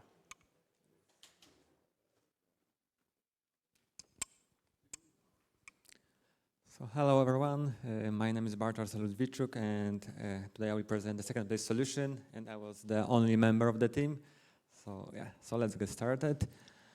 So the first thing which I want to talk about data set, because apart from using this product 10K data set, which was just linked by organizers, I created my own, which I called the Imaging Reviews. And in fact, it leads to something like the 100,000 of images. So it's what like the more large scale data set compared to product 10K. And also we'll describe here briefly how it was created, as in my final evaluation, they give me huge boost in the score. So I will start talking about the Amazon reviews. So in the reviews, in any e-commerce shop, you can have the two types of the images. The first one is just the product image. So on the left side, white background. Other type of the images is the user images, which sometimes just user attach their own product to the user reviews. And this relation works very well in this competition, as our aim was just to find the best product for the users. But however, this one is the cherry pick one. Normally, this data is a bit more noisy. That's why I designed the whole procedure to automatically clean the data set. And the first step, I just generate all possible pairs. When on the one side there are product image, and the other side there are just user images. Next time, I just calculate the cosine similarity between of those images. And in that moment, I was using the pre-trained model on this product NK to have any meaningful relationship between the images. Next, I just aggregate the scores. I mean that if each image created several pairs, and I just can calculate the mean value for each image. And I treated those values like my confidence score, if this given image is a clean one or a bit noisy. So in fact, in my final iteration of my whole pipeline, I just set up certain threshold. It was 0.5 in my case, and just remove all the images below this threshold. And all the remaining images were included in this final data set. And this whole procedure shrink the data set from something like 10 millions of images to this 800,000. Now I will talk more about my model recipes. So about the basic, I just use most popular optimizer Adam W. Also with cosine scalar the warm-up, the warm-up is shown in the image on the right side. About the data augmentation technique, so technique which help me generalize better, I just use single one operation, which is called the auto-augmentation. And it's just a set of predefined operation, which I show in the right bottom corner. It just change colors, make rotation, and so on. And as architecture, I was using the convnext architecture from the open clip. So the repository was the same like the third team, but I was just using more powerful model. And for my case, it was even working even better than any transformer. And all the training, I just use single GPU with a small batch size, 32. And about the training pipelines, so I've got two kind of pipelines. The first one is using just the product NK. And to be true, it's quite similar to the previous team. I just use, so I've got the architecture, I extract some embeddings, which is the numerical representation of the image, and use exactly the same idea from the previous team. So I mean arc margin, which is a classification-based loss, which works really well in the trivial-based system, accompanied by the arc phase. But then I included this Amazon reviews dataset. And as it's a large scale dataset with so many classes, I mean that 100,000 of the classes, classification-based approach was an option for me because of the GPU memory limitation. I was not able to run it efficiently. That's why I switched from the classification-based approach to the pairs-based approach. I mean that I got just the pairs if this is the same product on the both images or a different product in those images. Additionally, as I was using the lower batch size, I used a technique called cross-batch memory, which creates some kind of virtual queue, which gathers just embeddings from the previous batches. And they just create somehow like the virtual bigger batch size, which leads to many more positive and negative pairs. Okay, and that was about the training, but also I found some spots in the inference time that can help boosting my model without changing any model weights and so on. So one thing I spotted that many of the images have a lot of white background around the product. And for my intuition, it was that this somehow kind of limit my model capabilities to extract the fine-grained details. That's why I just simply remove this white background and finding non-white pixels.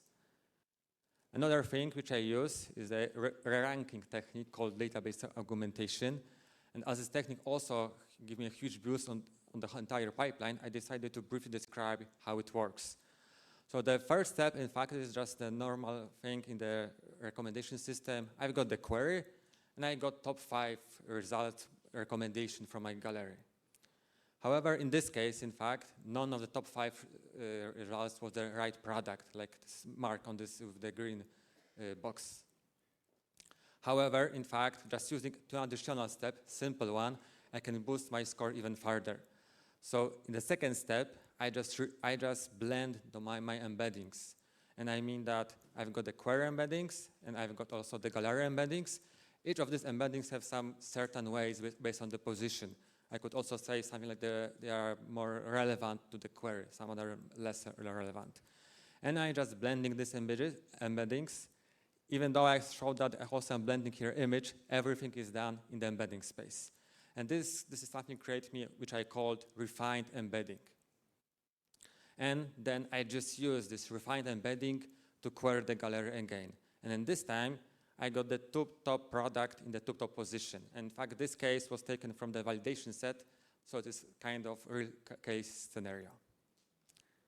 And the last thing which I tried during the whole competition is about the runtime improvement.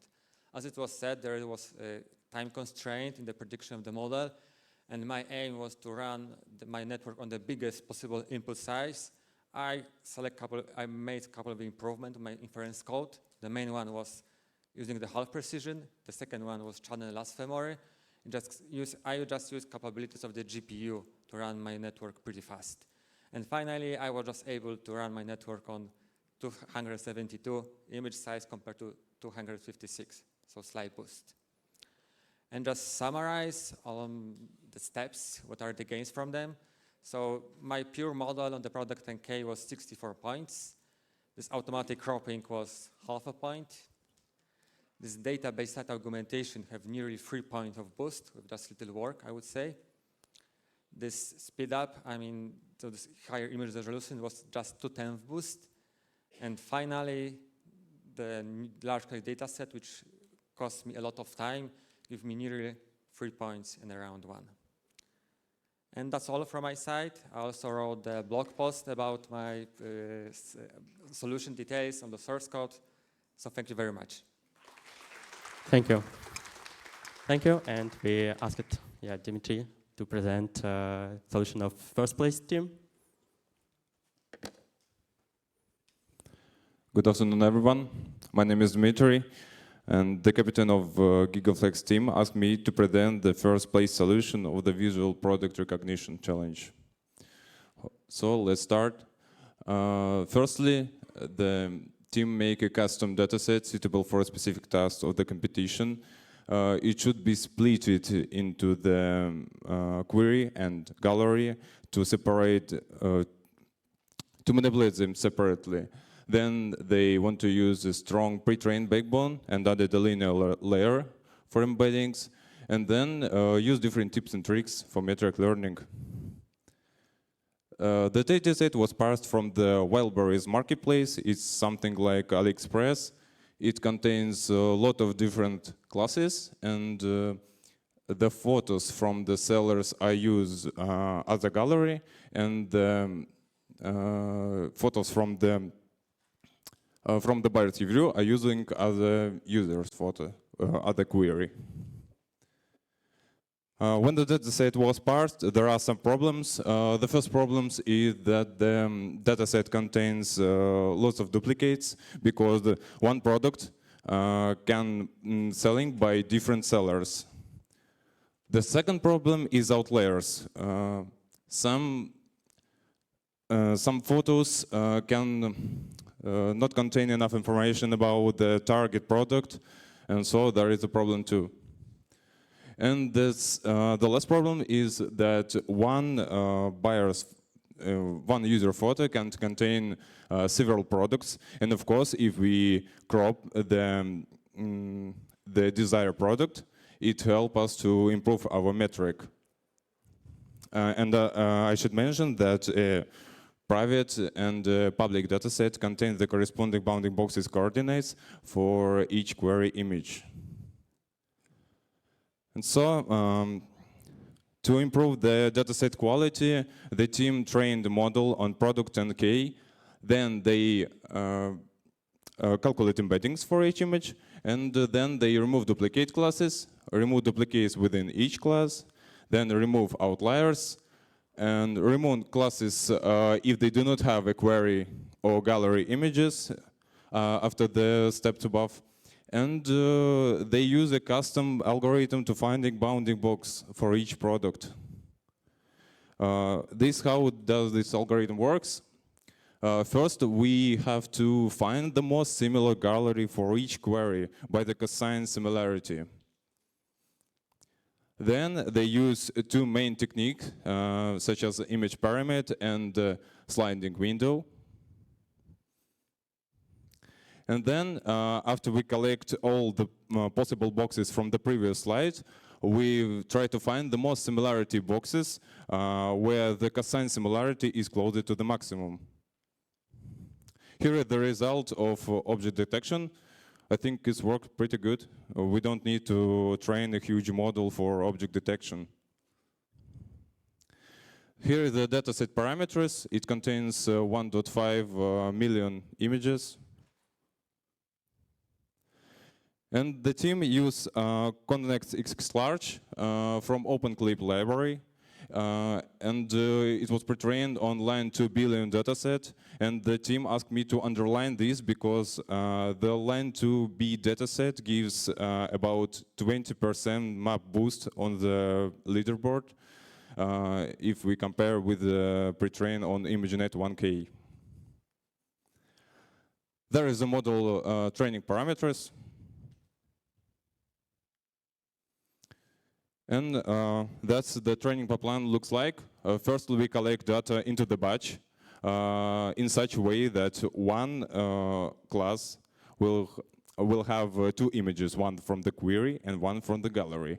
Then we put it into the model, calculate descriptors, and then we put it into the batch easy hard miner, where we try to generate positive and negative pairs. And that we pass it to the loss functions of triplet loss and constructive loss. Here is the limitations of inference. To speed up the final decision, the team used base Docker image from NVIDIA with optimized PyTorch inside. Then they use half precision, JIT compilation, and embedding processing and matching on GPU. That, by the way, much faster than on the CPU. Here the inference. I think the main study is post-processing, where the team centralize embeddings, use L2 normalization, then they use database augmentation, then they rank and use custom re-rank, where the first re-rank by average embedding of query and one most similar image for each query, and then they change it to the two most similar images for each query. This is how does it look like. Here the ablation study. The final study is that the team start with the product 10K. They use Sphin version 2 model and dark phase loss. Then they change dark phase loss to double dark phase loss for the class and category and use test time augmentations. It gives about 4% boost. Then they train a model on their own dataset, custom, as I mentioned above, and use soft triplet loss and constructive loss. Then they use OpenClip model with the pre-trained line 2B dataset, as I mentioned above, and it gives about 20% boost. There is too much. And also they clean dataset, finding bounding boxes. It gives about 2.3% boost map. And they use the other tips and tricks, such as re-ranking, average model weighting, it's like model soup, and database augmentation. And here it is. Thank you very much. All right, so let's thank all the winners of this competition again. It was a tough competition. And by the way, all these solutions from top teams, they are online. So if you are interested to try yourself product search, you are welcome just to download the code and try it. And with this, let's stop this session. So let's thank all the morning speakers again. And let's come back in 1 hour, so 3:15.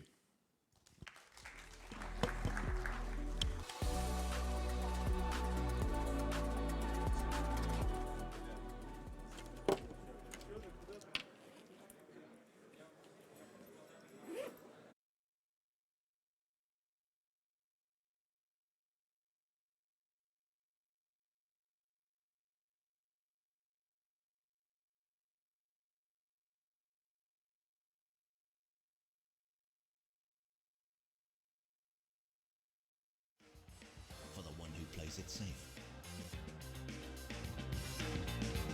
For the one who takes risks. For the ones who prefer the best. Number one choice of UAE investors.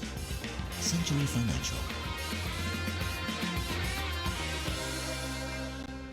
The Dubai Future Labs is an independent applied research center focused on bridging the gap between academia and the industry. Here, the goal is to translate many research results into system devices, in particular robotic systems that can be manufactured and can be used by real users. Because of Dubai, we focus on logistics, we focus on connected mobility, electrification, and drones overall. One of the exciting projects that we carry currently at the lab is opening up the skies of the city of Dubai to enable drones to do multiple services. Things like delivery all the way to emergency calls. I believe that Dubai in the next 10 years could become a magic place where robots and intelligent machines could live together with humans. We have an aspiration in the city of Dubai to increase the number of robots, and especially companion robots, to be close to 500 robots for every 10,000 residents in the city. Innovation is the key to progress, but in order to have innovation, you need innovators. So this laboratory would be an ideal place to attract, educate, and exploit the potential of people with a talent, but also with a dream of changing the world, in particular in robotics and artificial intelligence.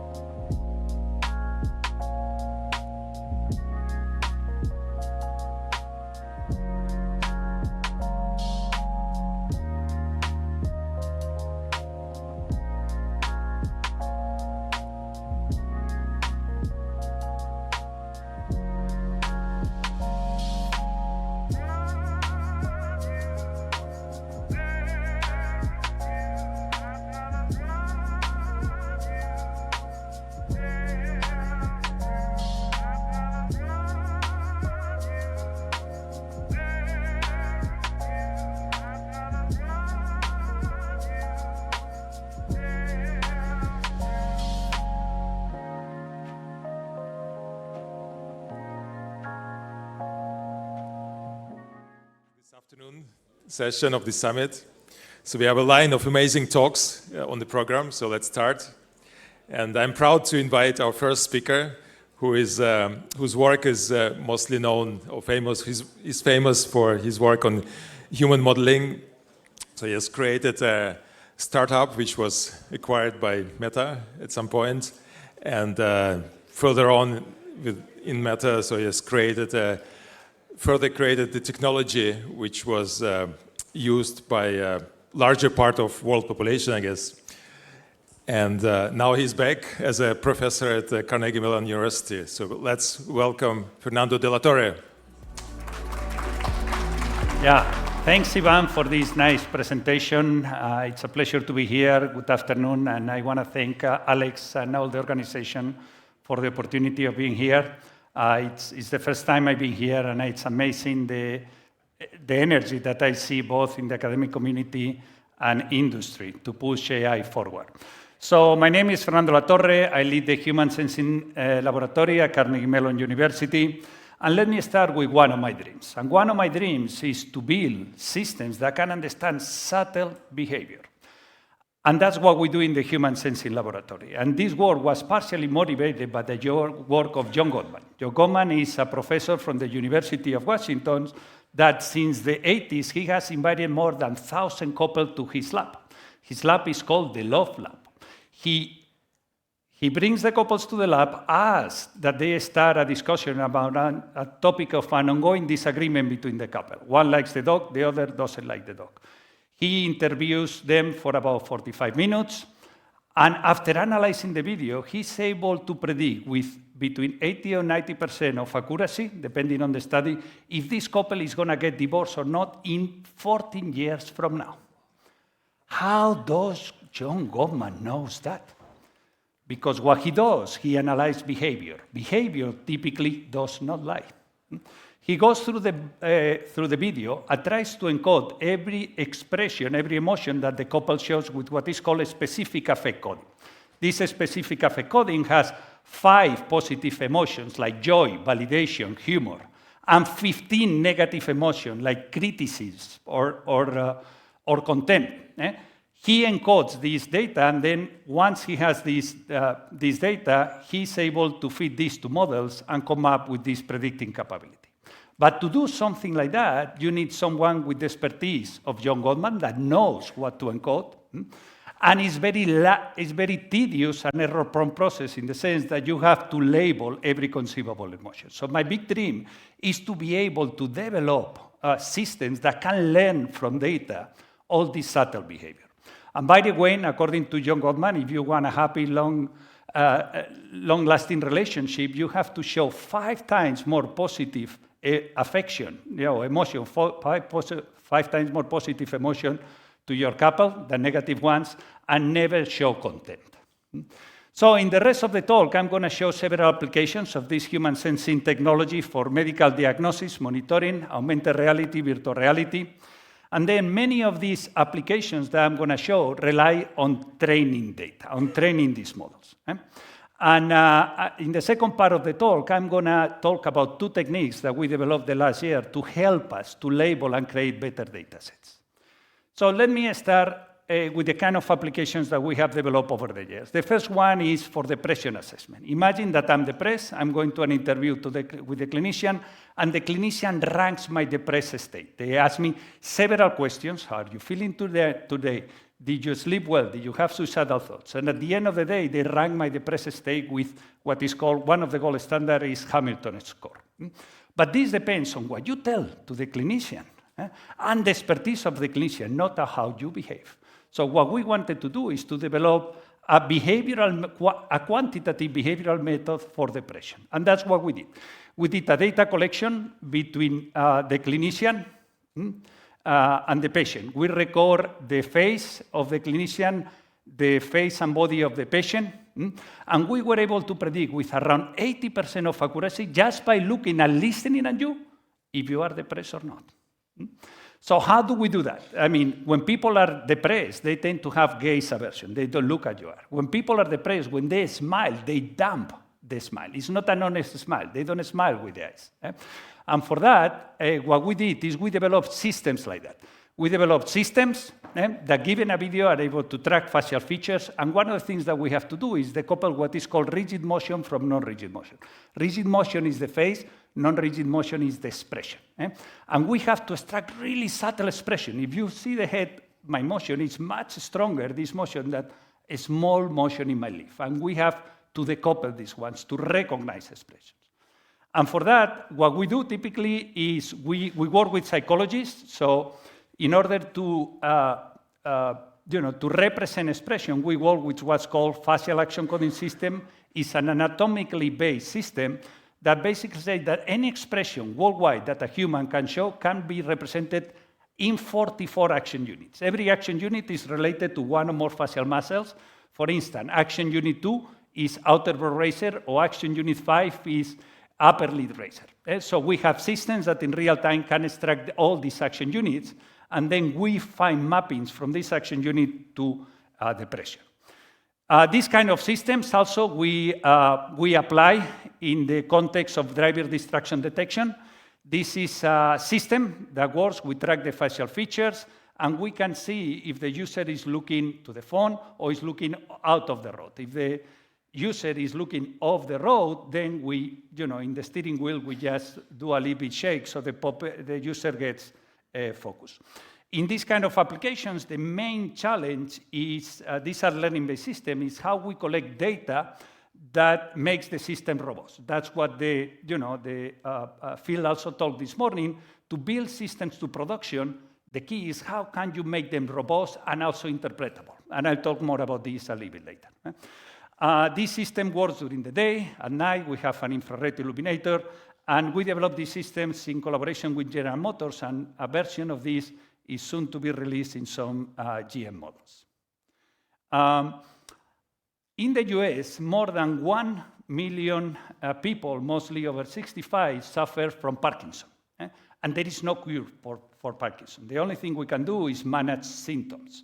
If a patient suffers Parkinson now, they have to go to the clinician office around every 3 to 6 months. You go to the clinician office, they ask you to do some motor tasks, and you self-report symptoms. However, this is far from ideal. When you have to do a motor task, the motor task is highly variable depending on the time of the day and depending when you took the medication. Second, self-report measures are not very reliable. You don't remember how the tremors that you have 3 months ago.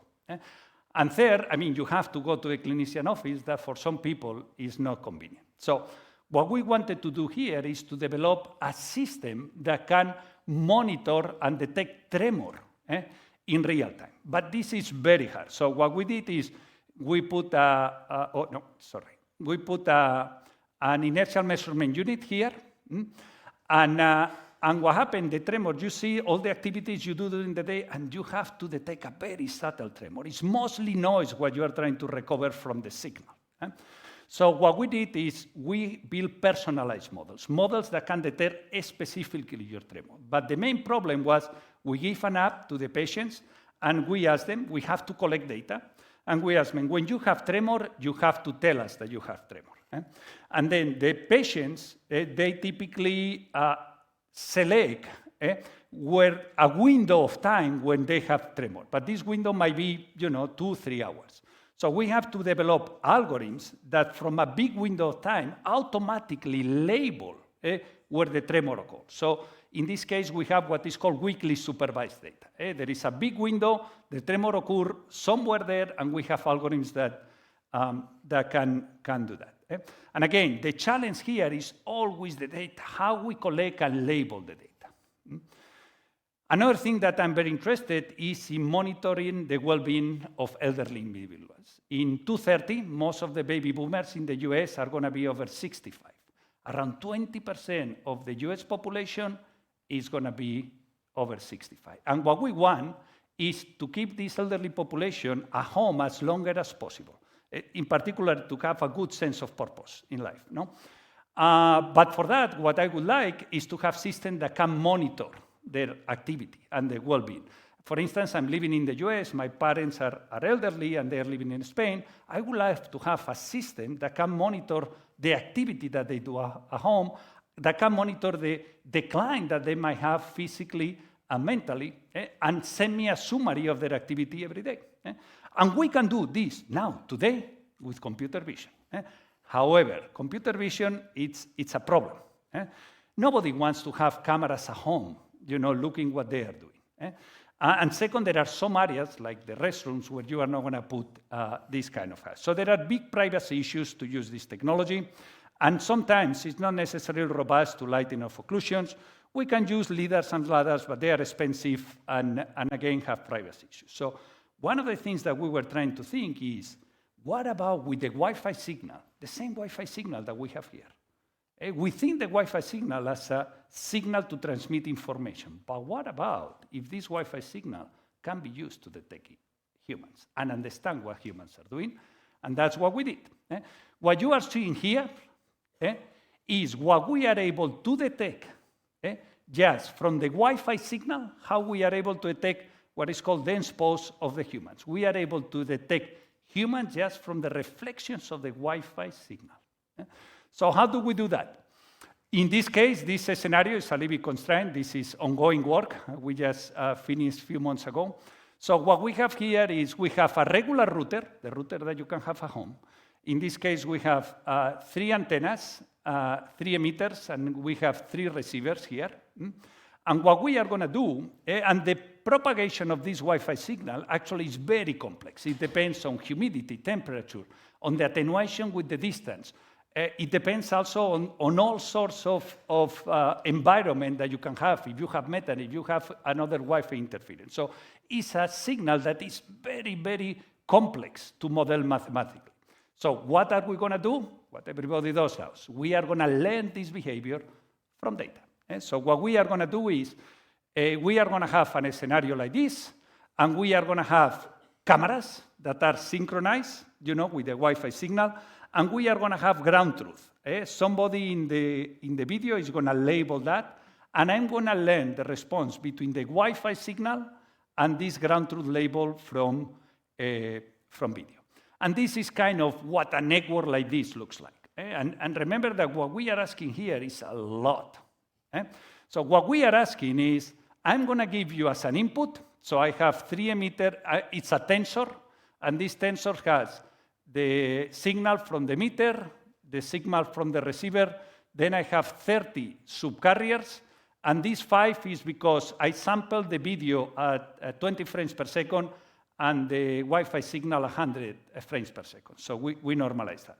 And what I'm asking is, hey, I'm going to get, all this tensor that is going to give you the phase of the signal, the amplitude of the signal. You have to combine this, flatten this, and give me an image-like structure. I don't know what this is going to be, but this you are going to extract from the reflections of the Wi-Fi signal.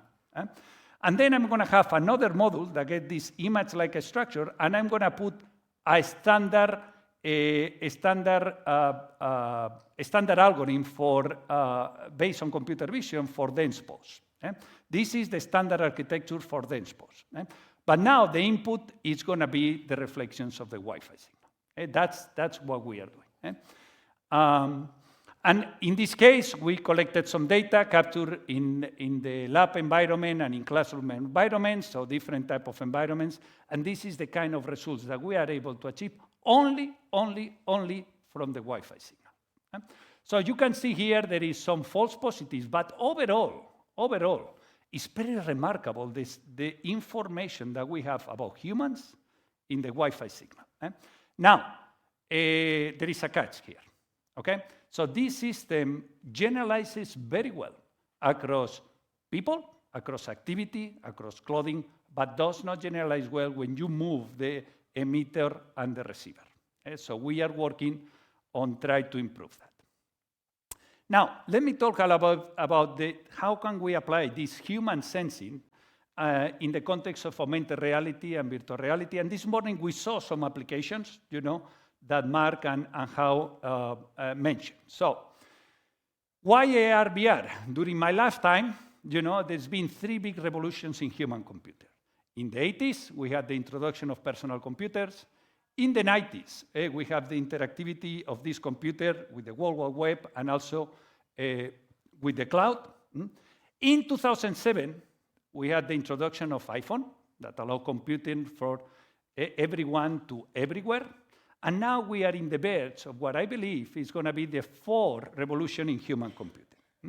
And this is going to come with the hands of new hardware for augmented reality and virtual reality. Soon, and already there are a few prototypes, we are going to have augmented reality glasses that are socially acceptable like mine, have battery for 12 hours, have a high-resolution displays and other sensors, and we are going to be able to merge the digital information with the real world. And if you want a more immersive experience, you are going to have some kind of VR headset. So let me show some applications. This is some work done while I was in Meta. So the first one that I'm particularly excited is about how it's going to be the communication in the metaverse. Now, I'm happy to be here physically, and I can see, when I'm talking, I can see the reaction of the audience to the slides. But there are people that are live, and I say hi to them, that I don't know how they are reacting to this content. In the future, it's likely that we have a system similar to this one, where I'm going to have a VR headset. In this VR headset, I'm going to have cameras that give me images like this. These are infrared cameras looking at the eyes and the mouth. And everybody is going to have a VR headset, and we are going to have a common space, and I'm going to be able to see and interact with the people in this virtual environment. And one key element of this technology are going to be photorealistic avatars that behave like you and look like you. And this is something that Hao touched on this morning. So this is what we want. What we are going to have is images like that, and I have to render a video realistic avatar of you. And again, the key problem here is how I'm able to extract just from these cameras all the subtle behavior and being able to transmit this subtle behavior to an avatar. That's the challenge. And let me play this video. So there is no sound, but you can see a little bit how this is going to look like in the future. So this person is talking and is seeing this avatar of this person. And you can see that you are able to reproduce a photorealistic avatar that looks like you and behaves like you. We have this technology not only for the faces, but also for the bodies. In this case, from the egocentric view, from a camera looking down, what you could do is to transfer all the body behavior to an avatar that looks like you and behaves like you. In this case, it's very challenging because from this view, first, it's very distorted. You don't even see the legs here, so you have to infer this.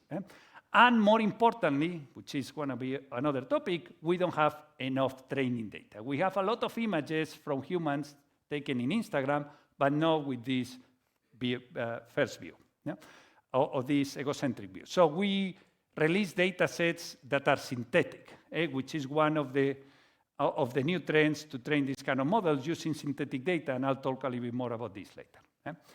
Now, during my tenure at Meta, also my team lead all the augmented reality in mobile phones. So we developed technologies like the Face Max, which is very popular.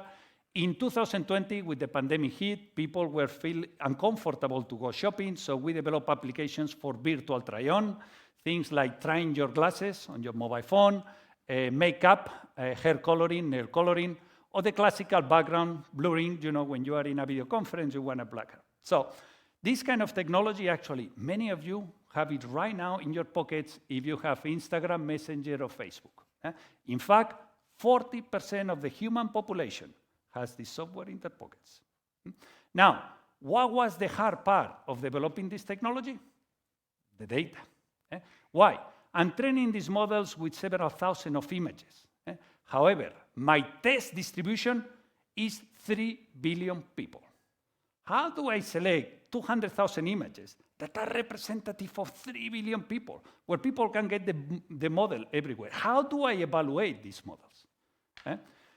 And is what also Phil said this morning.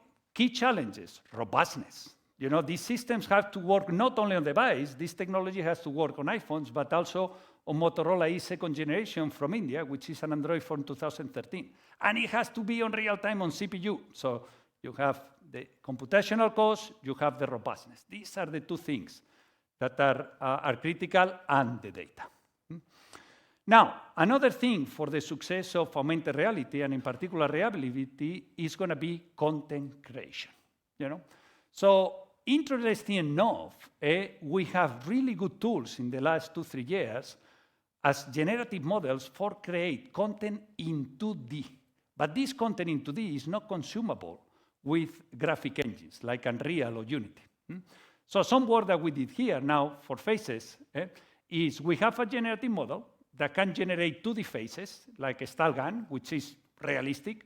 And what we do, we take this generative model, or this image from the generative model, and we are able to do uplifting into 3D. We take this image, we automatically decompose between albedo, illumination, 3D shape, and also we have an estimate of the rotation translation. We put all this information in a differentiable render, and we are able to learn in a self-supervised manner this uplifting in 3D. And this is the kind of data, I think I played the video. This is the kind of models that we have.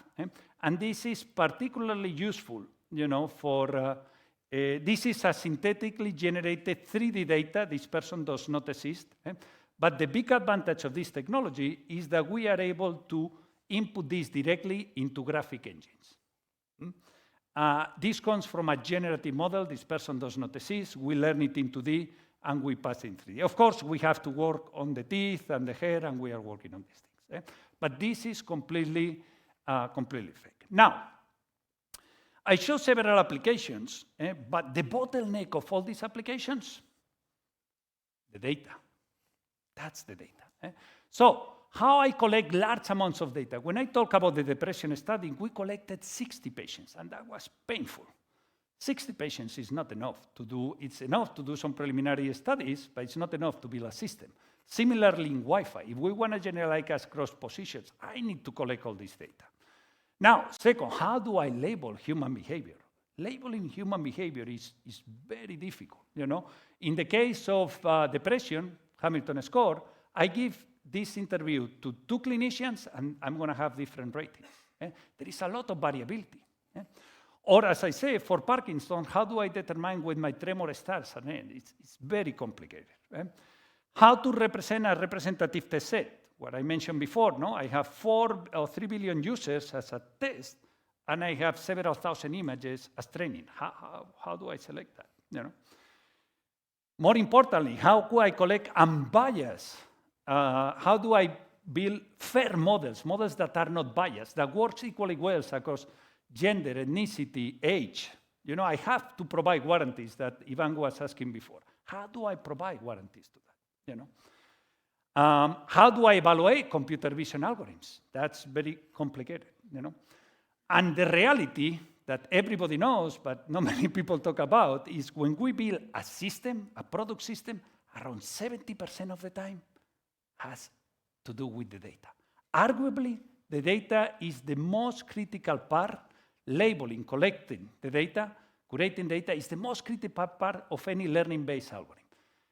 The problem is not sexy work. Working on data is not going to give you much glory. In fact, when I have a prospective student and they come to talk to me, and I say, let's do a data set, I never see the student again. Or when you are in industry and you have a research team that they build a prototype and they send it to production, and then the production say, well, I can accelerate the code, but this doesn't work here. The research say, oh, no, it's a matter of data. You collect the data, and the product team is saying, no, this is a problem of generalization. That's your problem, And they keep fighting back and forth, which is the problem, So when I came from industry, I spent 4 years in Meta, and I came to academia, and I was thinking, what is the problem that I want to work on? Is exactly that. How can I have fun working with data? And these are the 2 techniques that I'm going to talk today. Hopefully, I'm doing well with time. I'm going to talk today about how we can have systems that help us to evaluate better computer vision algorithms, create better data sets. So the first one is zero-shot model diagnosis. What is the problem? The problem is I want to evaluate the performance of deep learning algorithms. So what's the standard thing? I have a training set, I have a validation set, and then I have a test set to tell how well my computer vision algorithm does. But it's very hard, actually, to build a very good balanced test set. The problem that I had before, in the meta, I have users that are 3 billion users. How do I build a representative test set? What does it mean, a representative? Something that is balanced. I have, imagine in the face. I'm going to illustrate many things in the context of the face because it's very easy to understand, but this applies to other domains. Now, imagine that I want to build a test set for faces. I have to collect data sets that are uniform across age, ethnicity, gender, long hair, short hair, glasses, no glasses, beard, no beard. I mean, you name it. I mean, how I'm going to do that? It's very, very difficult. So what I'm going to propose here is that I'm going to be able to evaluate computer vision algorithms without test set. I mean, how is that possible? I mean, how am I going to do that? Wait 1 second. Time to wake up, that this is the interesting one. Yeah? So we don't have a test set. We don't. But what we have is a generative model. It's a model that can generate images. And it's a model that I have controllability. I can control specific attributes that I'm generating. In this case, I have an input image of a face, and this generative model can change attributes of the face, like eyeglasses. So I can control this generative model, and I can render different attributes. In this case, eyeglasses, or in this case, bangs. So I have a controllable generative model. And the other thing that I'm going to need is what Phil talked this morning, which is adversarial attacks. So what I'm going to do is, in adversarial attacks, the problem or the effects that happen in networks is I have an image, in this case has been classified as dog, but I can do some adversarial attack with a very, very, very indistinguishable noise. Is going to flip this classifier. So the image is the same, or perceptually is the same, but now the result of the classifier is different. So I have a generative model that can generate images, and I can have control over the attributes, and I have adversarial attacks. Now, here's the catch. The adversarial attacks are not semantically. I don't know what this noise means. But because I have a generative model that I can control via glasses, I'm going to be able to do adversarial attacks in the semantic space. So here is the thing, what the algorithm is doing. So I'm building an eyeglass classifier. This person doesn't have eyeglasses. But now what I'm going to do is an adversarial attack over attributes. I'm going to take this image. I'm going to try to put beard, no beard, long hair, short hair, or other features that I'm going to try to do things like that. And what we see when we do these semantic adversarial attacks, when we remove the hair, the classifier is saying that I have glasses. So that's very interesting for several things. The first thing is I'm going to be able to build a sensitivity analysis of for which kind of attributes the classifier has more sensitivity. And the way I do that, for anybody might be interested on this, but the way we do that, we have an image, we have the attributes, and then we do these adversarial attacks in the attribute space. I do gradient ascent in this attribute space. So I'm trying to look among all the attributes that I have, which are the ones that make the classifier flip. And with that, I build this sensitivity analysis. In this case, when you are young, it's more likely that the classifier flips. And this is consistent. Here, when you are old, you have less hair. And we are able to discover bias of the data automatically. Now, I wanted something even more, because right now, what I had to do is I had to have this generative model that has been trained from label data. I want to go one step more. I don't want to have this generative model that has been trained with supervised data. So how can I do that? So I'm asking now, I want to evaluate computer vision algorithms, but I don't want any test data, and I don't want that you give me this, I don't want to have the labels to train this generative model in a supervised manner. So how I'm going to do that? So here's what we are going to do. Now, we are going to introduce one of these foundational models into the equation. We are going to introduce this CLIP model that also Mark talked about. How the system is going to work is, you give me a computer vision algorithm. The only restriction I want is differentiable, end-to-end. And then I'm going to select by hand some attributes that I want to evaluate. Let's say we are building a dog classifier, and I put green eye, vertical pupil, pointed ear. I tell you the attributes, written attributes, that I want to evaluate the sensitivity against. So what is the CLIP model? The CLIP model is one of these foundational models trained on 400 million images that give me a similarity score between what is the text and what is an image. And this foundational model, what is going to use is going to be useful as a guidance. I'm going to try to distill the information from this foundational model for the problem that I have, which is evaluating sensitivity with respect to attributes.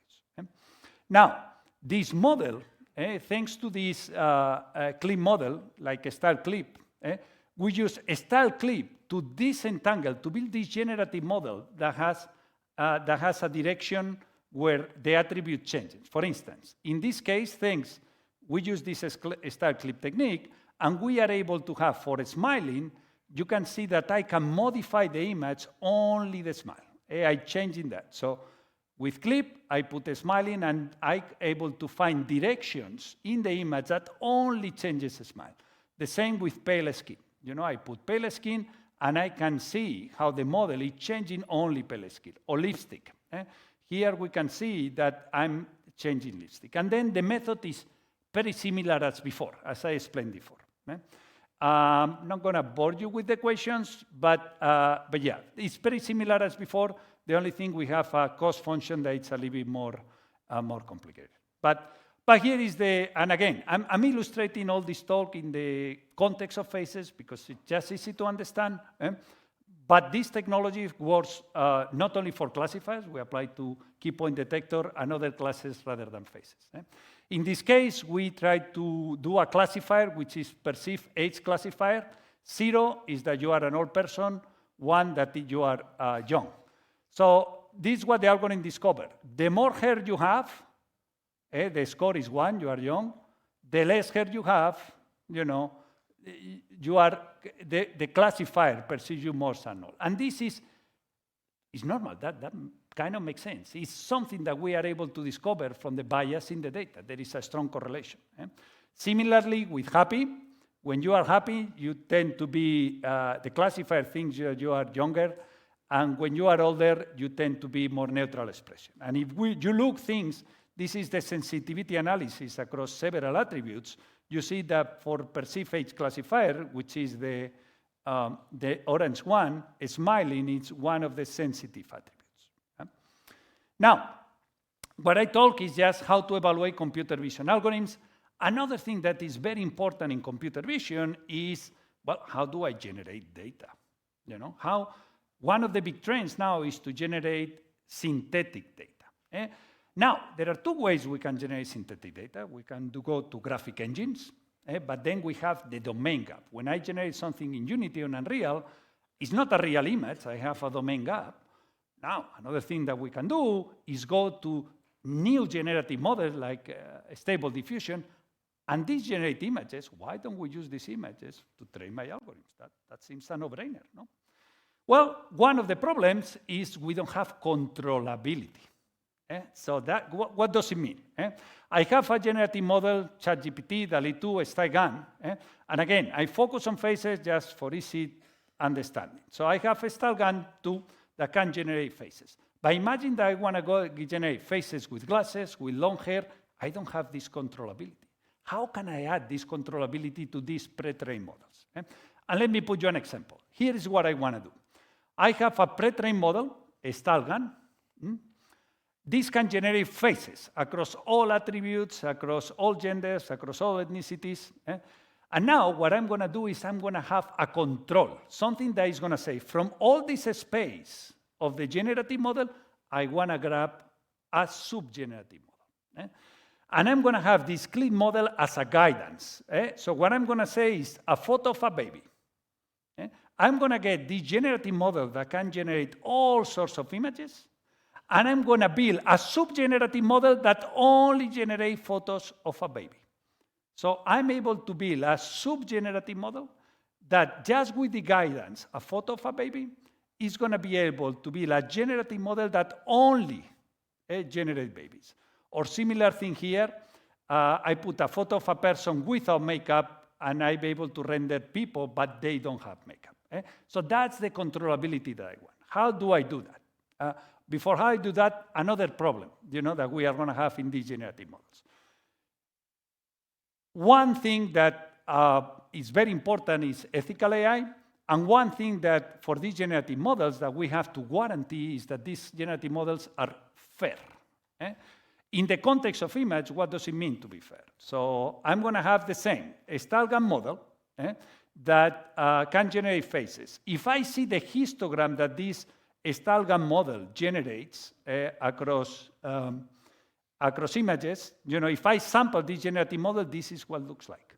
I have many more images that belongs to white rather than black, Latino, East Asian. It's not a fair model. It's not a fair generative model because I'm generating many more images of this ethnicity rather than the others. Why? Because it inherits the bias of the data. It has been trained with more white type of faces. No?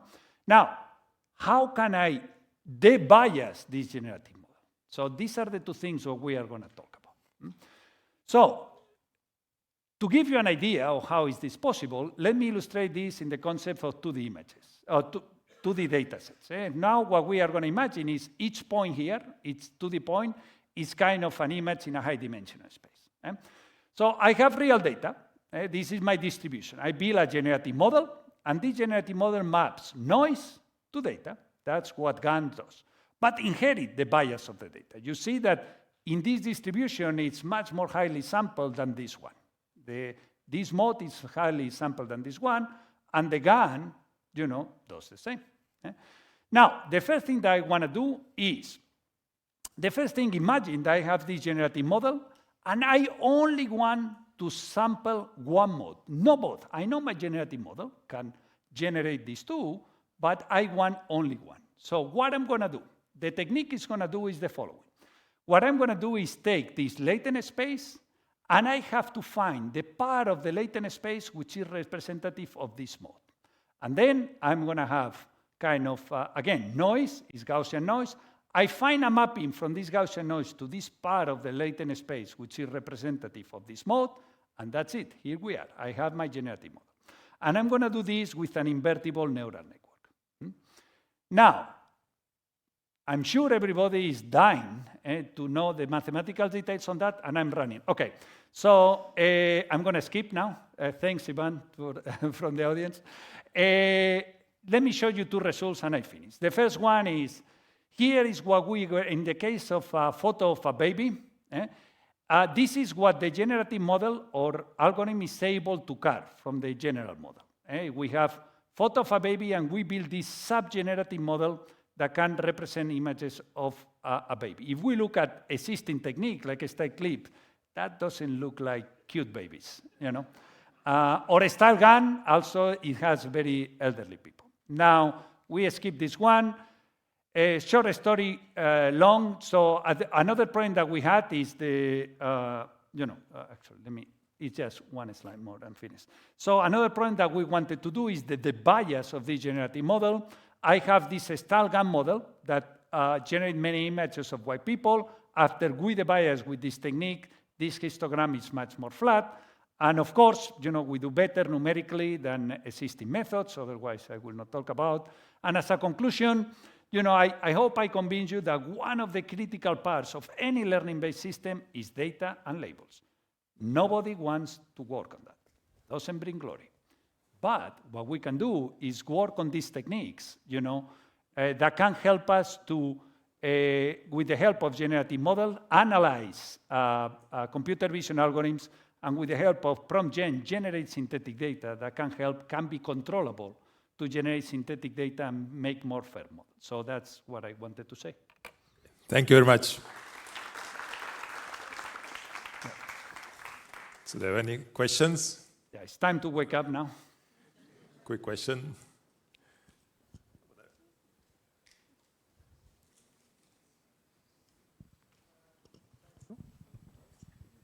No. Hello. Oh, okay.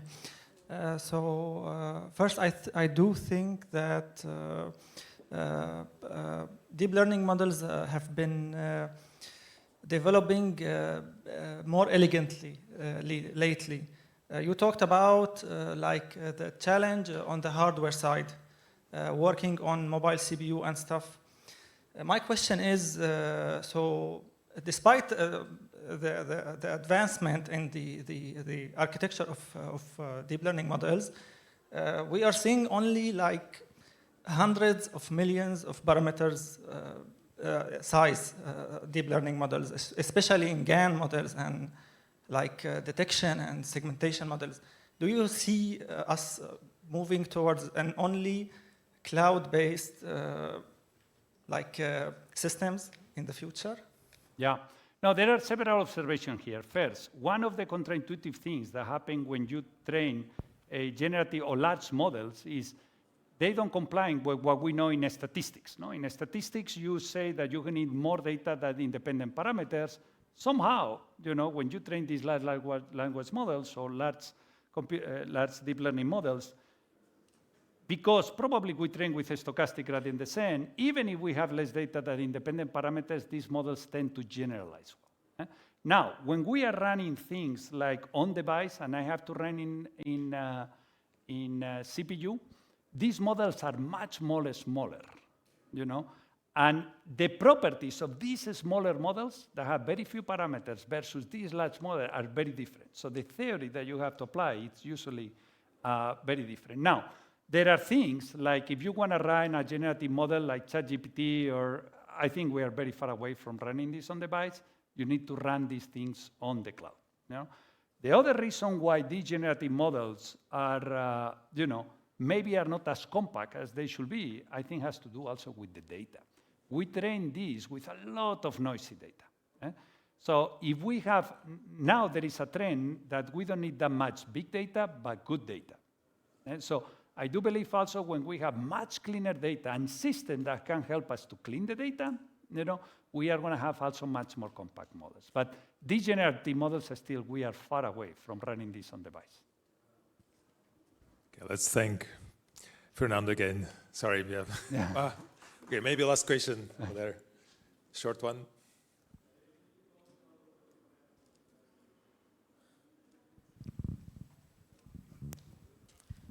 Thank you very much. So my question is about this auto-learning that at some point, for now it's very nice, we are showing these models, everything is under control. At some point, these algorithms are going to become autonomous and they're going to engage in self-learning. Today, you can restore the algorithm and say, no, please be more ethical. Please have more equilibrium in terms of race and beauty. Don't give me ugly babies and all these. But can you guarantee that you will have control over these algorithms in the future to adopt the right positive behavior? Because in nature, as human beings, we have the good and the ugly. So how can you control that they will learn the good and not go to the ugly side of humanity or develop their own autonomy in terms of their own agenda? Yeah. I mean, I still think we are far away from the algorithms to develop their own agenda. But it's true, I always say that, I'm following up a little bit what Ivan's question was asking later. When you program software, you have what is called formal verification methods to provide guarantees of the software that you are developing. Now, I would like to do the same for data. So how I do that, I don't know. But providing guarantees such that the algorithm, does not go to the dark side of the force, I think is critical for society. You know, and in fact, one of the main challenges that we have now, and we see with ChatGPT, is that, you know, these algorithms not necessarily are truthful, and they can, you know, they can come up with misinformation that is not right. No, what do we trust when we are looking at these algorithms? So part of it comes from educating people. You know, as an engineer, you know, we know that these are algorithms, but not the rest of the society might have the effect that we have in the film Her, no? That they fall in love with these kind of algorithms because they look so human, no? So that's part of the education that we need to receive as a society to really understand a little bit when to trust these algorithms. These are good aiding tools, but they don't have the final answer to it. Yeah. Okay, now let's thank Fernando again. And so I'd like to now invite our next speaker, who has a rich set of contributions, and some of them were recognized by Helmholtz Prize, which is awarded to long-standing contributions in computer vision. He also has a rich academic path starting from Caltech, UC Berkeley, and then UCSD, Cornell, and now he is in the University of Copenhagen, where he leads Center for Artificial Intelligence. So we are very happy to have Sergio Belongi with us today.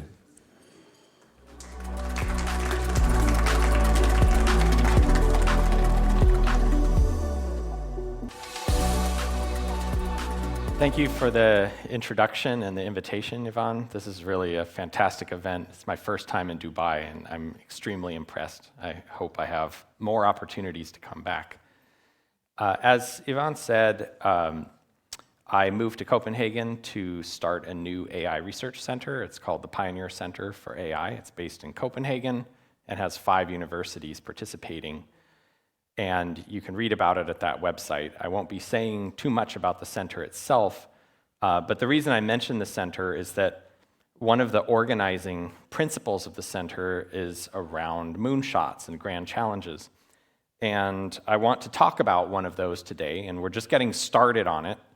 And our moonshots are different than big tech, say, for example, big US tech company moonshots. It doesn't make sense for academia with its limited compute resources and personnel to do the same type of moonshots that DeepMind or Meta would do. So as an example of the kind of moonshot we're pursuing, I'm going to talk about the problem of stopping misinformation. And you probably would think, if we're talking about misinformation, that I would go into some kind of fact-checking argument, like structured knowledge bases and how do we look for tampering in images and so forth. But strangely enough, I'm not going to talk about fact-checking. I'm going to talk about unfalsifiable or unverifiable narratives. So this is a little bit of the dark matter of discourse that happens online.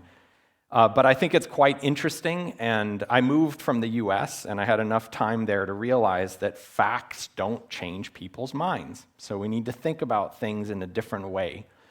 So this talk is really about narratives, and I think that there's a certain urgency in terms of understanding how narratives function and relate to one another with the emergence of these large language models, such as ChatGPT, that make it so easy to generate large amounts of misinformation. And there are counterparts, as were mentioned in the earlier talks, like stable diffusion for generating images, related methods for generating realistic speech, and so forth. So if I talk about narratives, there is a formal definition. If you study literature, you know that narratives involve protagonists, antagonists, a journey, transformation, catharsis, and so on. I am not talking about that type of narrative. I'm talking about the vulgar sense of the word.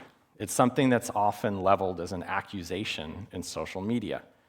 It's often the case that someone doesn't realize that they have a narrative, and somebody says, well, you didn't mention XYZ because it doesn't fit your narrative. Oh, really? Did I have a narrative? So if you just search for the word narrative on Twitter, you get millions of hits. And most of them have this kind of snarky tone, and there are these philosopher king people on Twitter that talk about narratives, and that narratives are really what get people through the day, let them sleep through the night when they're doing horrific things. So they need these narratives to make sense of the world around them. So as an example of the kind of contrast I'm talking about between facts and narratives, somebody could make a post that has some assertions in it. So this is a tweet that can be parsed by a fact checker. It contains verifiable statements.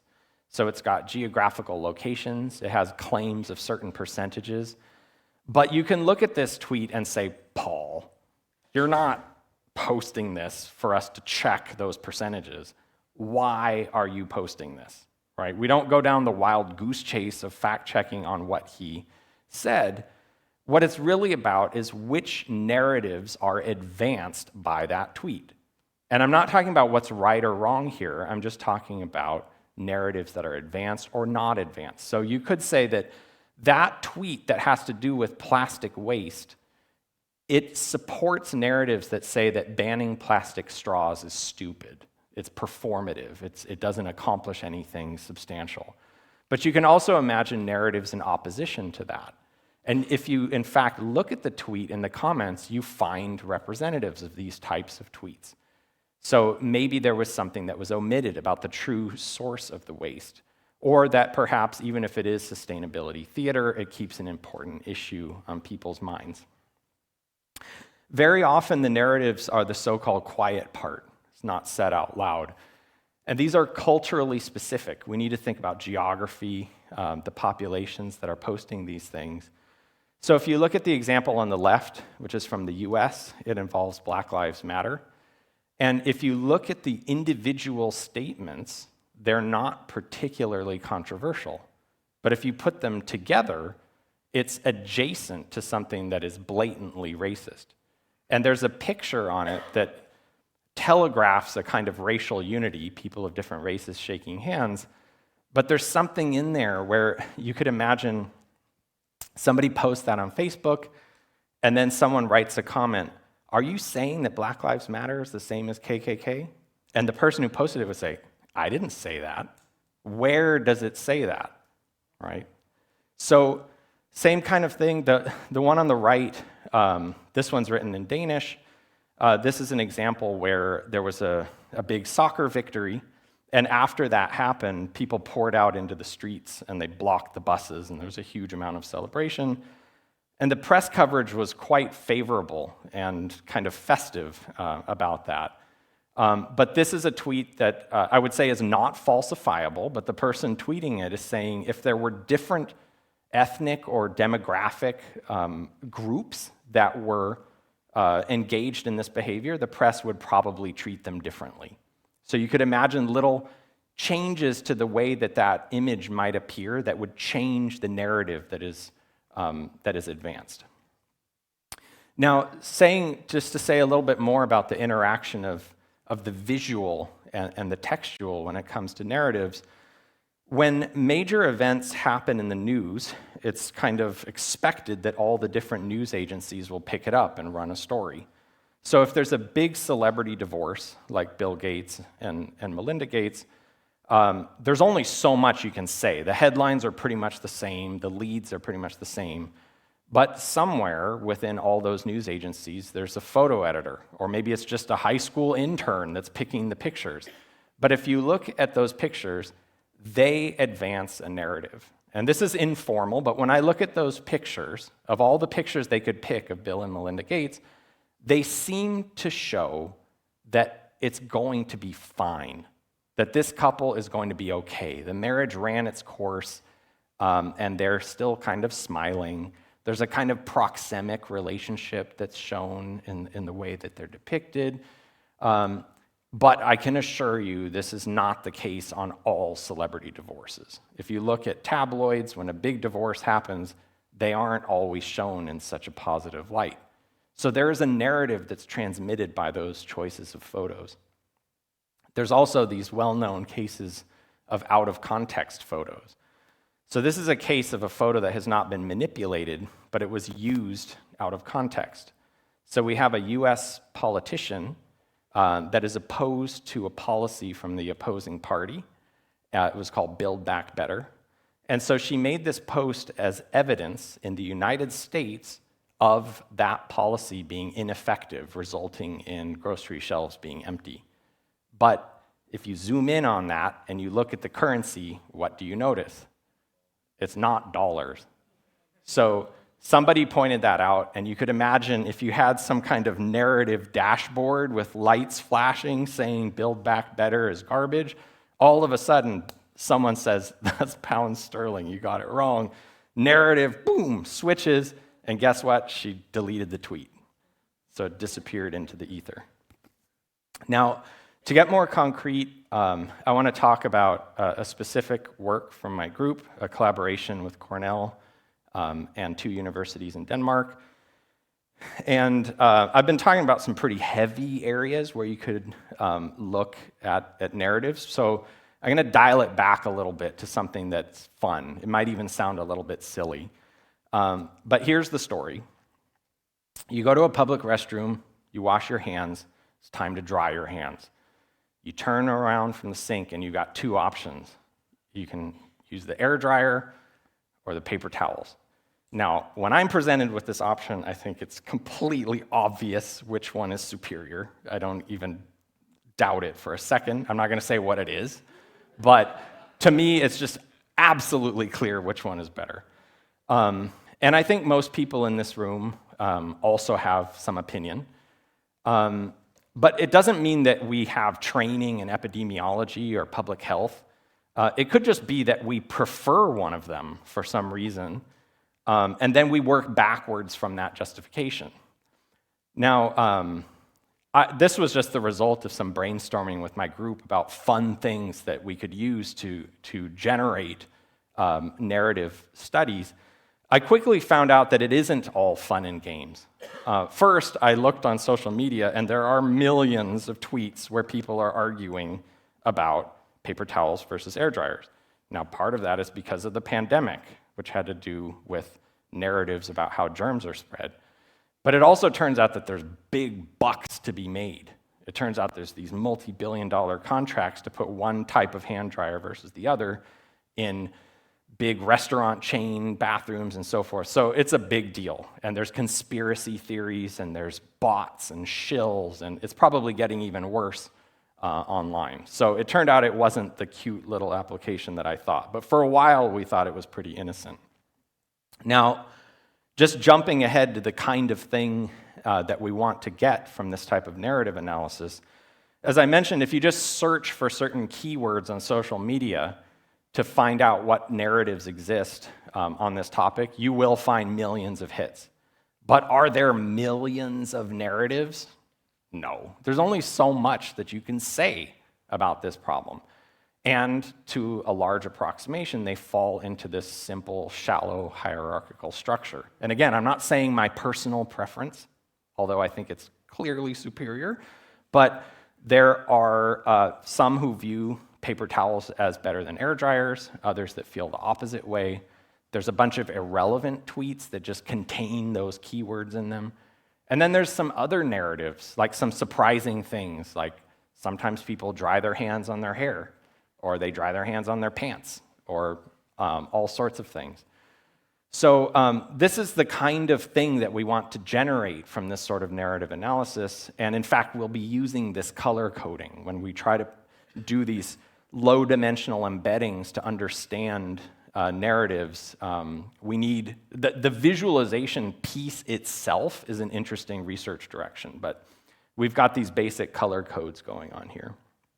Now, our work so far has mainly been on the text side. I'm trained as a computer vision researcher. The computer vision part is coming soon, but right now it's kind of on deck. But just to show you the kinds of things that pop up with narratives and the visual component, memes are very important, especially for younger generations. Memes have a certain structure. There's an image, there's components, like that hat is known as the scumbag Steve hat. The presence of that hat is a kind of phrasal template, and that alone represents a worldview. That has a kind of sarcastic twist to it. The one in the middle, is advancing a certain narrative about the ineffectiveness of one of the methods. The one on the right I just thought was funny. It actually has nothing to do with one or the other. So the reason that I call this a moonshot or grand challenge is that this isn't just a conference paper. It's not a journal article. I don't just get a PhD student or postdoc and say, go solve this problem. This is a really hard problem. It's hard technically. It's got high touch, messy human components to it. It's going to involve all sorts of problems to be solved.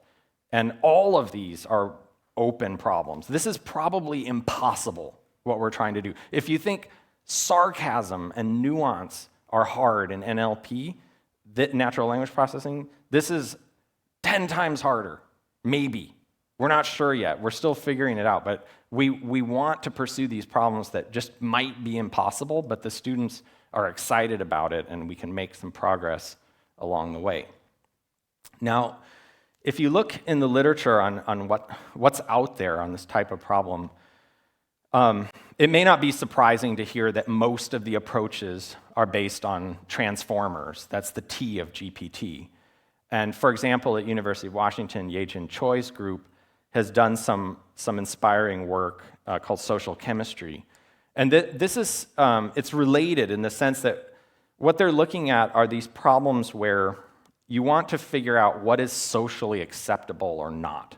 So if you have roommates, is it okay to run a blender to make a smoothie at 5 in the morning? Well, most of us would agree that's not an appropriate thing to do. So if that exact example isn't in your data set, can you train a system to produce the right answer and also provide an explainable representation?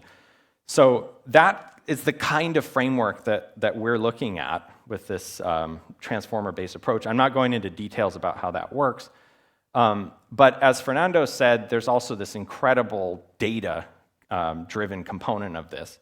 And it turns out, since people love talking about narratives and sharing their opinions online, there's a huge opportunity for these so-called games with a purpose. So there's a 2 decades plus literature of ways that machine learning people benevolently trick people into providing huge amounts of data.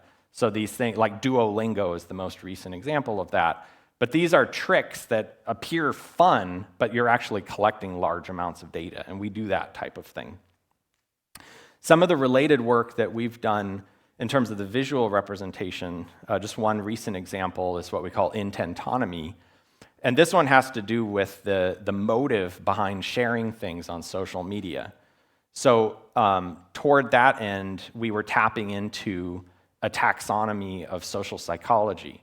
So imagine that you're scrolling through Instagram and you see these different posts, and computer vision, as you've seen in the previous talks, can tell you about the content of the image, but not so much about the intent. Why did the people post it? Are they showing off their exercise routine? Are they showing that they're in love? Are they humble bragging about their children? Are they showing the pain of defeat? So these things have been studied for a long time. We don't need new hierarchies to use this in computer vision.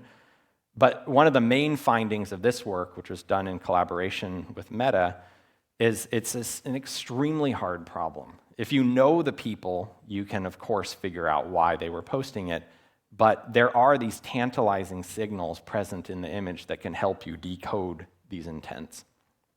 Now, in terms of the computational approach we use, there's a certain human plus machine framework that we developed a few years back in the context of, it's the context of other problems. We weren't thinking about narratives at the time, but it's a framework that we're able to borrow, and it involves, it's an algorithm called SNAC, which stands for Stochastic Neighbor and Crowd Kernel.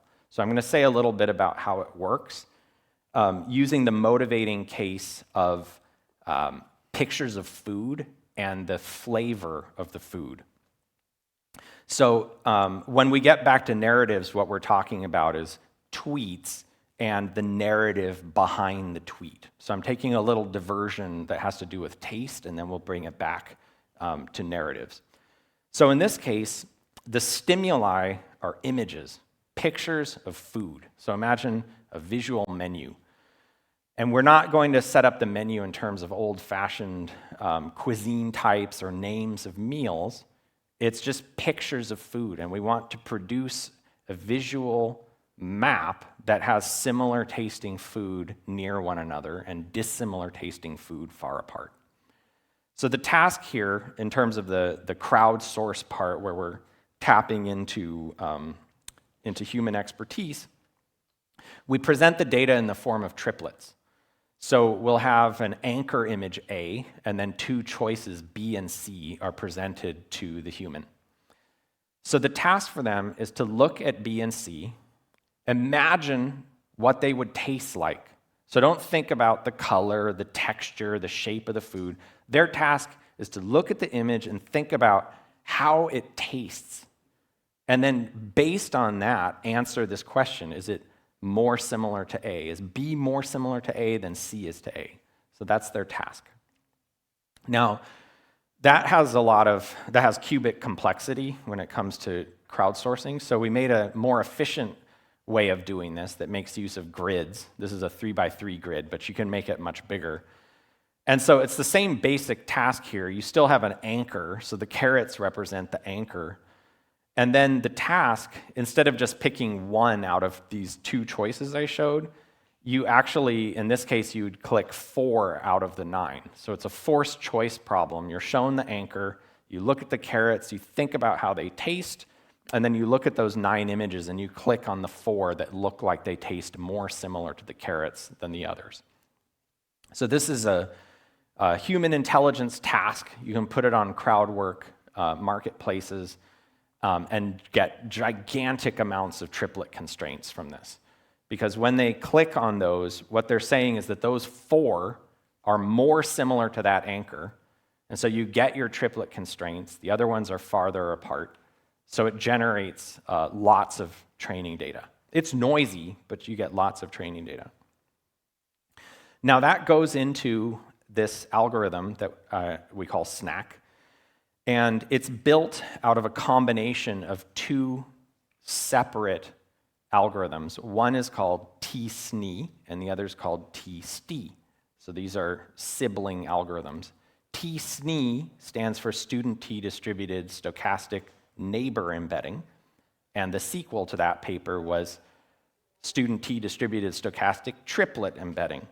And they're both trying to do the same thing. They both take in large amounts of noisily labeled data, and, well, one of them, T-SNE, takes into account large amounts of unlabeled data, and the T-STE takes into account large amounts of data for which you only have these triplet constraints. But in both cases, what you're trying to do is to take high-dimensional data and produce low-dimensional, usually 2 or 3-dimensional representations that have the characteristics of that visual menu I was talking about. We want to find plots in 2 dimensions that put together stuff, in this case, that taste similar, and then put points far apart when they don't. So that deep learning pipeline along the bottom, that's the one that runs through the so-called T-SNE method. So the deep learning pipeline down there, that's a ResNet 50 backbone, that takes the images of the food and it runs it through a pre-trained network that was designed to classify cuisine of food. But instead of doing that task of classifying the cuisine, we just take the features from the penultimate layer and use it as a 1,000-dimensional vector. So that represents the classic deep learning pipeline that could look at pictures of a donut or a burger or a croissant, turn it into a high-dimensional space, and if that were sufficient, then T-SNE would take those high-dimensional points and find a 2-dimensional embedding that would put all the similar tasting food together. But it turns out it's not sufficient. And why is that? Because things like guacamole and wasabi look the same, but they taste very different. mashed potatoes and vanilla ice cream look the same, but they taste different, right? So if I show those pictures to you, you probably can sense from the context that the wasabi is often on little plates that look different, or the mashed potatoes are presented in a different context. And you can imagine iterating this process. The computer didn't know that at first, but the human annotators can sense these types of things. So that type of information flows in through the upper pathway, the so-called human expertise, and that goes into the T-STE part. So we just take a tiny subset of the data, like 0.1% of it, and prepare these grids. Because remember when I was talking about narratives, I said there may be millions of tweets that talk about hand dryers and paper towels, but there aren't millions of narratives. So in this case, there may be millions of pictures of food from Yelp and so forth, but there aren't millions of dishes or cuisines. So this is a case where in machine learning, we'd say K is much less than N. So we don't need to sample all the data. We just need some representative subsample, and the humans will click on these grids, and we can put that together with this weighted combination of T-STE and T-SNE and get out these concept embeddings. And these color codings are just trying to show us some sense of how well it found these clusters.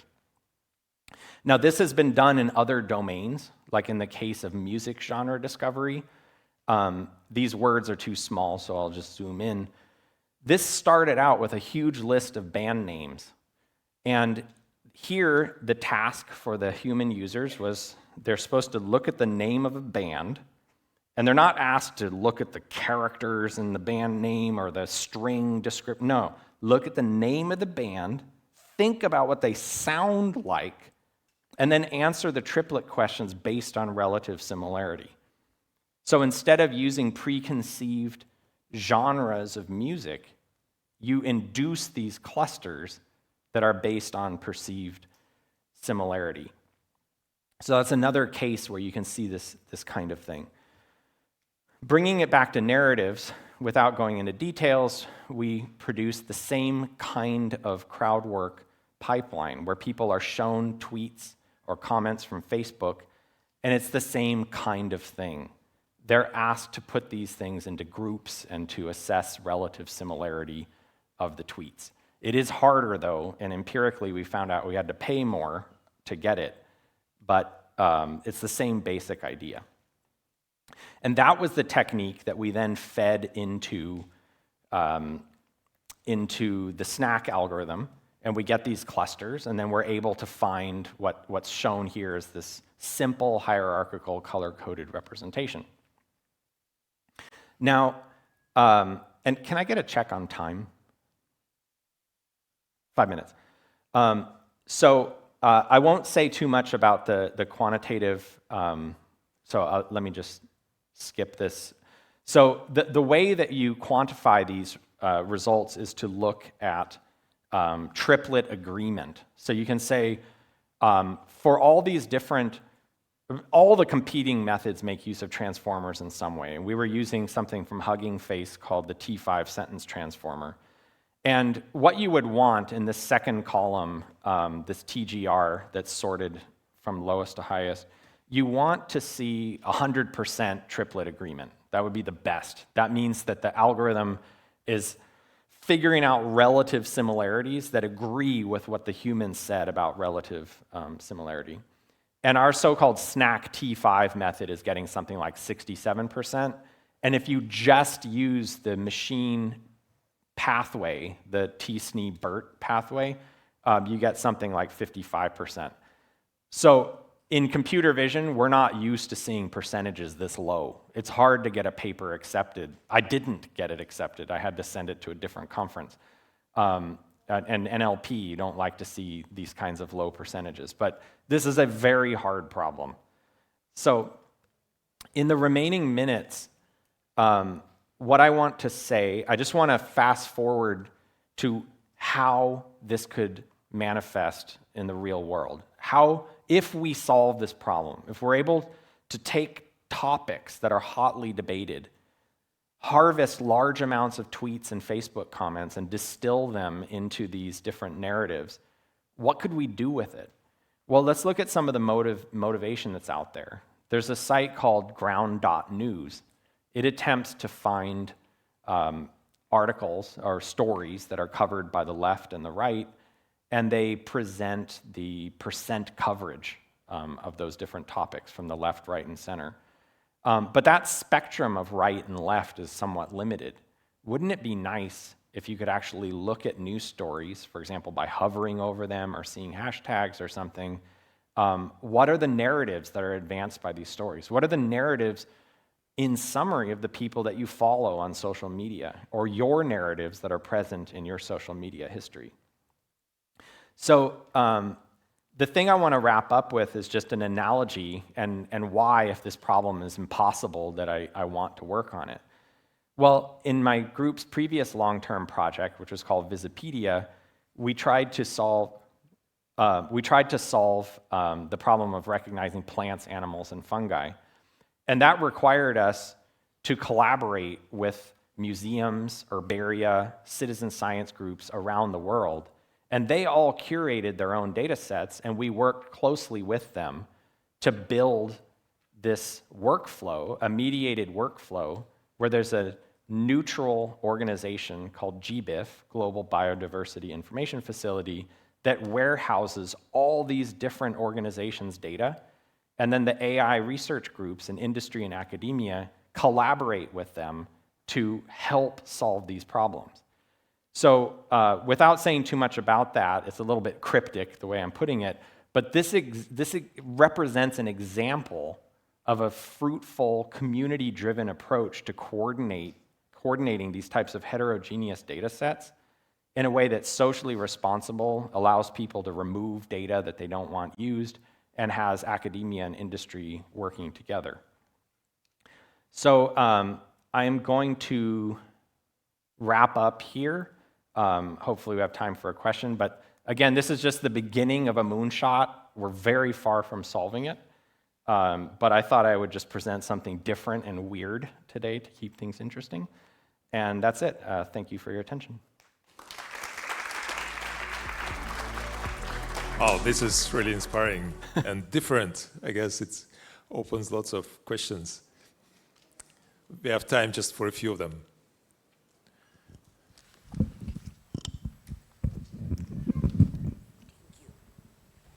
Hi, Serge. Thank you for sharing your research with us. So I wrote down a question. How can AI be utilized to develop digital literacy skills and assist individuals in discerning the difference between factual and misleading headlines? Digital literacy, how do we build that in populations? Right, so in a journalistic context? Yes. Yeah, so I have a student named Srishti that is just now starting a project on that. And as a first step, she has put together a competition that's going to run at a workshop at CVPR. And it has to do with the, for the New York Times, the headline, the lead, the pull quote, the photo, and the caption, and how they all interact, and what spin the photo puts on the headline. And as I showed before with the different news sources, the way the different news sources all spin things differently depending on political stance. So at this stage, we have more questions than answers, but we're trying to set up a quantitative framework just to understand these factors. So I think it will help toward building literacy, but I'm very careful about saying what's right or wrong. Right now, it's more about characterizing groups of perspectives as these news stories emerge and get different kinds of coverage. Okay, I will obviously, because it's in my hand, I want to say hello, thank you for all information. And I have a very specific question. It's a couple of times you mentioned the NLP, neuro-linguistic programming. Can I ask how much involve actually specific that structure in example, the looking for solution through actually you looking for, yeah? I'm sorry, I didn't. How much you use the skills neuro-linguistic programming in that in job? Do you use the role? Do I use? Neural NLP. You mentioned NLP. a couple of times the neurolinguistic about statistic and how the people from NLP, they'll not be happy because of statistics. I ask how much are you using the skills of NLP? But just to make sure we're talking about the same NLP, can you say what NLP stands for? Neuro-linguistic programming. Neuro-linguistic programming. This is natural language processing. Neuro-linguistic programming, I came to learn, is something very, very different, and it's extremely manipulative. And very necessary, exactly, in that field. Yeah, so I'm glad you brought that up, because maybe half the audience thought that I was talking about neuro-linguistic programming. And that's the part that's missing. No. I'm sorry. Yeah. Okay, we have one last question. Well, great talk, and I totally loved how you parsed narrative. I'm dying to see facts and to separate like bad or malignant narrative from the facts. I mean, sign me up. I'll pay money for. I'm serious. I mean, I would literally pay I don't know, $100 a month for processed media around me. Just give me facts without narrative, without opinion. Like take the bias out. But if you can do that, you would solve a huge problem. Like back in the day, we did not have enough information. Right now, we have too much information, so it's impossible to get facts out. Yeah. So solve that. I mean, the best of luck to you in solving Thank that you. moonshot, because we need that. We need that factual lens into the current realm of information. Great, thank you.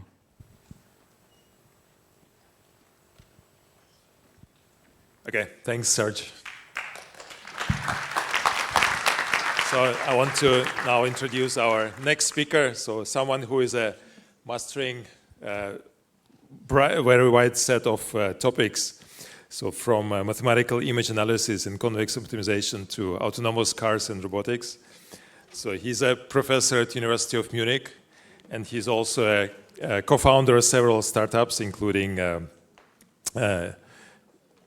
Artisan. And today, so he's going to talk about what self-supervised learning can bring to 3D computer vision. Daniel Kremers.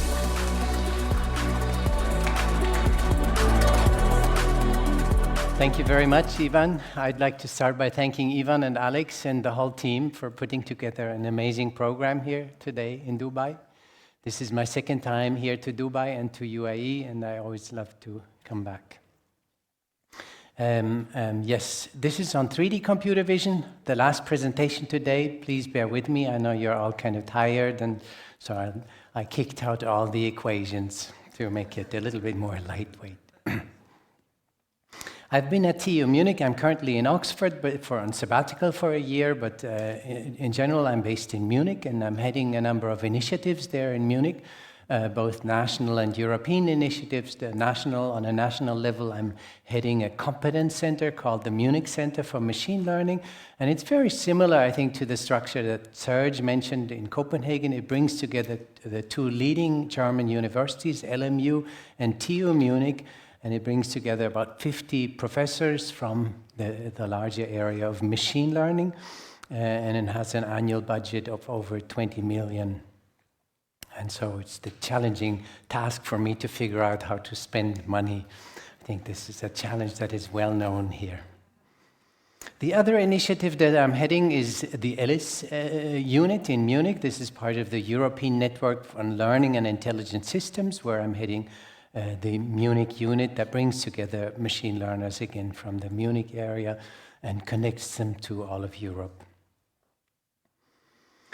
Most of my time I spend running my own research team, though. This is about 25 PhD students working on quite a range of topics, and I want to use this opportunity to really thank all of them, because the work that I'm presenting has really, as we all know, been done not so much by myself, but by the young generation. And for me, the biggest challenge I think that I and many of us are facing in the field of AI is how to bring talents in, how to draw talents to the field, because AI is all about talents.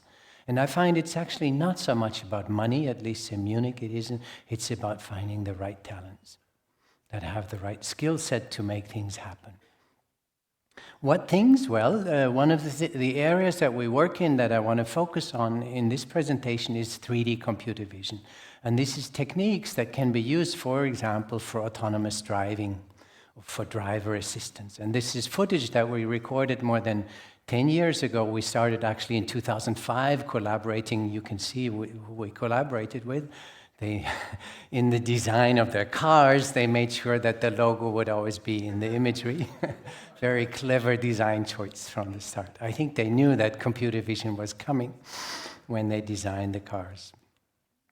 And so what we developed, this is data, algorithms we developed around 2007, 2008, where we were able to extract the 3D structure just from 2 cameras installed on a car and the motion of things here color-coded. Red means moving and green means stationary. And this information, both the 3D content and also the motion information, is very crucial. Crucial to tell you what's happening around your car. Crucial to make predictions. We can say if that same obstacle keeps going at the same speed, it will be in the driving corridor in the next few seconds. And it's no mystery. The further you can predict into the future what's going to happen, the better you can save lives and avoid accidents. And so this technology actually went into the Daimler cars, and it serves for driver assistance. But ultimately, we really want to go further, as you know, and develop fully self-driving cars. But we're not there yet, and there's many challenges, and I think one of the biggest ones is the 3D perception. To understand, using predominantly cameras, what happens in front of the car. And this is a challenge that you're all familiar with, right? You all walk through this world on a daily basis, and you see things in your world. But what you're really seeing are 2D projections of that 3-dimensional world. And a big riddle, one of the holy grails of computer vision, is how to recover the 3D world from images. Something that Mark, for example, is an expert on, and he talked about it this morning as well. This is an important challenge. I'll show you a little bit why it is a difficult challenge. Mark actually showed nice results. He didn't go that much into the technicalities of what's behind it, so I want to do that here. Let's say you chop up this world into lots of little volume elements. Then reconstructing the world in this grid basically is very simple. It just means for every volume element, we call it voxel, like this one here on the bottom left, you just have to decide, is it part of the object or not? Is it object or background? Very simple. You just have 2 choices. So what we're doing here, and what in fact our machines are doing, is much like sculpting the world from Lego blocks. And all the machine needs to decide at every time is, do I put the Lego block or do I not put the Lego block? 2 choices, right? Very easy. But if you consider 2 voxels at the same time, obviously there's 4 possible configurations of object and background. And with every additional voxel that we consider, the number of conceivable configurations or reconstructions doubles. There's always 2 more with every new voxel that I consider. With 3 voxels, I have 8. With 4 voxels, I have 16, etc., etc. So if I take large n voxels, and in practice, we typically take a grid of, say, 512 cube for little objects like Beethoven here. Even on that little grid, the number of conceivable reconstructions is 2 to the 512 cube. And, I took a calculator because I thought, I'm going to actually calculate that for you, how much that is. Didn't work. The calculator says out of memory or something, I don't use calculators much these days, but, I thought once I use it, it doesn't work, right? What the hell, right? So I had to do it in my head, and it's actually not difficult, right? I don't know what the calculator is doing there. It's about 10 to the 40 million configurations.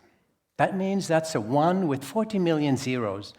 Possibly the largest number you have ever seen on a slide.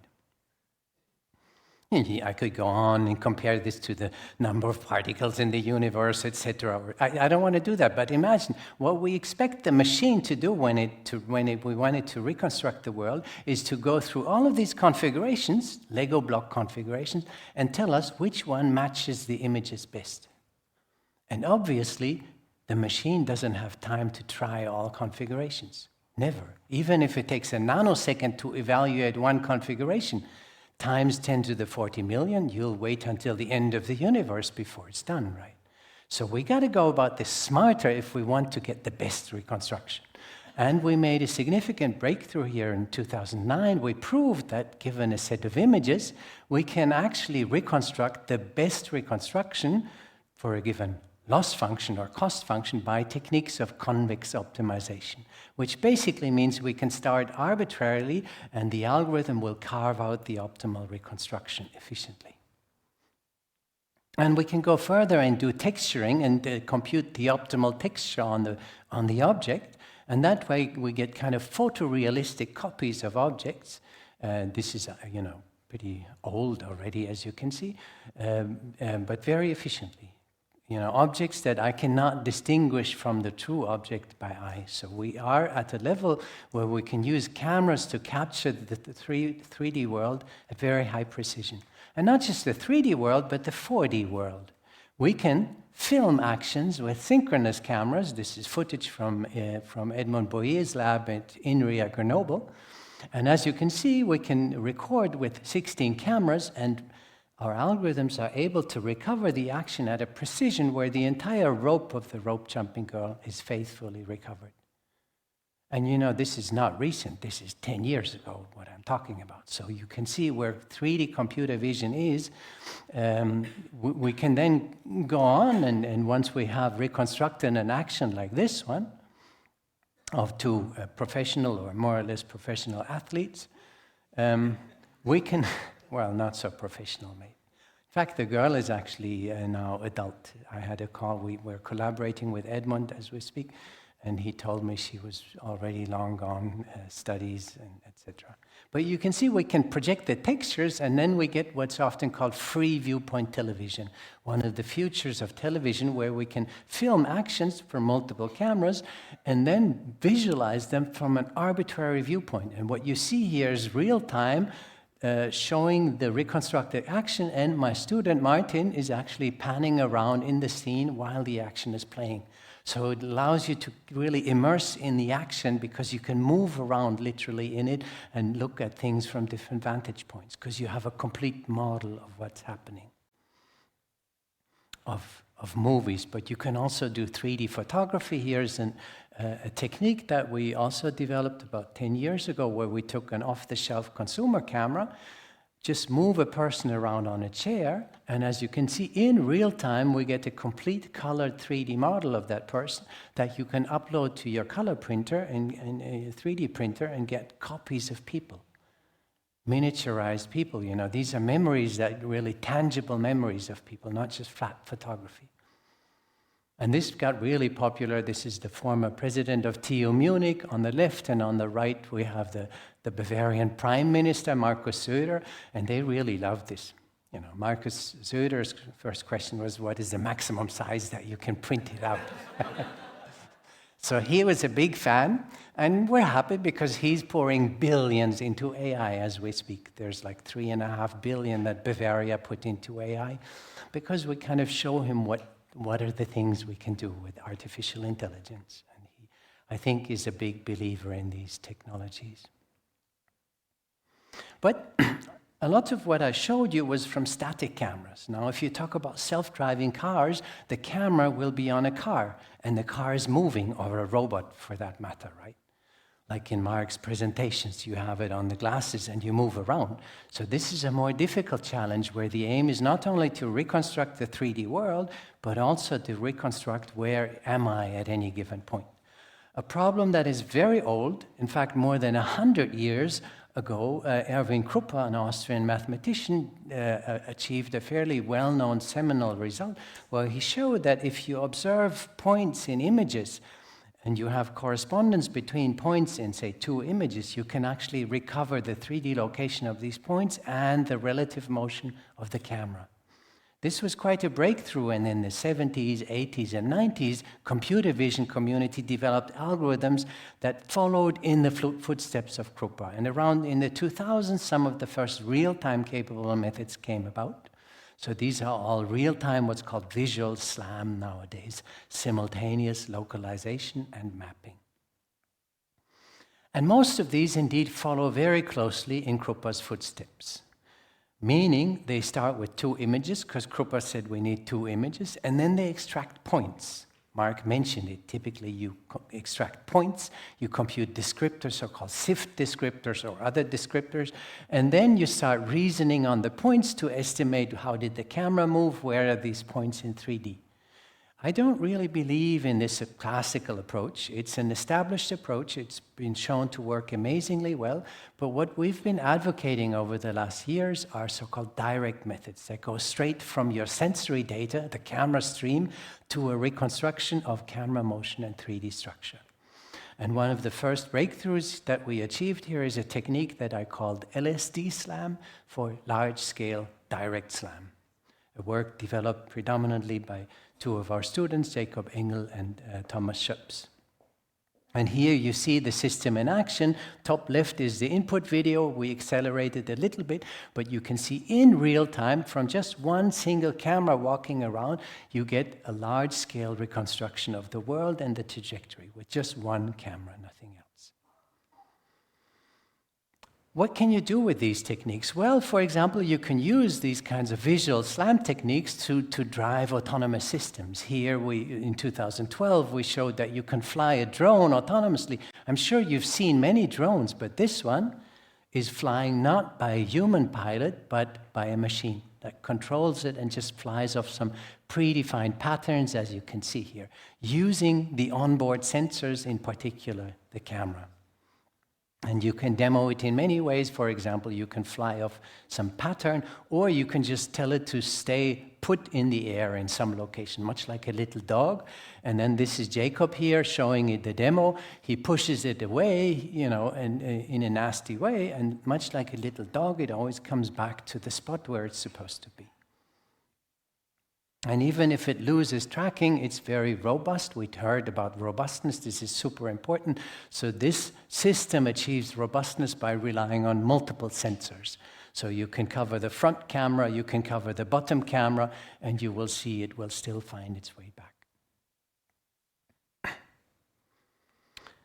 And you can, use the same algorithms that we developed for person scanning. You can also scan a room with it, right? You can put that camera on it, fly autonomously. Again, there's no human pilot. And while the system flies, it creates a dense colored model of the environment around it. And note, this is 10 years ago, right? This became really successful, and I'm a big fan of startups. I've been involved in numerous startups, both as an advisor and as a co-founder. One of the biggest startups I've been involved in, based on these techniques, is actually Skydio, a drone company in the US. And according to the latest fundraising, it's by now valued at $2.2 billion. Unfortunately, here I've been an advisor, not a co-founder. Someone was saying otherwise I wouldn't be here now. I'm not sure, though. I do like Dubai, So let's go back to SLAM. This is direct sparse odometry 2018. So you see we're gradually moving into the present age. Again, just a single camera, and again, robustness and precision is key. So both the precision and the robustness must be high. For example, here you have people walking through the scene, but you don't want the inference to be confused by this.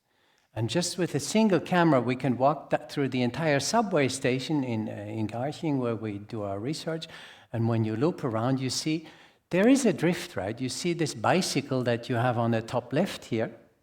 Let me try the pointer. No, sorry, that was not good. Yeah, the bicycle is reconstructed twice, right? You see there's 2 bikes. It's actually the same bicycle. So there is an error that accumulated, what's called a drift, of maybe 2 or 3 meters on a distance of hundreds of meters of walking.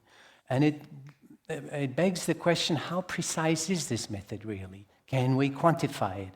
And this, we heard about it before, quantifying performance is one of the most difficult challenges in computer vision, because you want systems to work in the real world. So you can, obviously you can create a simulated environment, but then you only know the precision in the simulation. And we want the precision in the real world, but we want it to work everywhere, and we cannot deploy mocap and systems across town, right? That's just not scalable. So here's what we came up with. We just recorded lots and lots of videos with different cameras, different lenses, some more fisheye, some more perspective lenses, indoor, outdoor, some fast motion, some rotation. So all the environments and all the motions where we wanted the system to work. They're all very diverse, but all these sequences have one thing in common. They always loop back to where they started from. And then we can align the first and the last image, so we don't know where the camera was halfway through the sequence, but we do know where it should be at the very end. And so we can compute for every of these sequences a total drift. And this is what we did here, drift in translation, rotation, and in scale. And we compared to what is considered or has been considered the state of the art in real-time visual SLAM, a technique called ORB SLAM, very powerful technique. We use it a lot for many applications from a team in Zaragoza. And what these evaluations show, we plotted here the error on the x-axis and the number of runs where we achieved a certain error. And it's very easy to read these plots. You just want to be in the top left corner here. For as many sequences as possible, you want to have as small an error as possible, right? And, you know, depending on how you can read these in many ways, but one thing you can look at, for example, what is the error on the best 300 sequences? Whereas ORB SLAM achieves an error of 6, we achieved an error of 1. That's a reduction in error by a factor of 6, right? So we're not talking like a 3% improvement. In many areas of computer vision, let's say object recognition, if you have 0.5% improvement, that's a great breakthrough. We're not talking about 0.5%. This is almost an order of magnitude more precision than what was there before. And also robustness, right? If you say, I want to impose, it should be no more, the error should be no more than 2. How many of the 500 sequences can I track? ORB SLAM can track 100 out of 500. We can track 400 out of 500. So a significant boost in robustness. Because you want these techniques not just to work in this or that setting, you want them to work across the bench everywhere. So we figured a dramatic boost in robustness, in precision, there is a value for this. Being able to track a camera at that precision in real time and with that robustness. So we created another startup, Artisans. We recently sold the company last year, in fact, but in between the company was around 30 employees most of the time. What did Artisans do or has been doing? It's still active, but it was recently acquired. We developed both toy cars that we equip with sensors for testing and demoing, but also big cars like this one, where we basically equip them with RTK GPS and GNSS sensors with stereo, inertial, so quite a lot of sensors that we put in, that we calibrate, that we synchronize and timestamp properly. And then Artisans does many things. It develops data sets. It records a lot of data. For example, this is the Four Seasons data set that we recorded, over 350 kilometers of driving in different scenarios, different weather conditions, different lighting. I mean, here in Dubai, you need it to work in the sun, but you know, come to Germany, there's rain, there's snow, there's everything, right? And you want these systems to work. So we developed the mapping sensory systems, but also the spatial artificial intelligence platform to process this data. Here's some examples. For example, using just 2 cameras, we were able to extend DSO to stereo and can use just the 2 cameras to map very large environments from a driving car in real time. And you can see there's practically no drift here, right? So these systems are designed to be very precise and robust. You can drive around, you just plug them into the car. We demoed them many, many times in the rain, in snow, etc. And we showed you can track the location of the car and you can map the whole 3D environment. All in real time at very high precision. Here's an extension, a very recent extension from just last year, where we showed that you can develop techniques that use just 1 camera and an inertial sensor, much like what you have on your smartphones, and track them with, again, unprecedented precision. This is a technique called DMVIO. Here you see the system in action. On the bottom left is the one camera that we use. And so this is much like, you know, you take your smartphone and you walk through the building, right? And you can walk down the corridor. There's very limited visibility, not a lot of texture, but the system tracks the camera at very high precision. We can go up a flight of stairs onto the 3rd floor, and then we have a tube in our building, a slide that takes you 3 floors down the building. One of the biggest slides I've ever done. If you come visit us in Munich, you're happy to try the slides. And here you can see there's complete darkness in the slide, but the system tracks very precisely throughout this whole trajectory in a way that if you can go back to the 2nd floor that you started from on our 3-floor building, you see there's practically no drift. So now you can really go do Pokemon at completely unprecedented precision. Oh, sorry, I skipped that, but this can also serve for, let me see. Yeah, you can obviously apply the exact same method in autonomous driving, right? And so all you need is one single camera with an inertial sensor. In some sense, your smartphone, you put it there and it tracks you and maps the whole town. So this is where we stand now in terms of real-time precision and robustness for SLAM. And I think this shows you a little bit, and my general message in this talk for people who are interested in driver assistance and self-driving, I do believe that we're moving towards cameras and possibly away from LiDARs for 3D sensing, because as you can see, just a single camera gives you enormous potential to sense. But the camera also gives you the semantics. We can tap into deep networks and we can recover semantic 3D maps. Here, for example, this was a project where artisans deployed their sensory systems in a whole fleet of cars, like 10 cars, and within a few hours we had mapped 8,000 kilometers of road in Berlin and beyond. And we can create semantic 3D maps of the whole city.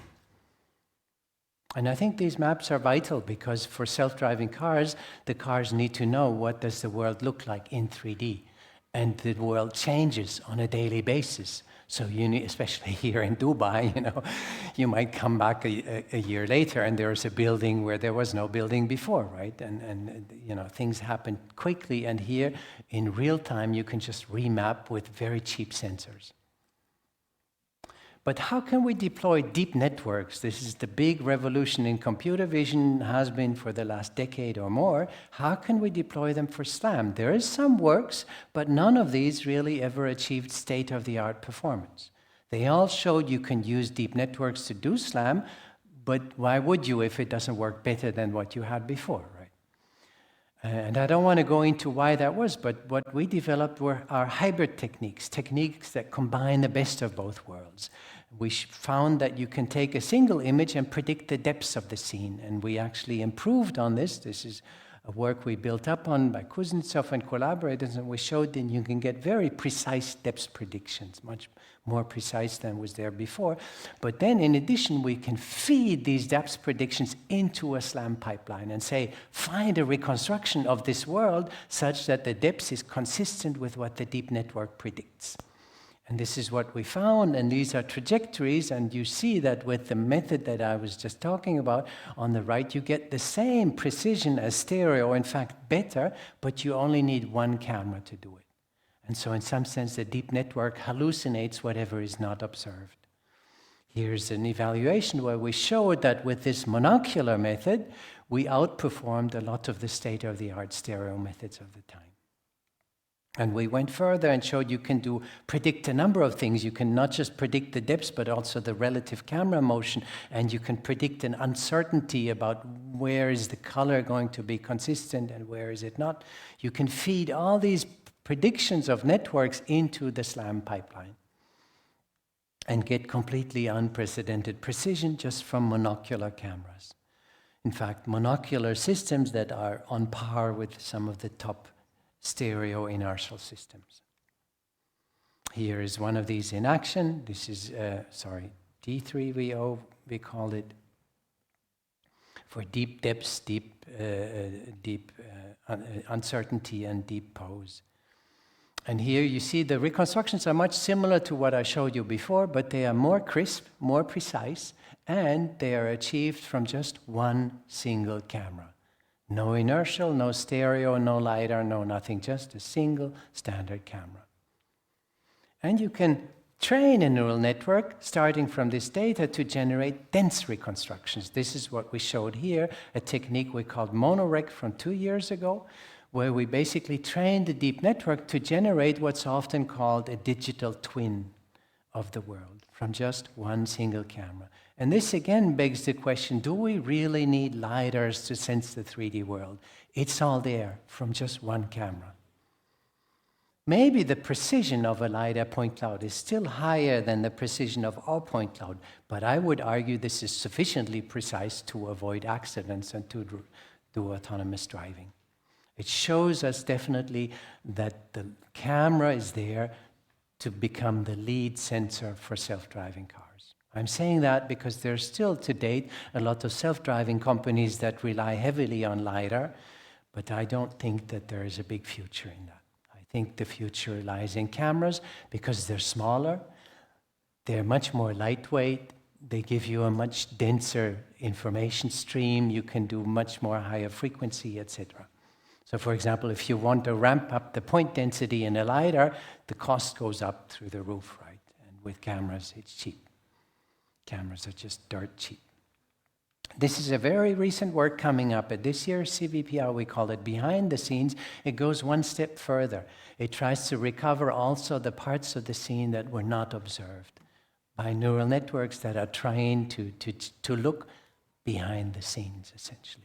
You'll see it, we can generate bird's eye views, and you see we not only see the beginnings of the cars, but also predict where's the car end, where does the car end, even though we don't see it.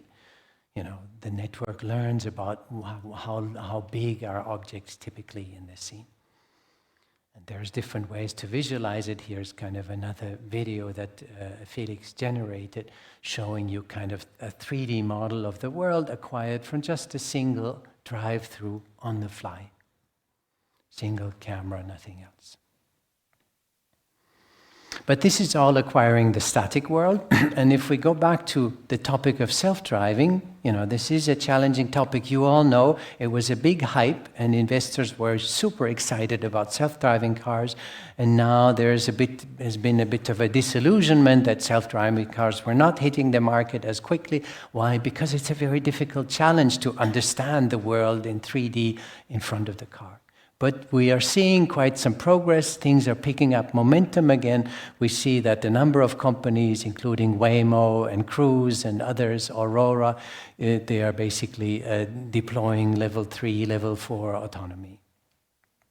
What is the biggest challenge, or one of the biggest challenges, is once you develop these algorithms and these techniques for self-driving, how can you validate them? How can you test them to make sure they work? To make sure they will not create accidents and kill people, right? We've seen that as well. So we want to avoid that, obviously. But the key challenge that prevents this technology from scaling is testing and validation are unsolved. There's basically 2 ways to go. You can either deploy the system in the real world and then run around and create all the accidents to get your data, right? Or you can go into a simulated world. But then you know the performance in the simulated world. And if there's one thing I learned after decades in computer vision, if someone comes about and has a self-driving car that works perfectly in the simulated world, I would not sit down in it.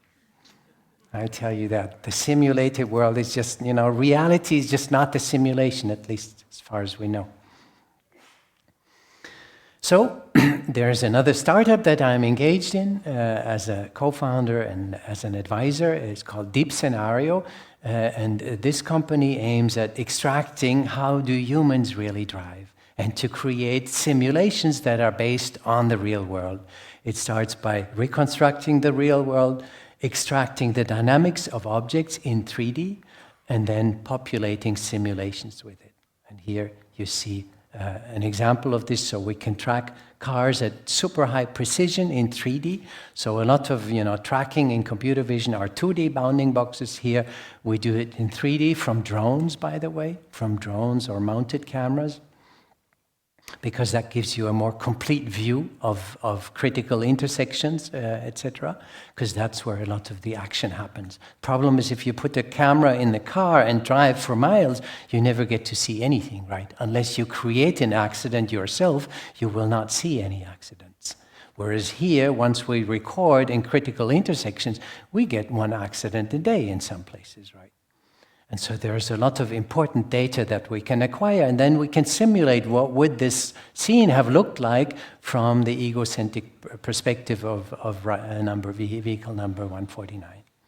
A lot of companies are interested in this, so we are so Deep Scenario, what it offers, it actually records tons of data in different environments, and we see a lot of human driving that, at least for a German driver, it's very much beyond imagination. People doing illegal U-turns on 6-lane highways, accidents, traffic chaos, forbidden crossings, or here, someone is passing where there's no space for passing.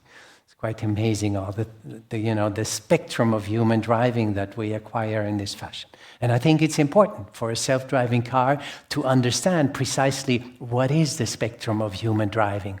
Because once we have self-driving cars and they interact with real human drivers, they better know exactly what is conceivable in human driving. And this is what we offer here. I'll come to a conclusion. So there's a lot of data sets that we have been recording and processed, and there's a number of customers. Most of the customers we're not allowed to actually disclose publicly, but these are a few where we're allowed to mention. So, but if you're interested in this line of development and Deep Scenario, please just reach out to the company Deep Scenario. So to summarize, I talked about 3D computer vision for driver assistance, our beginnings back in 2005, when no one was talking about driver assistance or self-driving cars. Then I talked about visual SLAM, the challenge of reconstructing the world and the camera motion together. I talked about how to deploy deep networks to make it more precise and more robust, to deploy them also to extract semantic understanding of the world, to train neural networks to generate virtual copies or digital twins of the world around us. And lastly, I talked about Deep Scenario and their ambition to understand human driving. Thank you. Okay. Thanks a lot, Daniel.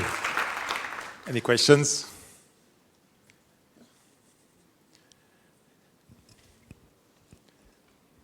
Yes, it's already. Yeah, thank you for the presentation.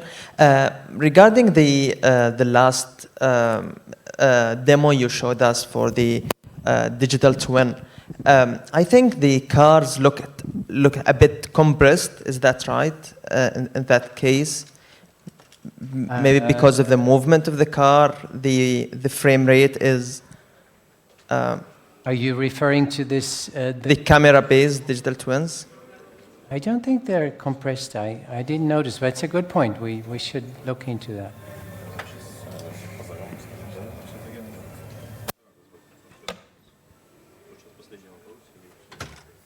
Yeah, I didn't observe any compression there. No, sorry. So, because I thought like this is similar to remote sensing in satellites, it's usually there are some compression happens to the let's say, buildings in satellites imaging. So I thought something similar happening here, but yeah, maybe I'm... No, I haven't observed anything. All right, thank you. One question. Daniel, thanks for the presentation. Actually, a lot of our work is inspired by DMVAO and DSO and use as baselines. So can you comment from your perspective, what do you think is ahead in the future from the research perspective in this robust SLAM and VAO? So that's a good question. What is in the future? So one thing, you see it already on the bottom right, is observing and understanding and acquiring the dynamic world. A lot of the SLAM techniques that we developed were based on the assumption that the world is static. But obviously the world we live in is a dynamic world. Things move around and you want to capture that motion. And although we were able to capture motion back in 2005, it was on a different setting. This was not SLAM. And so dynamic SLAM is definitely a challenge. The next is semantic slam. So I talked about it a little bit on the bottom left, that you extract the semantics, because for self-driving, it's not sufficient to know there is an obstacle. You need to know, what is it? Is it a trash can or is it a child? That makes a big difference, right? If the machine can't tell the difference, that's a disaster. So we need to extract the semantics. And, you know, computer vision has been good with semantics, but image-based semantics, like image segmentation, right? Extracting semantics. What we really need to reason about in computer vision is the 3D world. And I think this is something that has been a bit neglected in vision. There's so much 2D image processing, extracting semantics, convolutional networks, all on images. But the world we live in is not a planar world, it's a 3D world. And we need to reason not about what we see on the screen, but what's behind the screen is the world. And so there, extracting semantics for 3D is important. But there's so much more, how to also complete worlds, because often, you know, and this is I don't have it here on the slide, but this behind the scenes work is going in this direction. Can you recover those parts of the world that you never saw? Humans can do that. I only see half of you, but I can recover the rest. Why? Because I know that humans have legs. I don't have to see them to know, right? So I can complete everything in my mind. The question is, how can I teach a machine to do that, right? This, for me, is the biggest riddle and has always been the biggest riddle in computer vision and AI, how to reproduce the knowledge that humans have about this world and how to bring it into the processing, so that I only need a single image and can recover the full 3D world. And with the deep networks, I think the techniques are in principle there, but the challenge is to bring them out. Right? Okay, thank you very much. So let's thank Daniel again. So all good things come to the end at some point, but we are not at the end yet. So we are going to have a panel, an educational panel, and I'm going to give the word to Alexander. Yeah, so I think you notice that almost all the day we were talking about the AI applications, the future of AI, but we missed very, very important thing. I think it's unquestionable how important is higher education. And now I would like to talk about growing the talents for growing our digital future, the future of AI, because the human beings, our students, professors, teachers, is super important part. And now I would like to invite to the stage my friend Samira Fernandez. Samira. Samira is Director on Corporate Affairs and Sustainability at Century Financial. And Samira finished the University of Oxford on the program of managing sustainable corporations. So Samira will introduce our panelists and welcome on stage.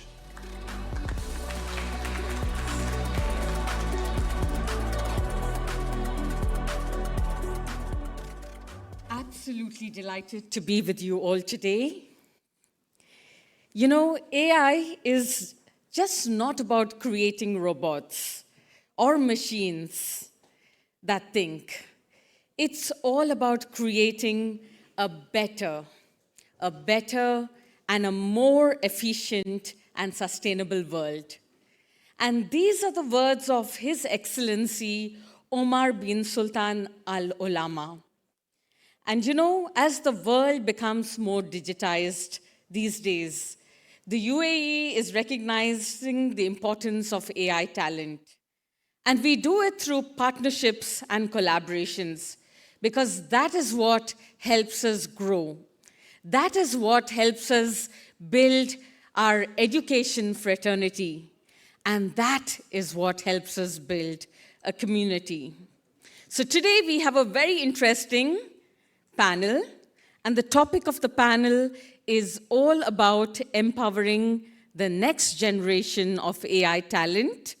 And basically, let us ask our panelists today, what are the strategies they would use to make AI, you know, a global leader in AI, perhaps the AI capital of the world? Let's wait and see. So I'm just going to read out the names in no particular order, but in an order of being seated here.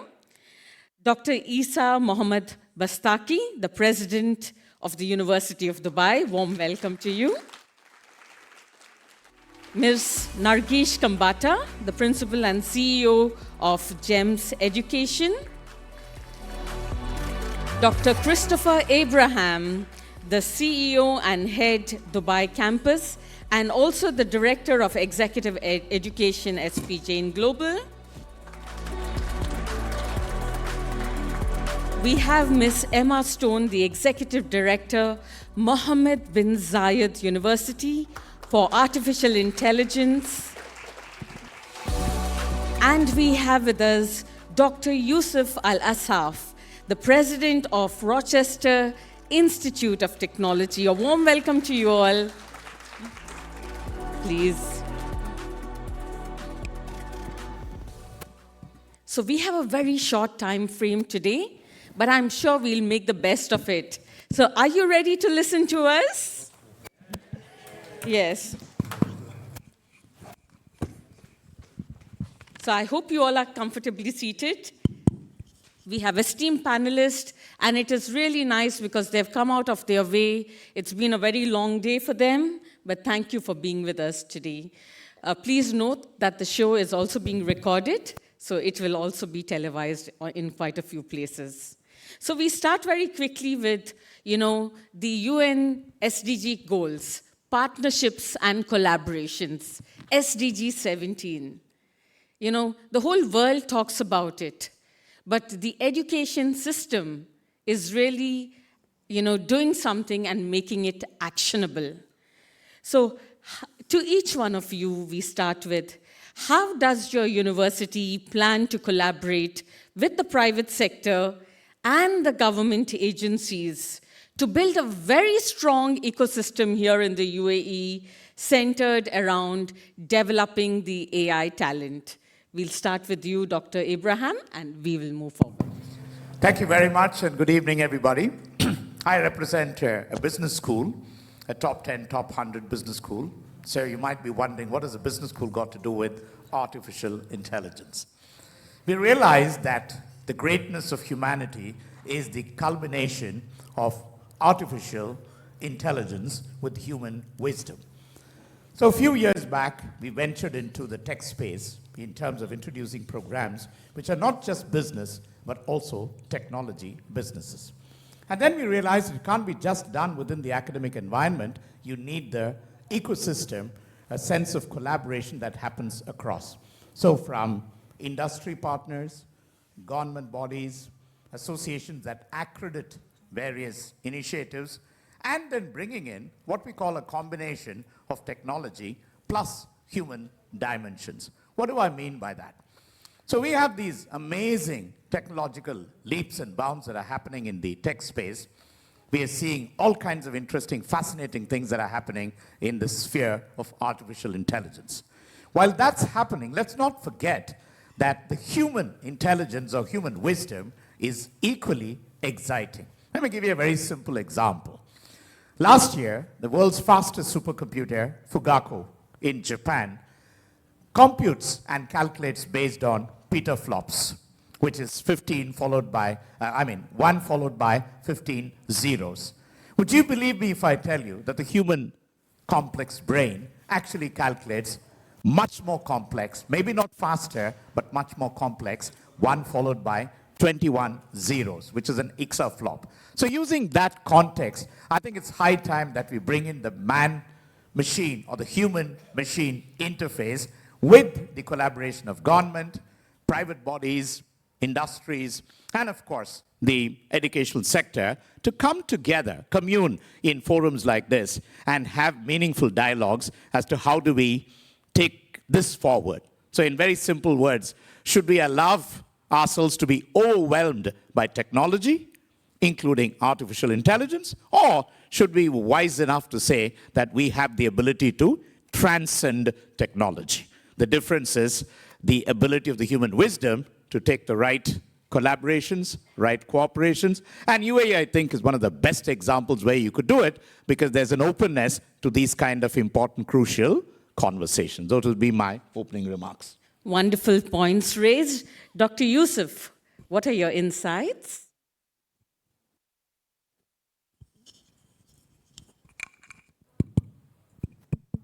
Is it on? Can you hear me? Yeah.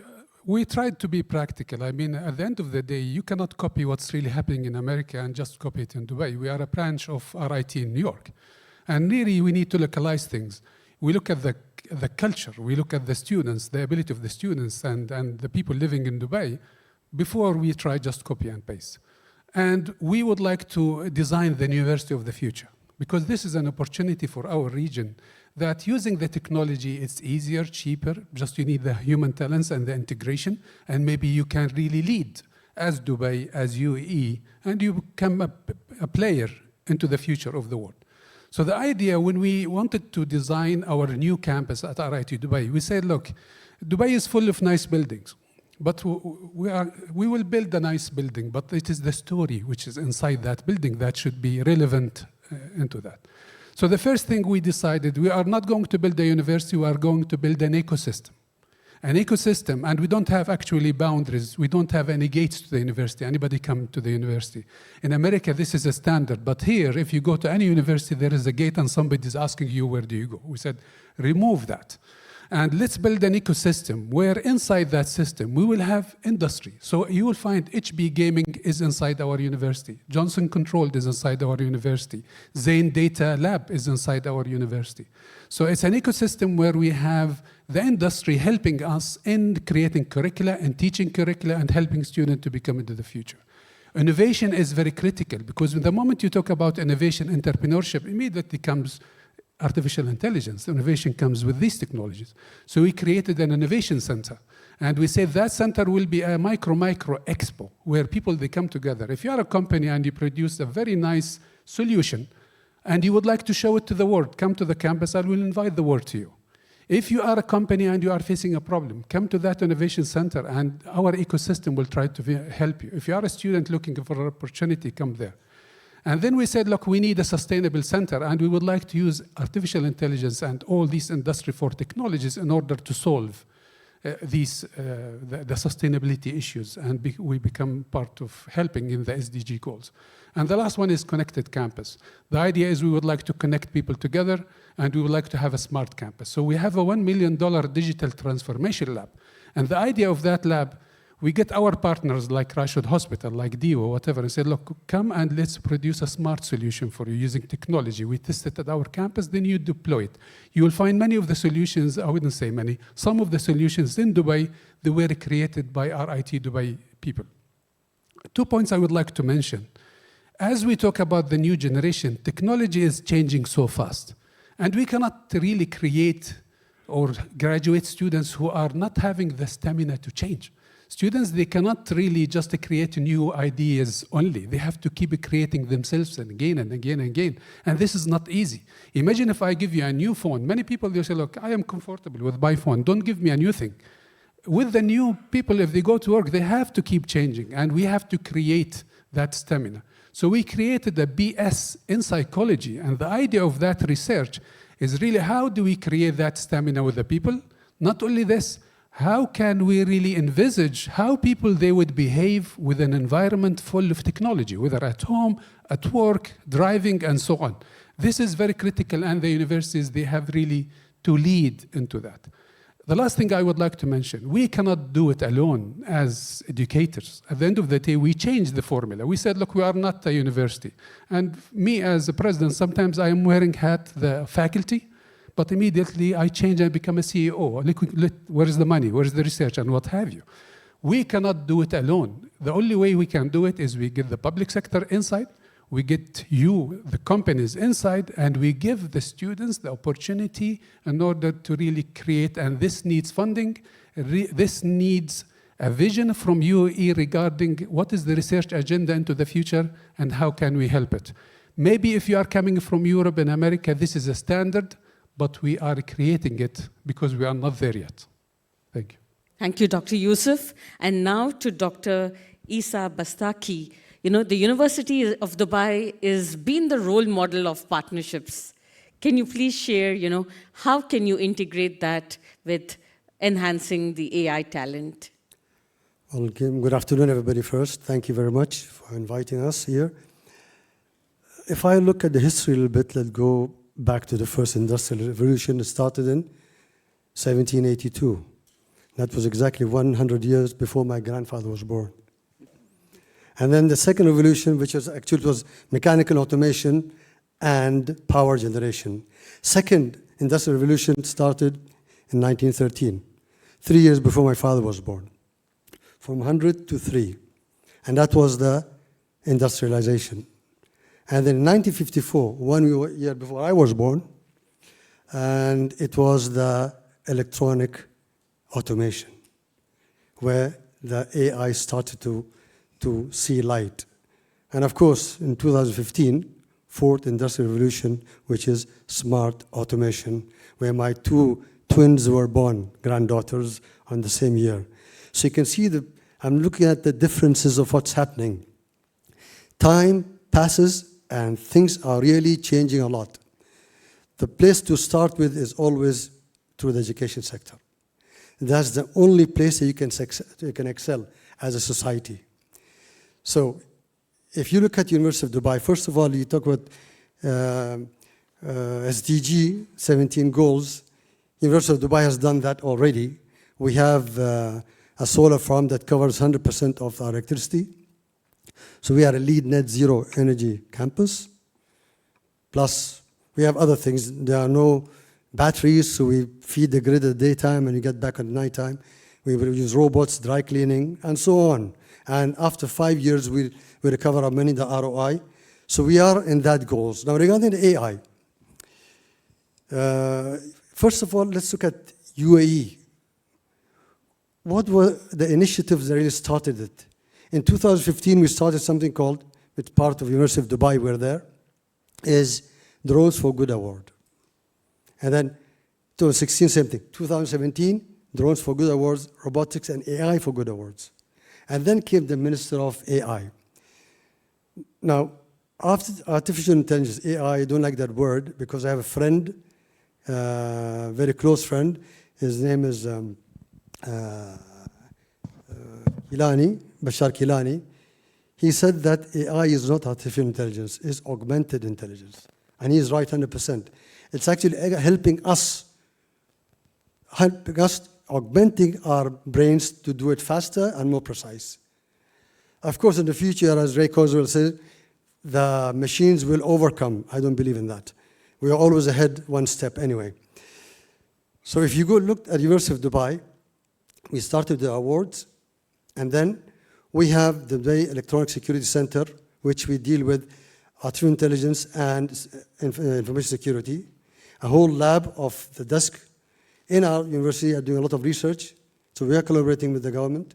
Plus we have Mohammed bin Rashid Space Center, a research lab, and we are doing lots of research for Dubai Sat 1, Dubai Sat 2, Dubai Sat, which is Khalifa Sat, and also probe mission.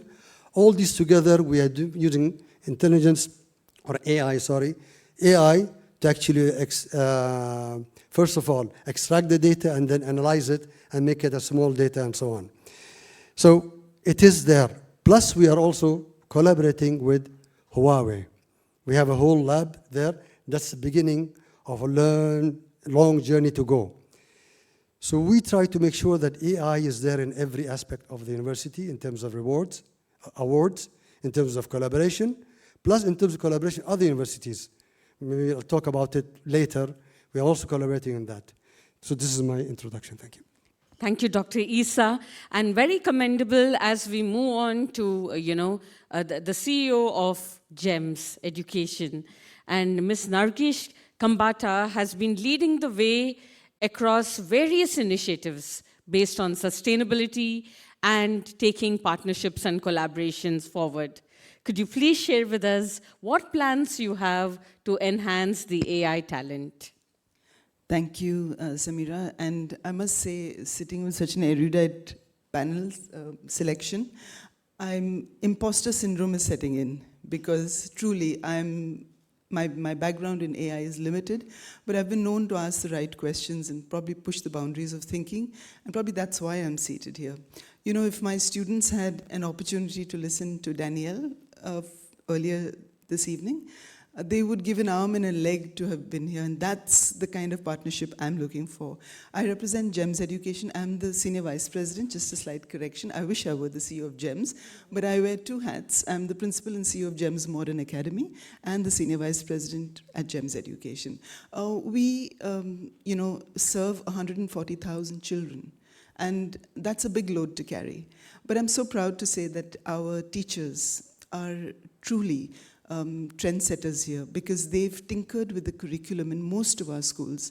And I'm going to give you examples from some of our schools to really share why we think partnerships are so important and what we're doing to further partnerships for developing AI in the young minds. So our teachers have tinkered with the curriculum, and they've brought in elements of design thinking from Stanford University right down to middle school. And the students go through a very structured program around design thinking. The kind of things that they are creating and making is amazing us every single day. And I think, when we provide them with opportunities, for example, the challenge-based learning that our schools have for middle school, the top 3 teams get industry mentorship. And of course, they get prize money to develop their prototypes and their products. And I'm going to give you one success story by the time I finish, but to show you the scale at which our students are working and what they're thinking about. We have strong partnerships with SAP, Injas, with Century Finance, with Standard Chartered, with Mashrik Bank, with Emirates NBD, with DEWA, with RTA, with the Dubai Police. Our schools engage with all of these entities and really are coming forward to not only, because we're being given the opportunity, for example, RTA invites us and says, come and help solve some of the problems that we have. And the students, when you think with the students' hat on, they see the world through. They don't. When I was their age, we looked at the world through rose-tinted glasses, but these students don't. They know, what the hard reality is, and they're so enthused about finding solutions that the more provision we can get for them for partnerships, mentorship, and exciting them about their ability to solve problems is amazing. And I think I'm going to give you one example of a partnership that worked so well. We had a student who graduated in 2020, bang in the middle of the pandemic, got into Stanford University, decided to take a gap year. When he was in Dubai, he got I'm looking for the right word, a sponsorship from Emirates NBD, 51,000 dirhams to develop an app called the GoPool app for sharing rides in the city, which was not permitted at that point in time. He was so successful that he actually sold this company for $300,000 and went to India, took a gap year from Stanford, and decided that he wants to explore something in the food market. And so he started Kirana Mart in Mumbai, again with his friend, sold it for $350,000, and then started Zepto. I don't know how many of you can Google this, Zepto, Z-E-P-T-O. But this particular app delivers groceries in less than 10 minutes. And you'll say, so what's the big deal? But he cracked the code. There was no company that was delivering groceries in under 10 minutes. And I'm sure anybody who requires groceries in a hurry will know the importance of that one. When they were evaluated at $500 million US, remember, I want to tell my esteemed audience, he graduated in 2020. When Amazon approached them to buy them out at $500 million US, these cheeky, this cheeky pair of students had come back to us when we are rated at $1 billion. Today they're evaluated at $950 million US. That came out of a partnership with a local organization here, a local bank, and they've gone on because they realized they can do whatever they think they can do. And that's the power of partnerships, we think, because as schools here in the UAE, we give them the foundation to really believe, dream, to give them the skill set. But it's those partnerships that really unleash the power they have within. Thank you so much.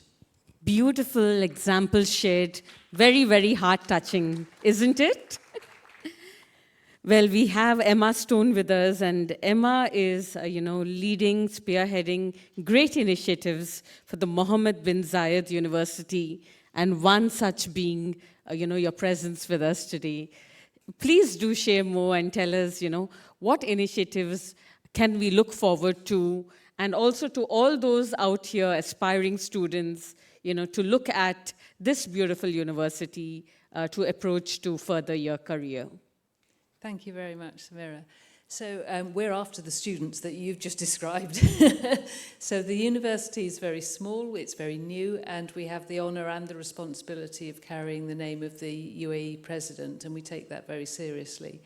We're an entirely graduate university, and our core business is to educate masters and PhD students to be the best that they can be, to be entrepreneurial, and to play into the very ecosystem that people have been describing.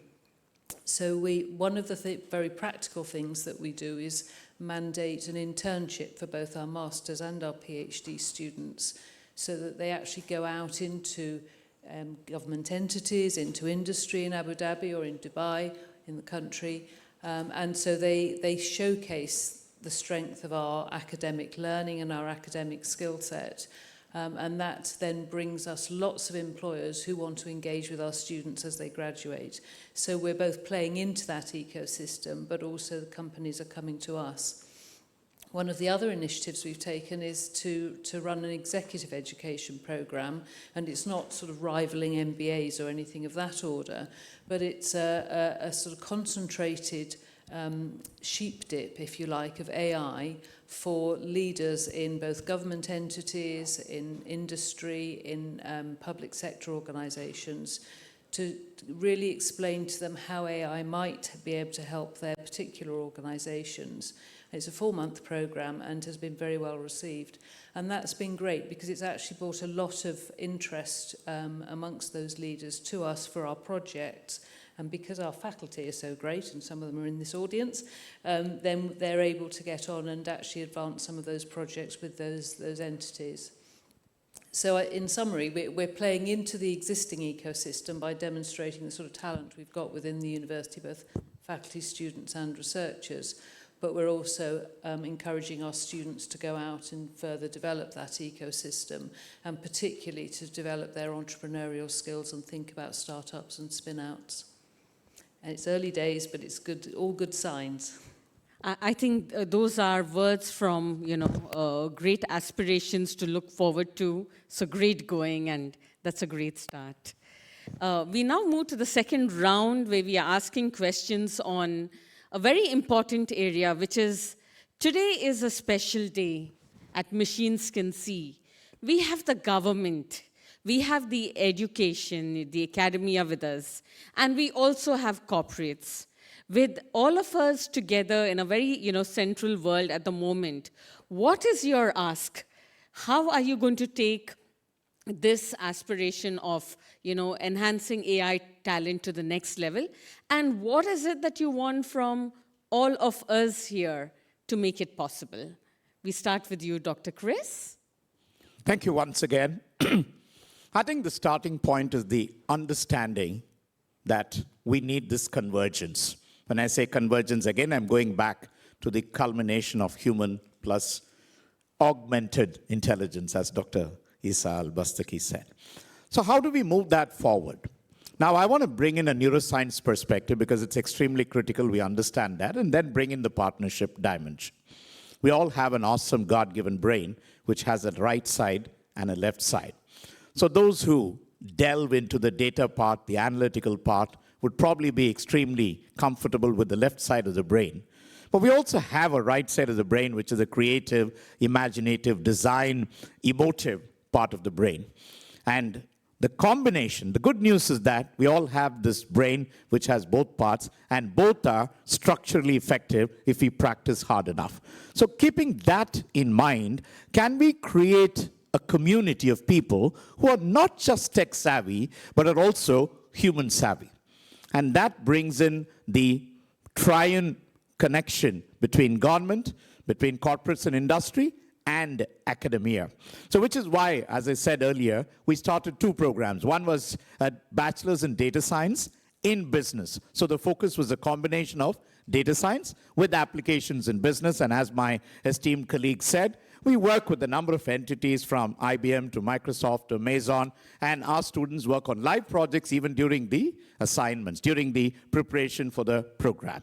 And there is a 3-way partnership when we look at government projects, government-sponsored projects, and I'm talking about Australia, because we're an Australian school, and we also have campuses in Dubai and Singapore. So with local partnerships in each of these different places, because the students go to multiple campuses, multiple countries. So there is this ongoing, conversation that happens at multiple levels where they work on live projects. But here's the most important part. One is the analytical part. So they're selected through a rigorous analytical experience. But more important is they learn emotional intelligence as a full credit course. They learn teamwork and collaboration as a full credit course. They learn design thinking as a full credit course. So what happens is that we're creating holistic professionals who are not just analytical experts, but also humanistic. And as Ms. Kambata rightly said, the entrepreneurial spirit that is driving a lot of youngsters today is where the future lies. So I think these kind of, and UAE, as we know for the record, is the first country in the world to have an exclusive minister for artificial intelligence, which in itself is a thought process in the right direction. So more of these communal discussions, more of these communications, more of these conversations can help us to move this forward. But my personal experience handling these kind of programs is that we need to create whole brain individuals. People who are not just tech savvy, but also emotionally resilient, socially relevant, power to collaborate, power to design, power to imagine, power to dream, and of course, the power to make the world a better place with augmented reality. And it can only happen with a 3-way conversation between governments, industry, and academia. That would be my point. I think with the conviction and the commitment Dr. Chris has, I'm sure in the next few years, and hopefully very, very soon, it will power itself. So thank you for that. We move on to Dr. Yusuf. Can you please tell us, Dr. Yusuf, what are your asks in order to take this forward? I think the main thing is we believe that things, they have to take their time in order to create the right solution. You cannot really make sure. For example, we need to build human capacity, which are going to stay here, they are going to sustain things here. You cannot buy a solution.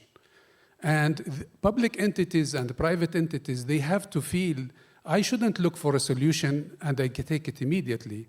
I should really participate in building that solution because this is the way I can sustain things into the future. It's like simply, if you hire a consultant, they will give you 200 pages and they leave, and suddenly you are stuck with 200 pages and you don't know what to do with them. This cannot continue. We have to become partners, not consultants as university. We become partners. We try to work with you over the years. We build the human capacity at your entity, whether it's research in artificial intelligence, what have you, and we become part of the fabric of the sustainability of the society. Let me give you an example, and I'll be direct to answer your question, Dr. Samira. We are building 4 research centers in the next 5 years. The first one is Sustainability and Energy Center. The other one is a Smart City Center. The third one is Innovation and Entrepreneurship Center. The last one is the Creating Technologies for Handicapped People, or the people whom we call here people of determination. These are our goals into the future. Now, if I go outside and say to the public entity, the public departments and to the industry, come and help me to do this. I need, for example, your challenges. Give it to me so I can solve it for you. Give me, for example, some of your problems. Why don't you give me funding in order to do it? They will tell you, look, we are interested in having this robot that can 1, 2, 3, 4, 5. I said, fine. We will get the people, the experts, and the technology to do it for you, but you have to sponsor it. No, you create it. When it is ready, we just take it. It doesn't work like this. I mean, at the end of the day, we have to be partners as we move into the future. And the one way to do it is really we come together And we say, look, our goals are not, we have short goals, we have quick wins, that's fine, but let's make a plan. And at the end of the day, I believe, from my experience, having the human skills and the capacity that can be sustainable in order to carry this forward is the most important thing. So my call to every body and entity here is, let's believe in ourselves. Let's believe that this is something that will take its time and it should be done right, and let's not make it a show, not a theater show. As an entity, I am using this technology, but actually you are using it as a show. You are not really using it to help you to solve a problem. And if I am a company creating a solution like what you presented today, and I come here, we would like our public entities not to buy your solution, to say, look, I'll buy your solution, but I would like you to become partner with me in solving other problems, so you become part of the fabric of Dubai, and you become a Dubaian as we move into the future. Thank you for sharing very open challenges that you face and looking at reality, Dr. Yusuf. We move on to Dr. Bastaki. First of all, I use a word I like to use it always. I call it co-opetition. So it's very important to compete. Of course, we have to compete. That's how we develop ourselves and become better and better. But also we need to cooperate. And some say if you cooperate, then you will lose. I said, no. We build each other's competencies and grow together, so both of us will be, it's a win-win situation. That's number one. And number two, I like what Dr. Yusuf said earlier. We shouldn't forget innovation. Innovation should be a part of every endeavor of a student once he or she joins the university. He should start from the beginning. That's why there is also a course of innovation entrepreneurship. Every university has it, right? So innovation is important. We talk about artificial intelligence or augmented intelligence. At the end, the innovation that counts. We don't want to import the AI solutions. We want to create our own AI solutions. That's number one. Now, regarding the collaboration. In University of Dubai, we have internal research funds. One of the requirements is one of those researchers should be outside the university, either local or international. We don't want them to work together, a team just inside, but we need somebody from outside so that we can have, it always says 2 brains are better than 1, right? And that's the only way, and one hand doesn't clap, you need 2 hands. So it's very important to work with others, not only with faculty members, with universities. We are working now with University of Louisville, and they are one of the best in the world in biomedical engineering, which they have plenty of patents, and they are doing so well in terms of artificial intelligence. They have solutions to so many diseases through the artificial intelligence. We are collaborating with them. Even Al Ghurair Foundation University of Education has chosen 9 universities to use smart education, which University of Dubai is one of them. And now we're going to even collaborate, Dr. Washika, with MIT to work on that. It seemed like working with others doesn't demean you. Actually, it gives you an extra weapon to work better and grow and so on. So to work together is very important. Also, University of Dubai is trying to look at talents. Talents are important. Sometimes they say some jobs may disappear. Then what we need is the reskilling. Jobs will come, but you need reskilling besides the upskilling. So there is a council called Emirati Human Capital Development Council of Government of Dubai, which I'm a member of that. University of Dubai has proposed a proposal to develop the talents of 5,000 Emiratis who don't have jobs, especially in terms of IT and artificial intelligence. This is where the reskilling is coming from. Those who don't know it, they need to learn it because that's the future. And we can't say there are many disadvantages of this kind of AIs and it could go against the humanity. At the end, it's coming, it's coming. We need to work hard to make it happen, to have regulations that will help the human beings to excel without looking at those negative things. Even when facts came in, they said there are many negative things. Even when IT came at the beginning of Excel and so on, people don't have jobs. We got more jobs. So talent should be created, because talent is a main important thing. It's not what you get for university, but it's just an augmentation of that information you get. So you excel in the upskilling, and then you are ready for the new jobs. There are new jobs being created. Some, they will fall, but still you have the chance to reskill. So future is competition, innovation, and at the end, you have to work together, all of us. Well said, Dr. Bastaki. And Ms. Kambata, what are your views on this area? I'm smiling because so much of what you said, Dr. Isa, resonates with me, and I have to touch base with you after this to tap into some of those resources for our students, for sure. Thank you. They say, I don't know whether it was Nelson Mandela who said this or Mahatma Gandhi, but they said, when you want to walk fast, when you want to walk far, you walk fast, but when you want to walk, no, I'm saying it wrong. When you want to walk fast, when you want to walk fast, you go alone, but when you want to walk far, you walk together. And I think, I always get this wrong, I must stop using this example. But I have to say that, the kind of partnerships that my colleagues have been talking about, these are the kind of things that really enhance what a student is capable of. And I think at GEMS Education, we provide them many, many opportunities. If you go to a school like Dubai American Academy, they have a center of excellence for artificial intelligence. If you go into GEMS International School, Al-Khail, they've got a whole simulator for aviation. Our students are being exposed to everything from fintech to, so many opportunities.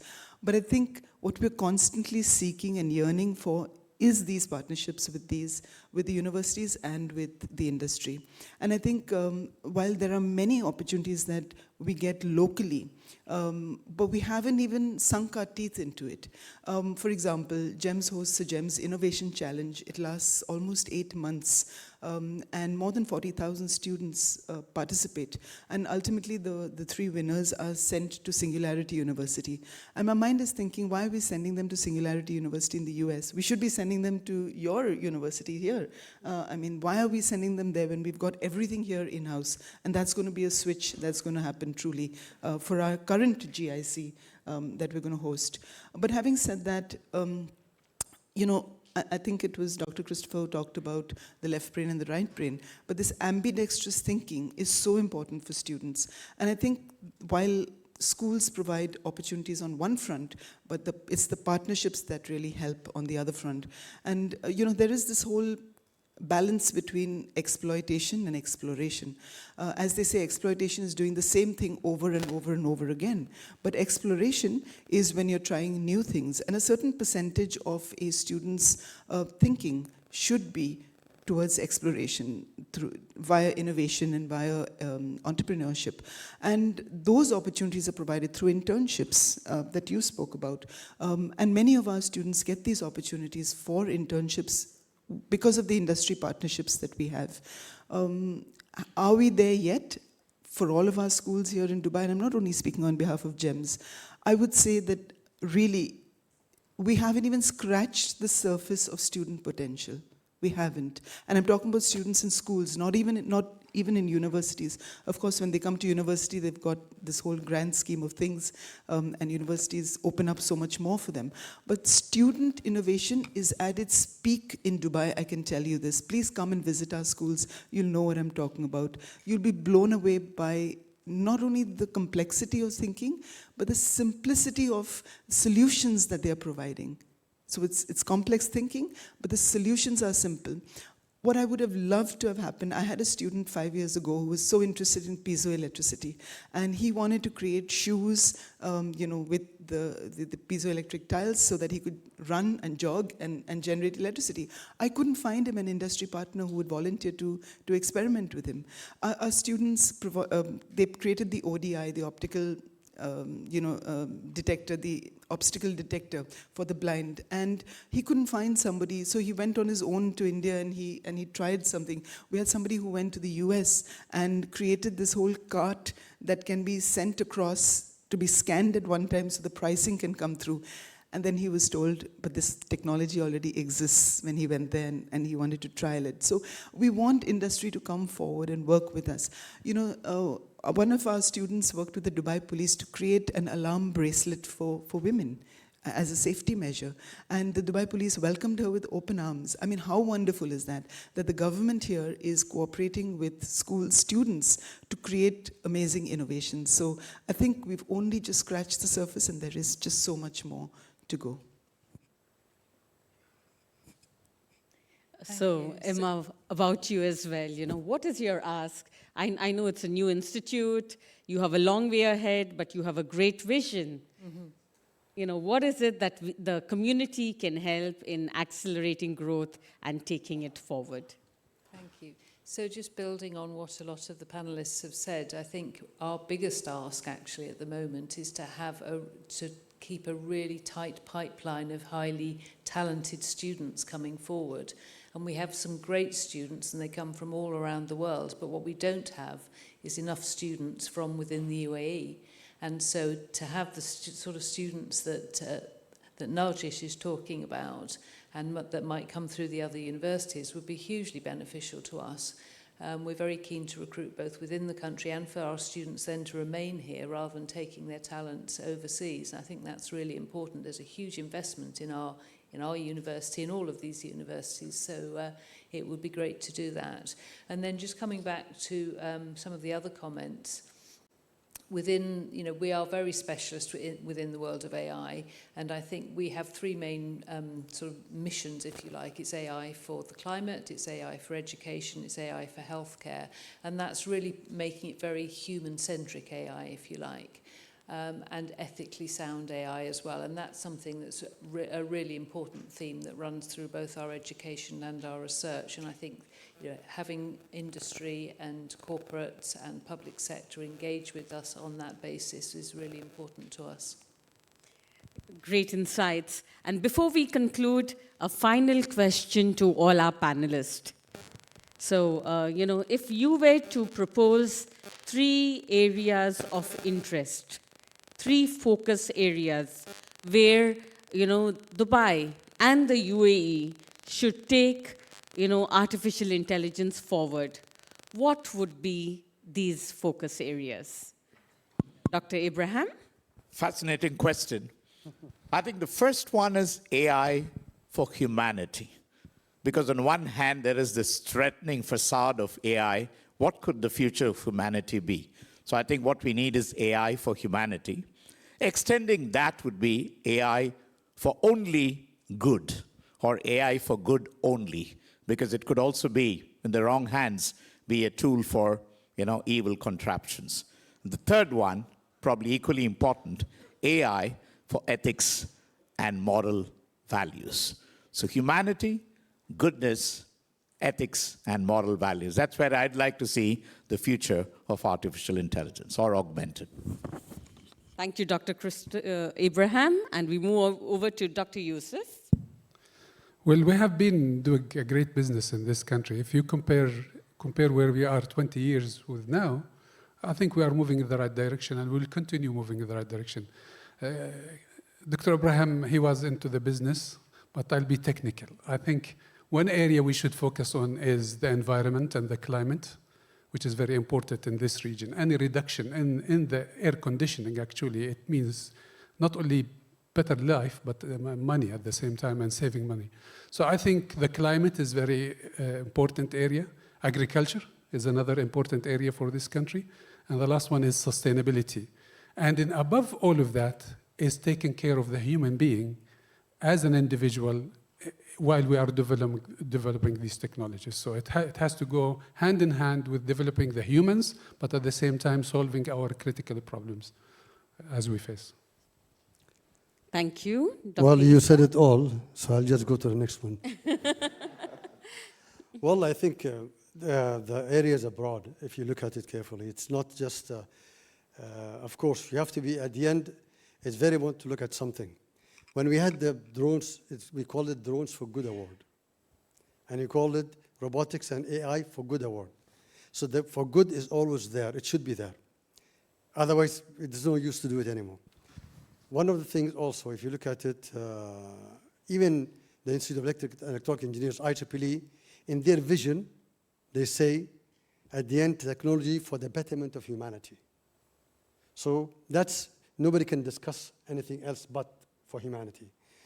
Now, when we look at the AI, you see in UAE, innovation is not a choice. Innovation is not an option. It's a necessity. Why? Because we don't have the natural resources to be sustainable. And what His Highness Mohammed bin Zayed said, the president, he said that after 50 years we'll be, if you do it right today, after 50 years, we'll be celebrating when we export the last barrel of oil. This is a true vision that after 50 years, we don't have any oil to depend on. So we have to diversify our economy resources, right? This is where innovation comes in. So innovation should be in AI before we apply it. AI could be applied in health sector, could be applied in industry, could be applied in education, could be applied in agriculture, it could be applied in many sectors, and all of them will require, because we are changing even the degrees. University of Dubai, we have fintech now, we have digital marketing, we have masters of data sciences, we have a center for future studies. We actually do reports for the government entities, what will happen in the future as per the scenarios that are done by the AI. So we look at the scenarios, and then we find solutions for all scenarios, depending on the weak signals that we have. So yes, we need to also look at the future. And like what happened, Corona. Corona happened at a time, there were no scenarios. But now we are working on scenarios. Anything that come in future, we'll be ready for it, because we look at it, we have that weak signals that this could happen, so this is the solution. Okay. So this is also one of the things. One of the main drive towards accelerating the economy of Dubai and UAE was when His Highness Mohammed bin Rashid, in his 50th charter, the 6th article, he said that all universities, private and public, should be economic zones for entrepreneurship and innovation.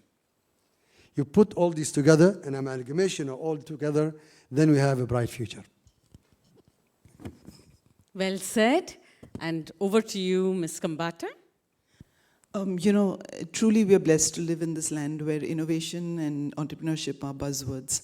But I'm going to shift the lens, because my co-panelists have said so many things, and I'm wondering, how can I bring the focus back to education? And I think for me, I always think about teachers who are burning the midnight oil with their corrections and assessment.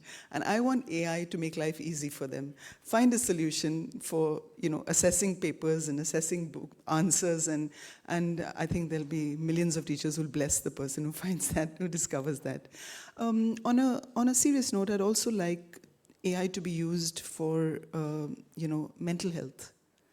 And I think after the pandemic, and I actually said I'm not going to say the P word, but I said it. After the pandemic, I think mental health the focus on mental health has been very, very high, and for the right reasons. But if AI can be used to solve those problems, I think that's going to be tremendous. And on a lighter note, can AI please help solve traffic problems during peak hours? Thank you. Thank you. Can I say something? Yes, please. Today we had 2 events. One of them was high school, James was there, that they have their own innovations. They were showcasing, and then somebody will be winner tomorrow, inshallah. But one of those, the other one was pitching, and they had bright ideas, beautiful ideas. But one of them, you talk about people of determination. They had solutions actually for these using the AI, as you said. Thank you. Beautiful. Over to you, Emma. Okay, just to round off, so in terms of AI for traffic, we're working on it. There's already a project going on to prevent accidents, working with Abu Dhabi Police. So it's those kind of projects that we can really get our teeth into. I come back to the same three things: AI for health, AI for education, AI for climate or sustainability. And I think it's particularly important that AI for resource-poor settings. So, for example, health, application of health interventions in areas where there isn't a lot of technology and things, and there isn't a lot of resources, that's where we can make a real difference, actually. Okay. Wonderful. Can I say something? I think you can help us. I don't think, in my opinion, I could be wrong, that technology will make disruption into the education. We don't misunderstand me. We will be using robotics, we will be using holograph, we can use ChatGPT and all of that. But real disruption happens by cutting stages. For example, do we need 4 years of study at the university? Currently, there is a college at Rochester. They are saying, look, you are wasting 2 years of the time of the students. We would like to make them 2 years. And what they need is functional knowledge and engagement with industry. So if you engage them with industry and you give them functional knowledge in the area, maybe you are saving your time. Now, think can we delete, for example, 2 years? Can we delete 4 years of the BS degree? If we can do that, we need to do it through the technology. So the technology can help us in order to shrink the time and add skills and working power by early age. I think maybe this is something we need to focus on using the technology as we move into the future. Thank you so much. And I think one thing we all agree today with all the panelists here, that AI will be used for betterment and good of the community. Is that so? Yes. So we take a pledge that on this auspicious occasion, machines can see, we will continue to empower our students, we will continue to empower our communities, we will continue to empower not just Dubai, not just the UAE, but the world at large. Because this is, Alexander's dream, to empower and to power Dubai and make it the AI capital of the world. And on this note, congratulations to all of us for setting the mark and for creating a beautiful vibe for a great future. Thank you.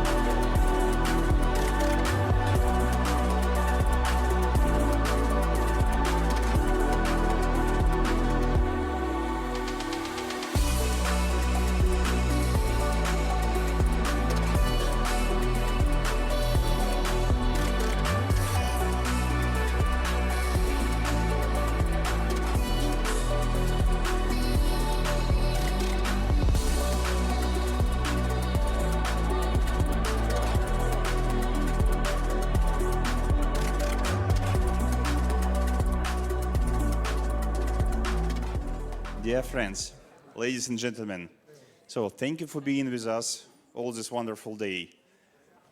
Because from early morning till almost 6:30 p.m., so you're with us.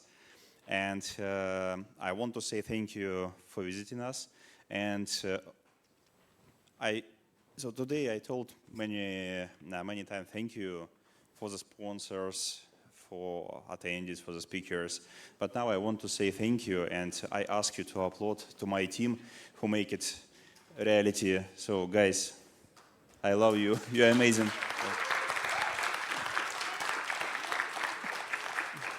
Okay. So let's do together this event like annual touch base for connection, like the bridge between the local and the global AI communities. So I believe we can do it. Thank you so much, and see you soon.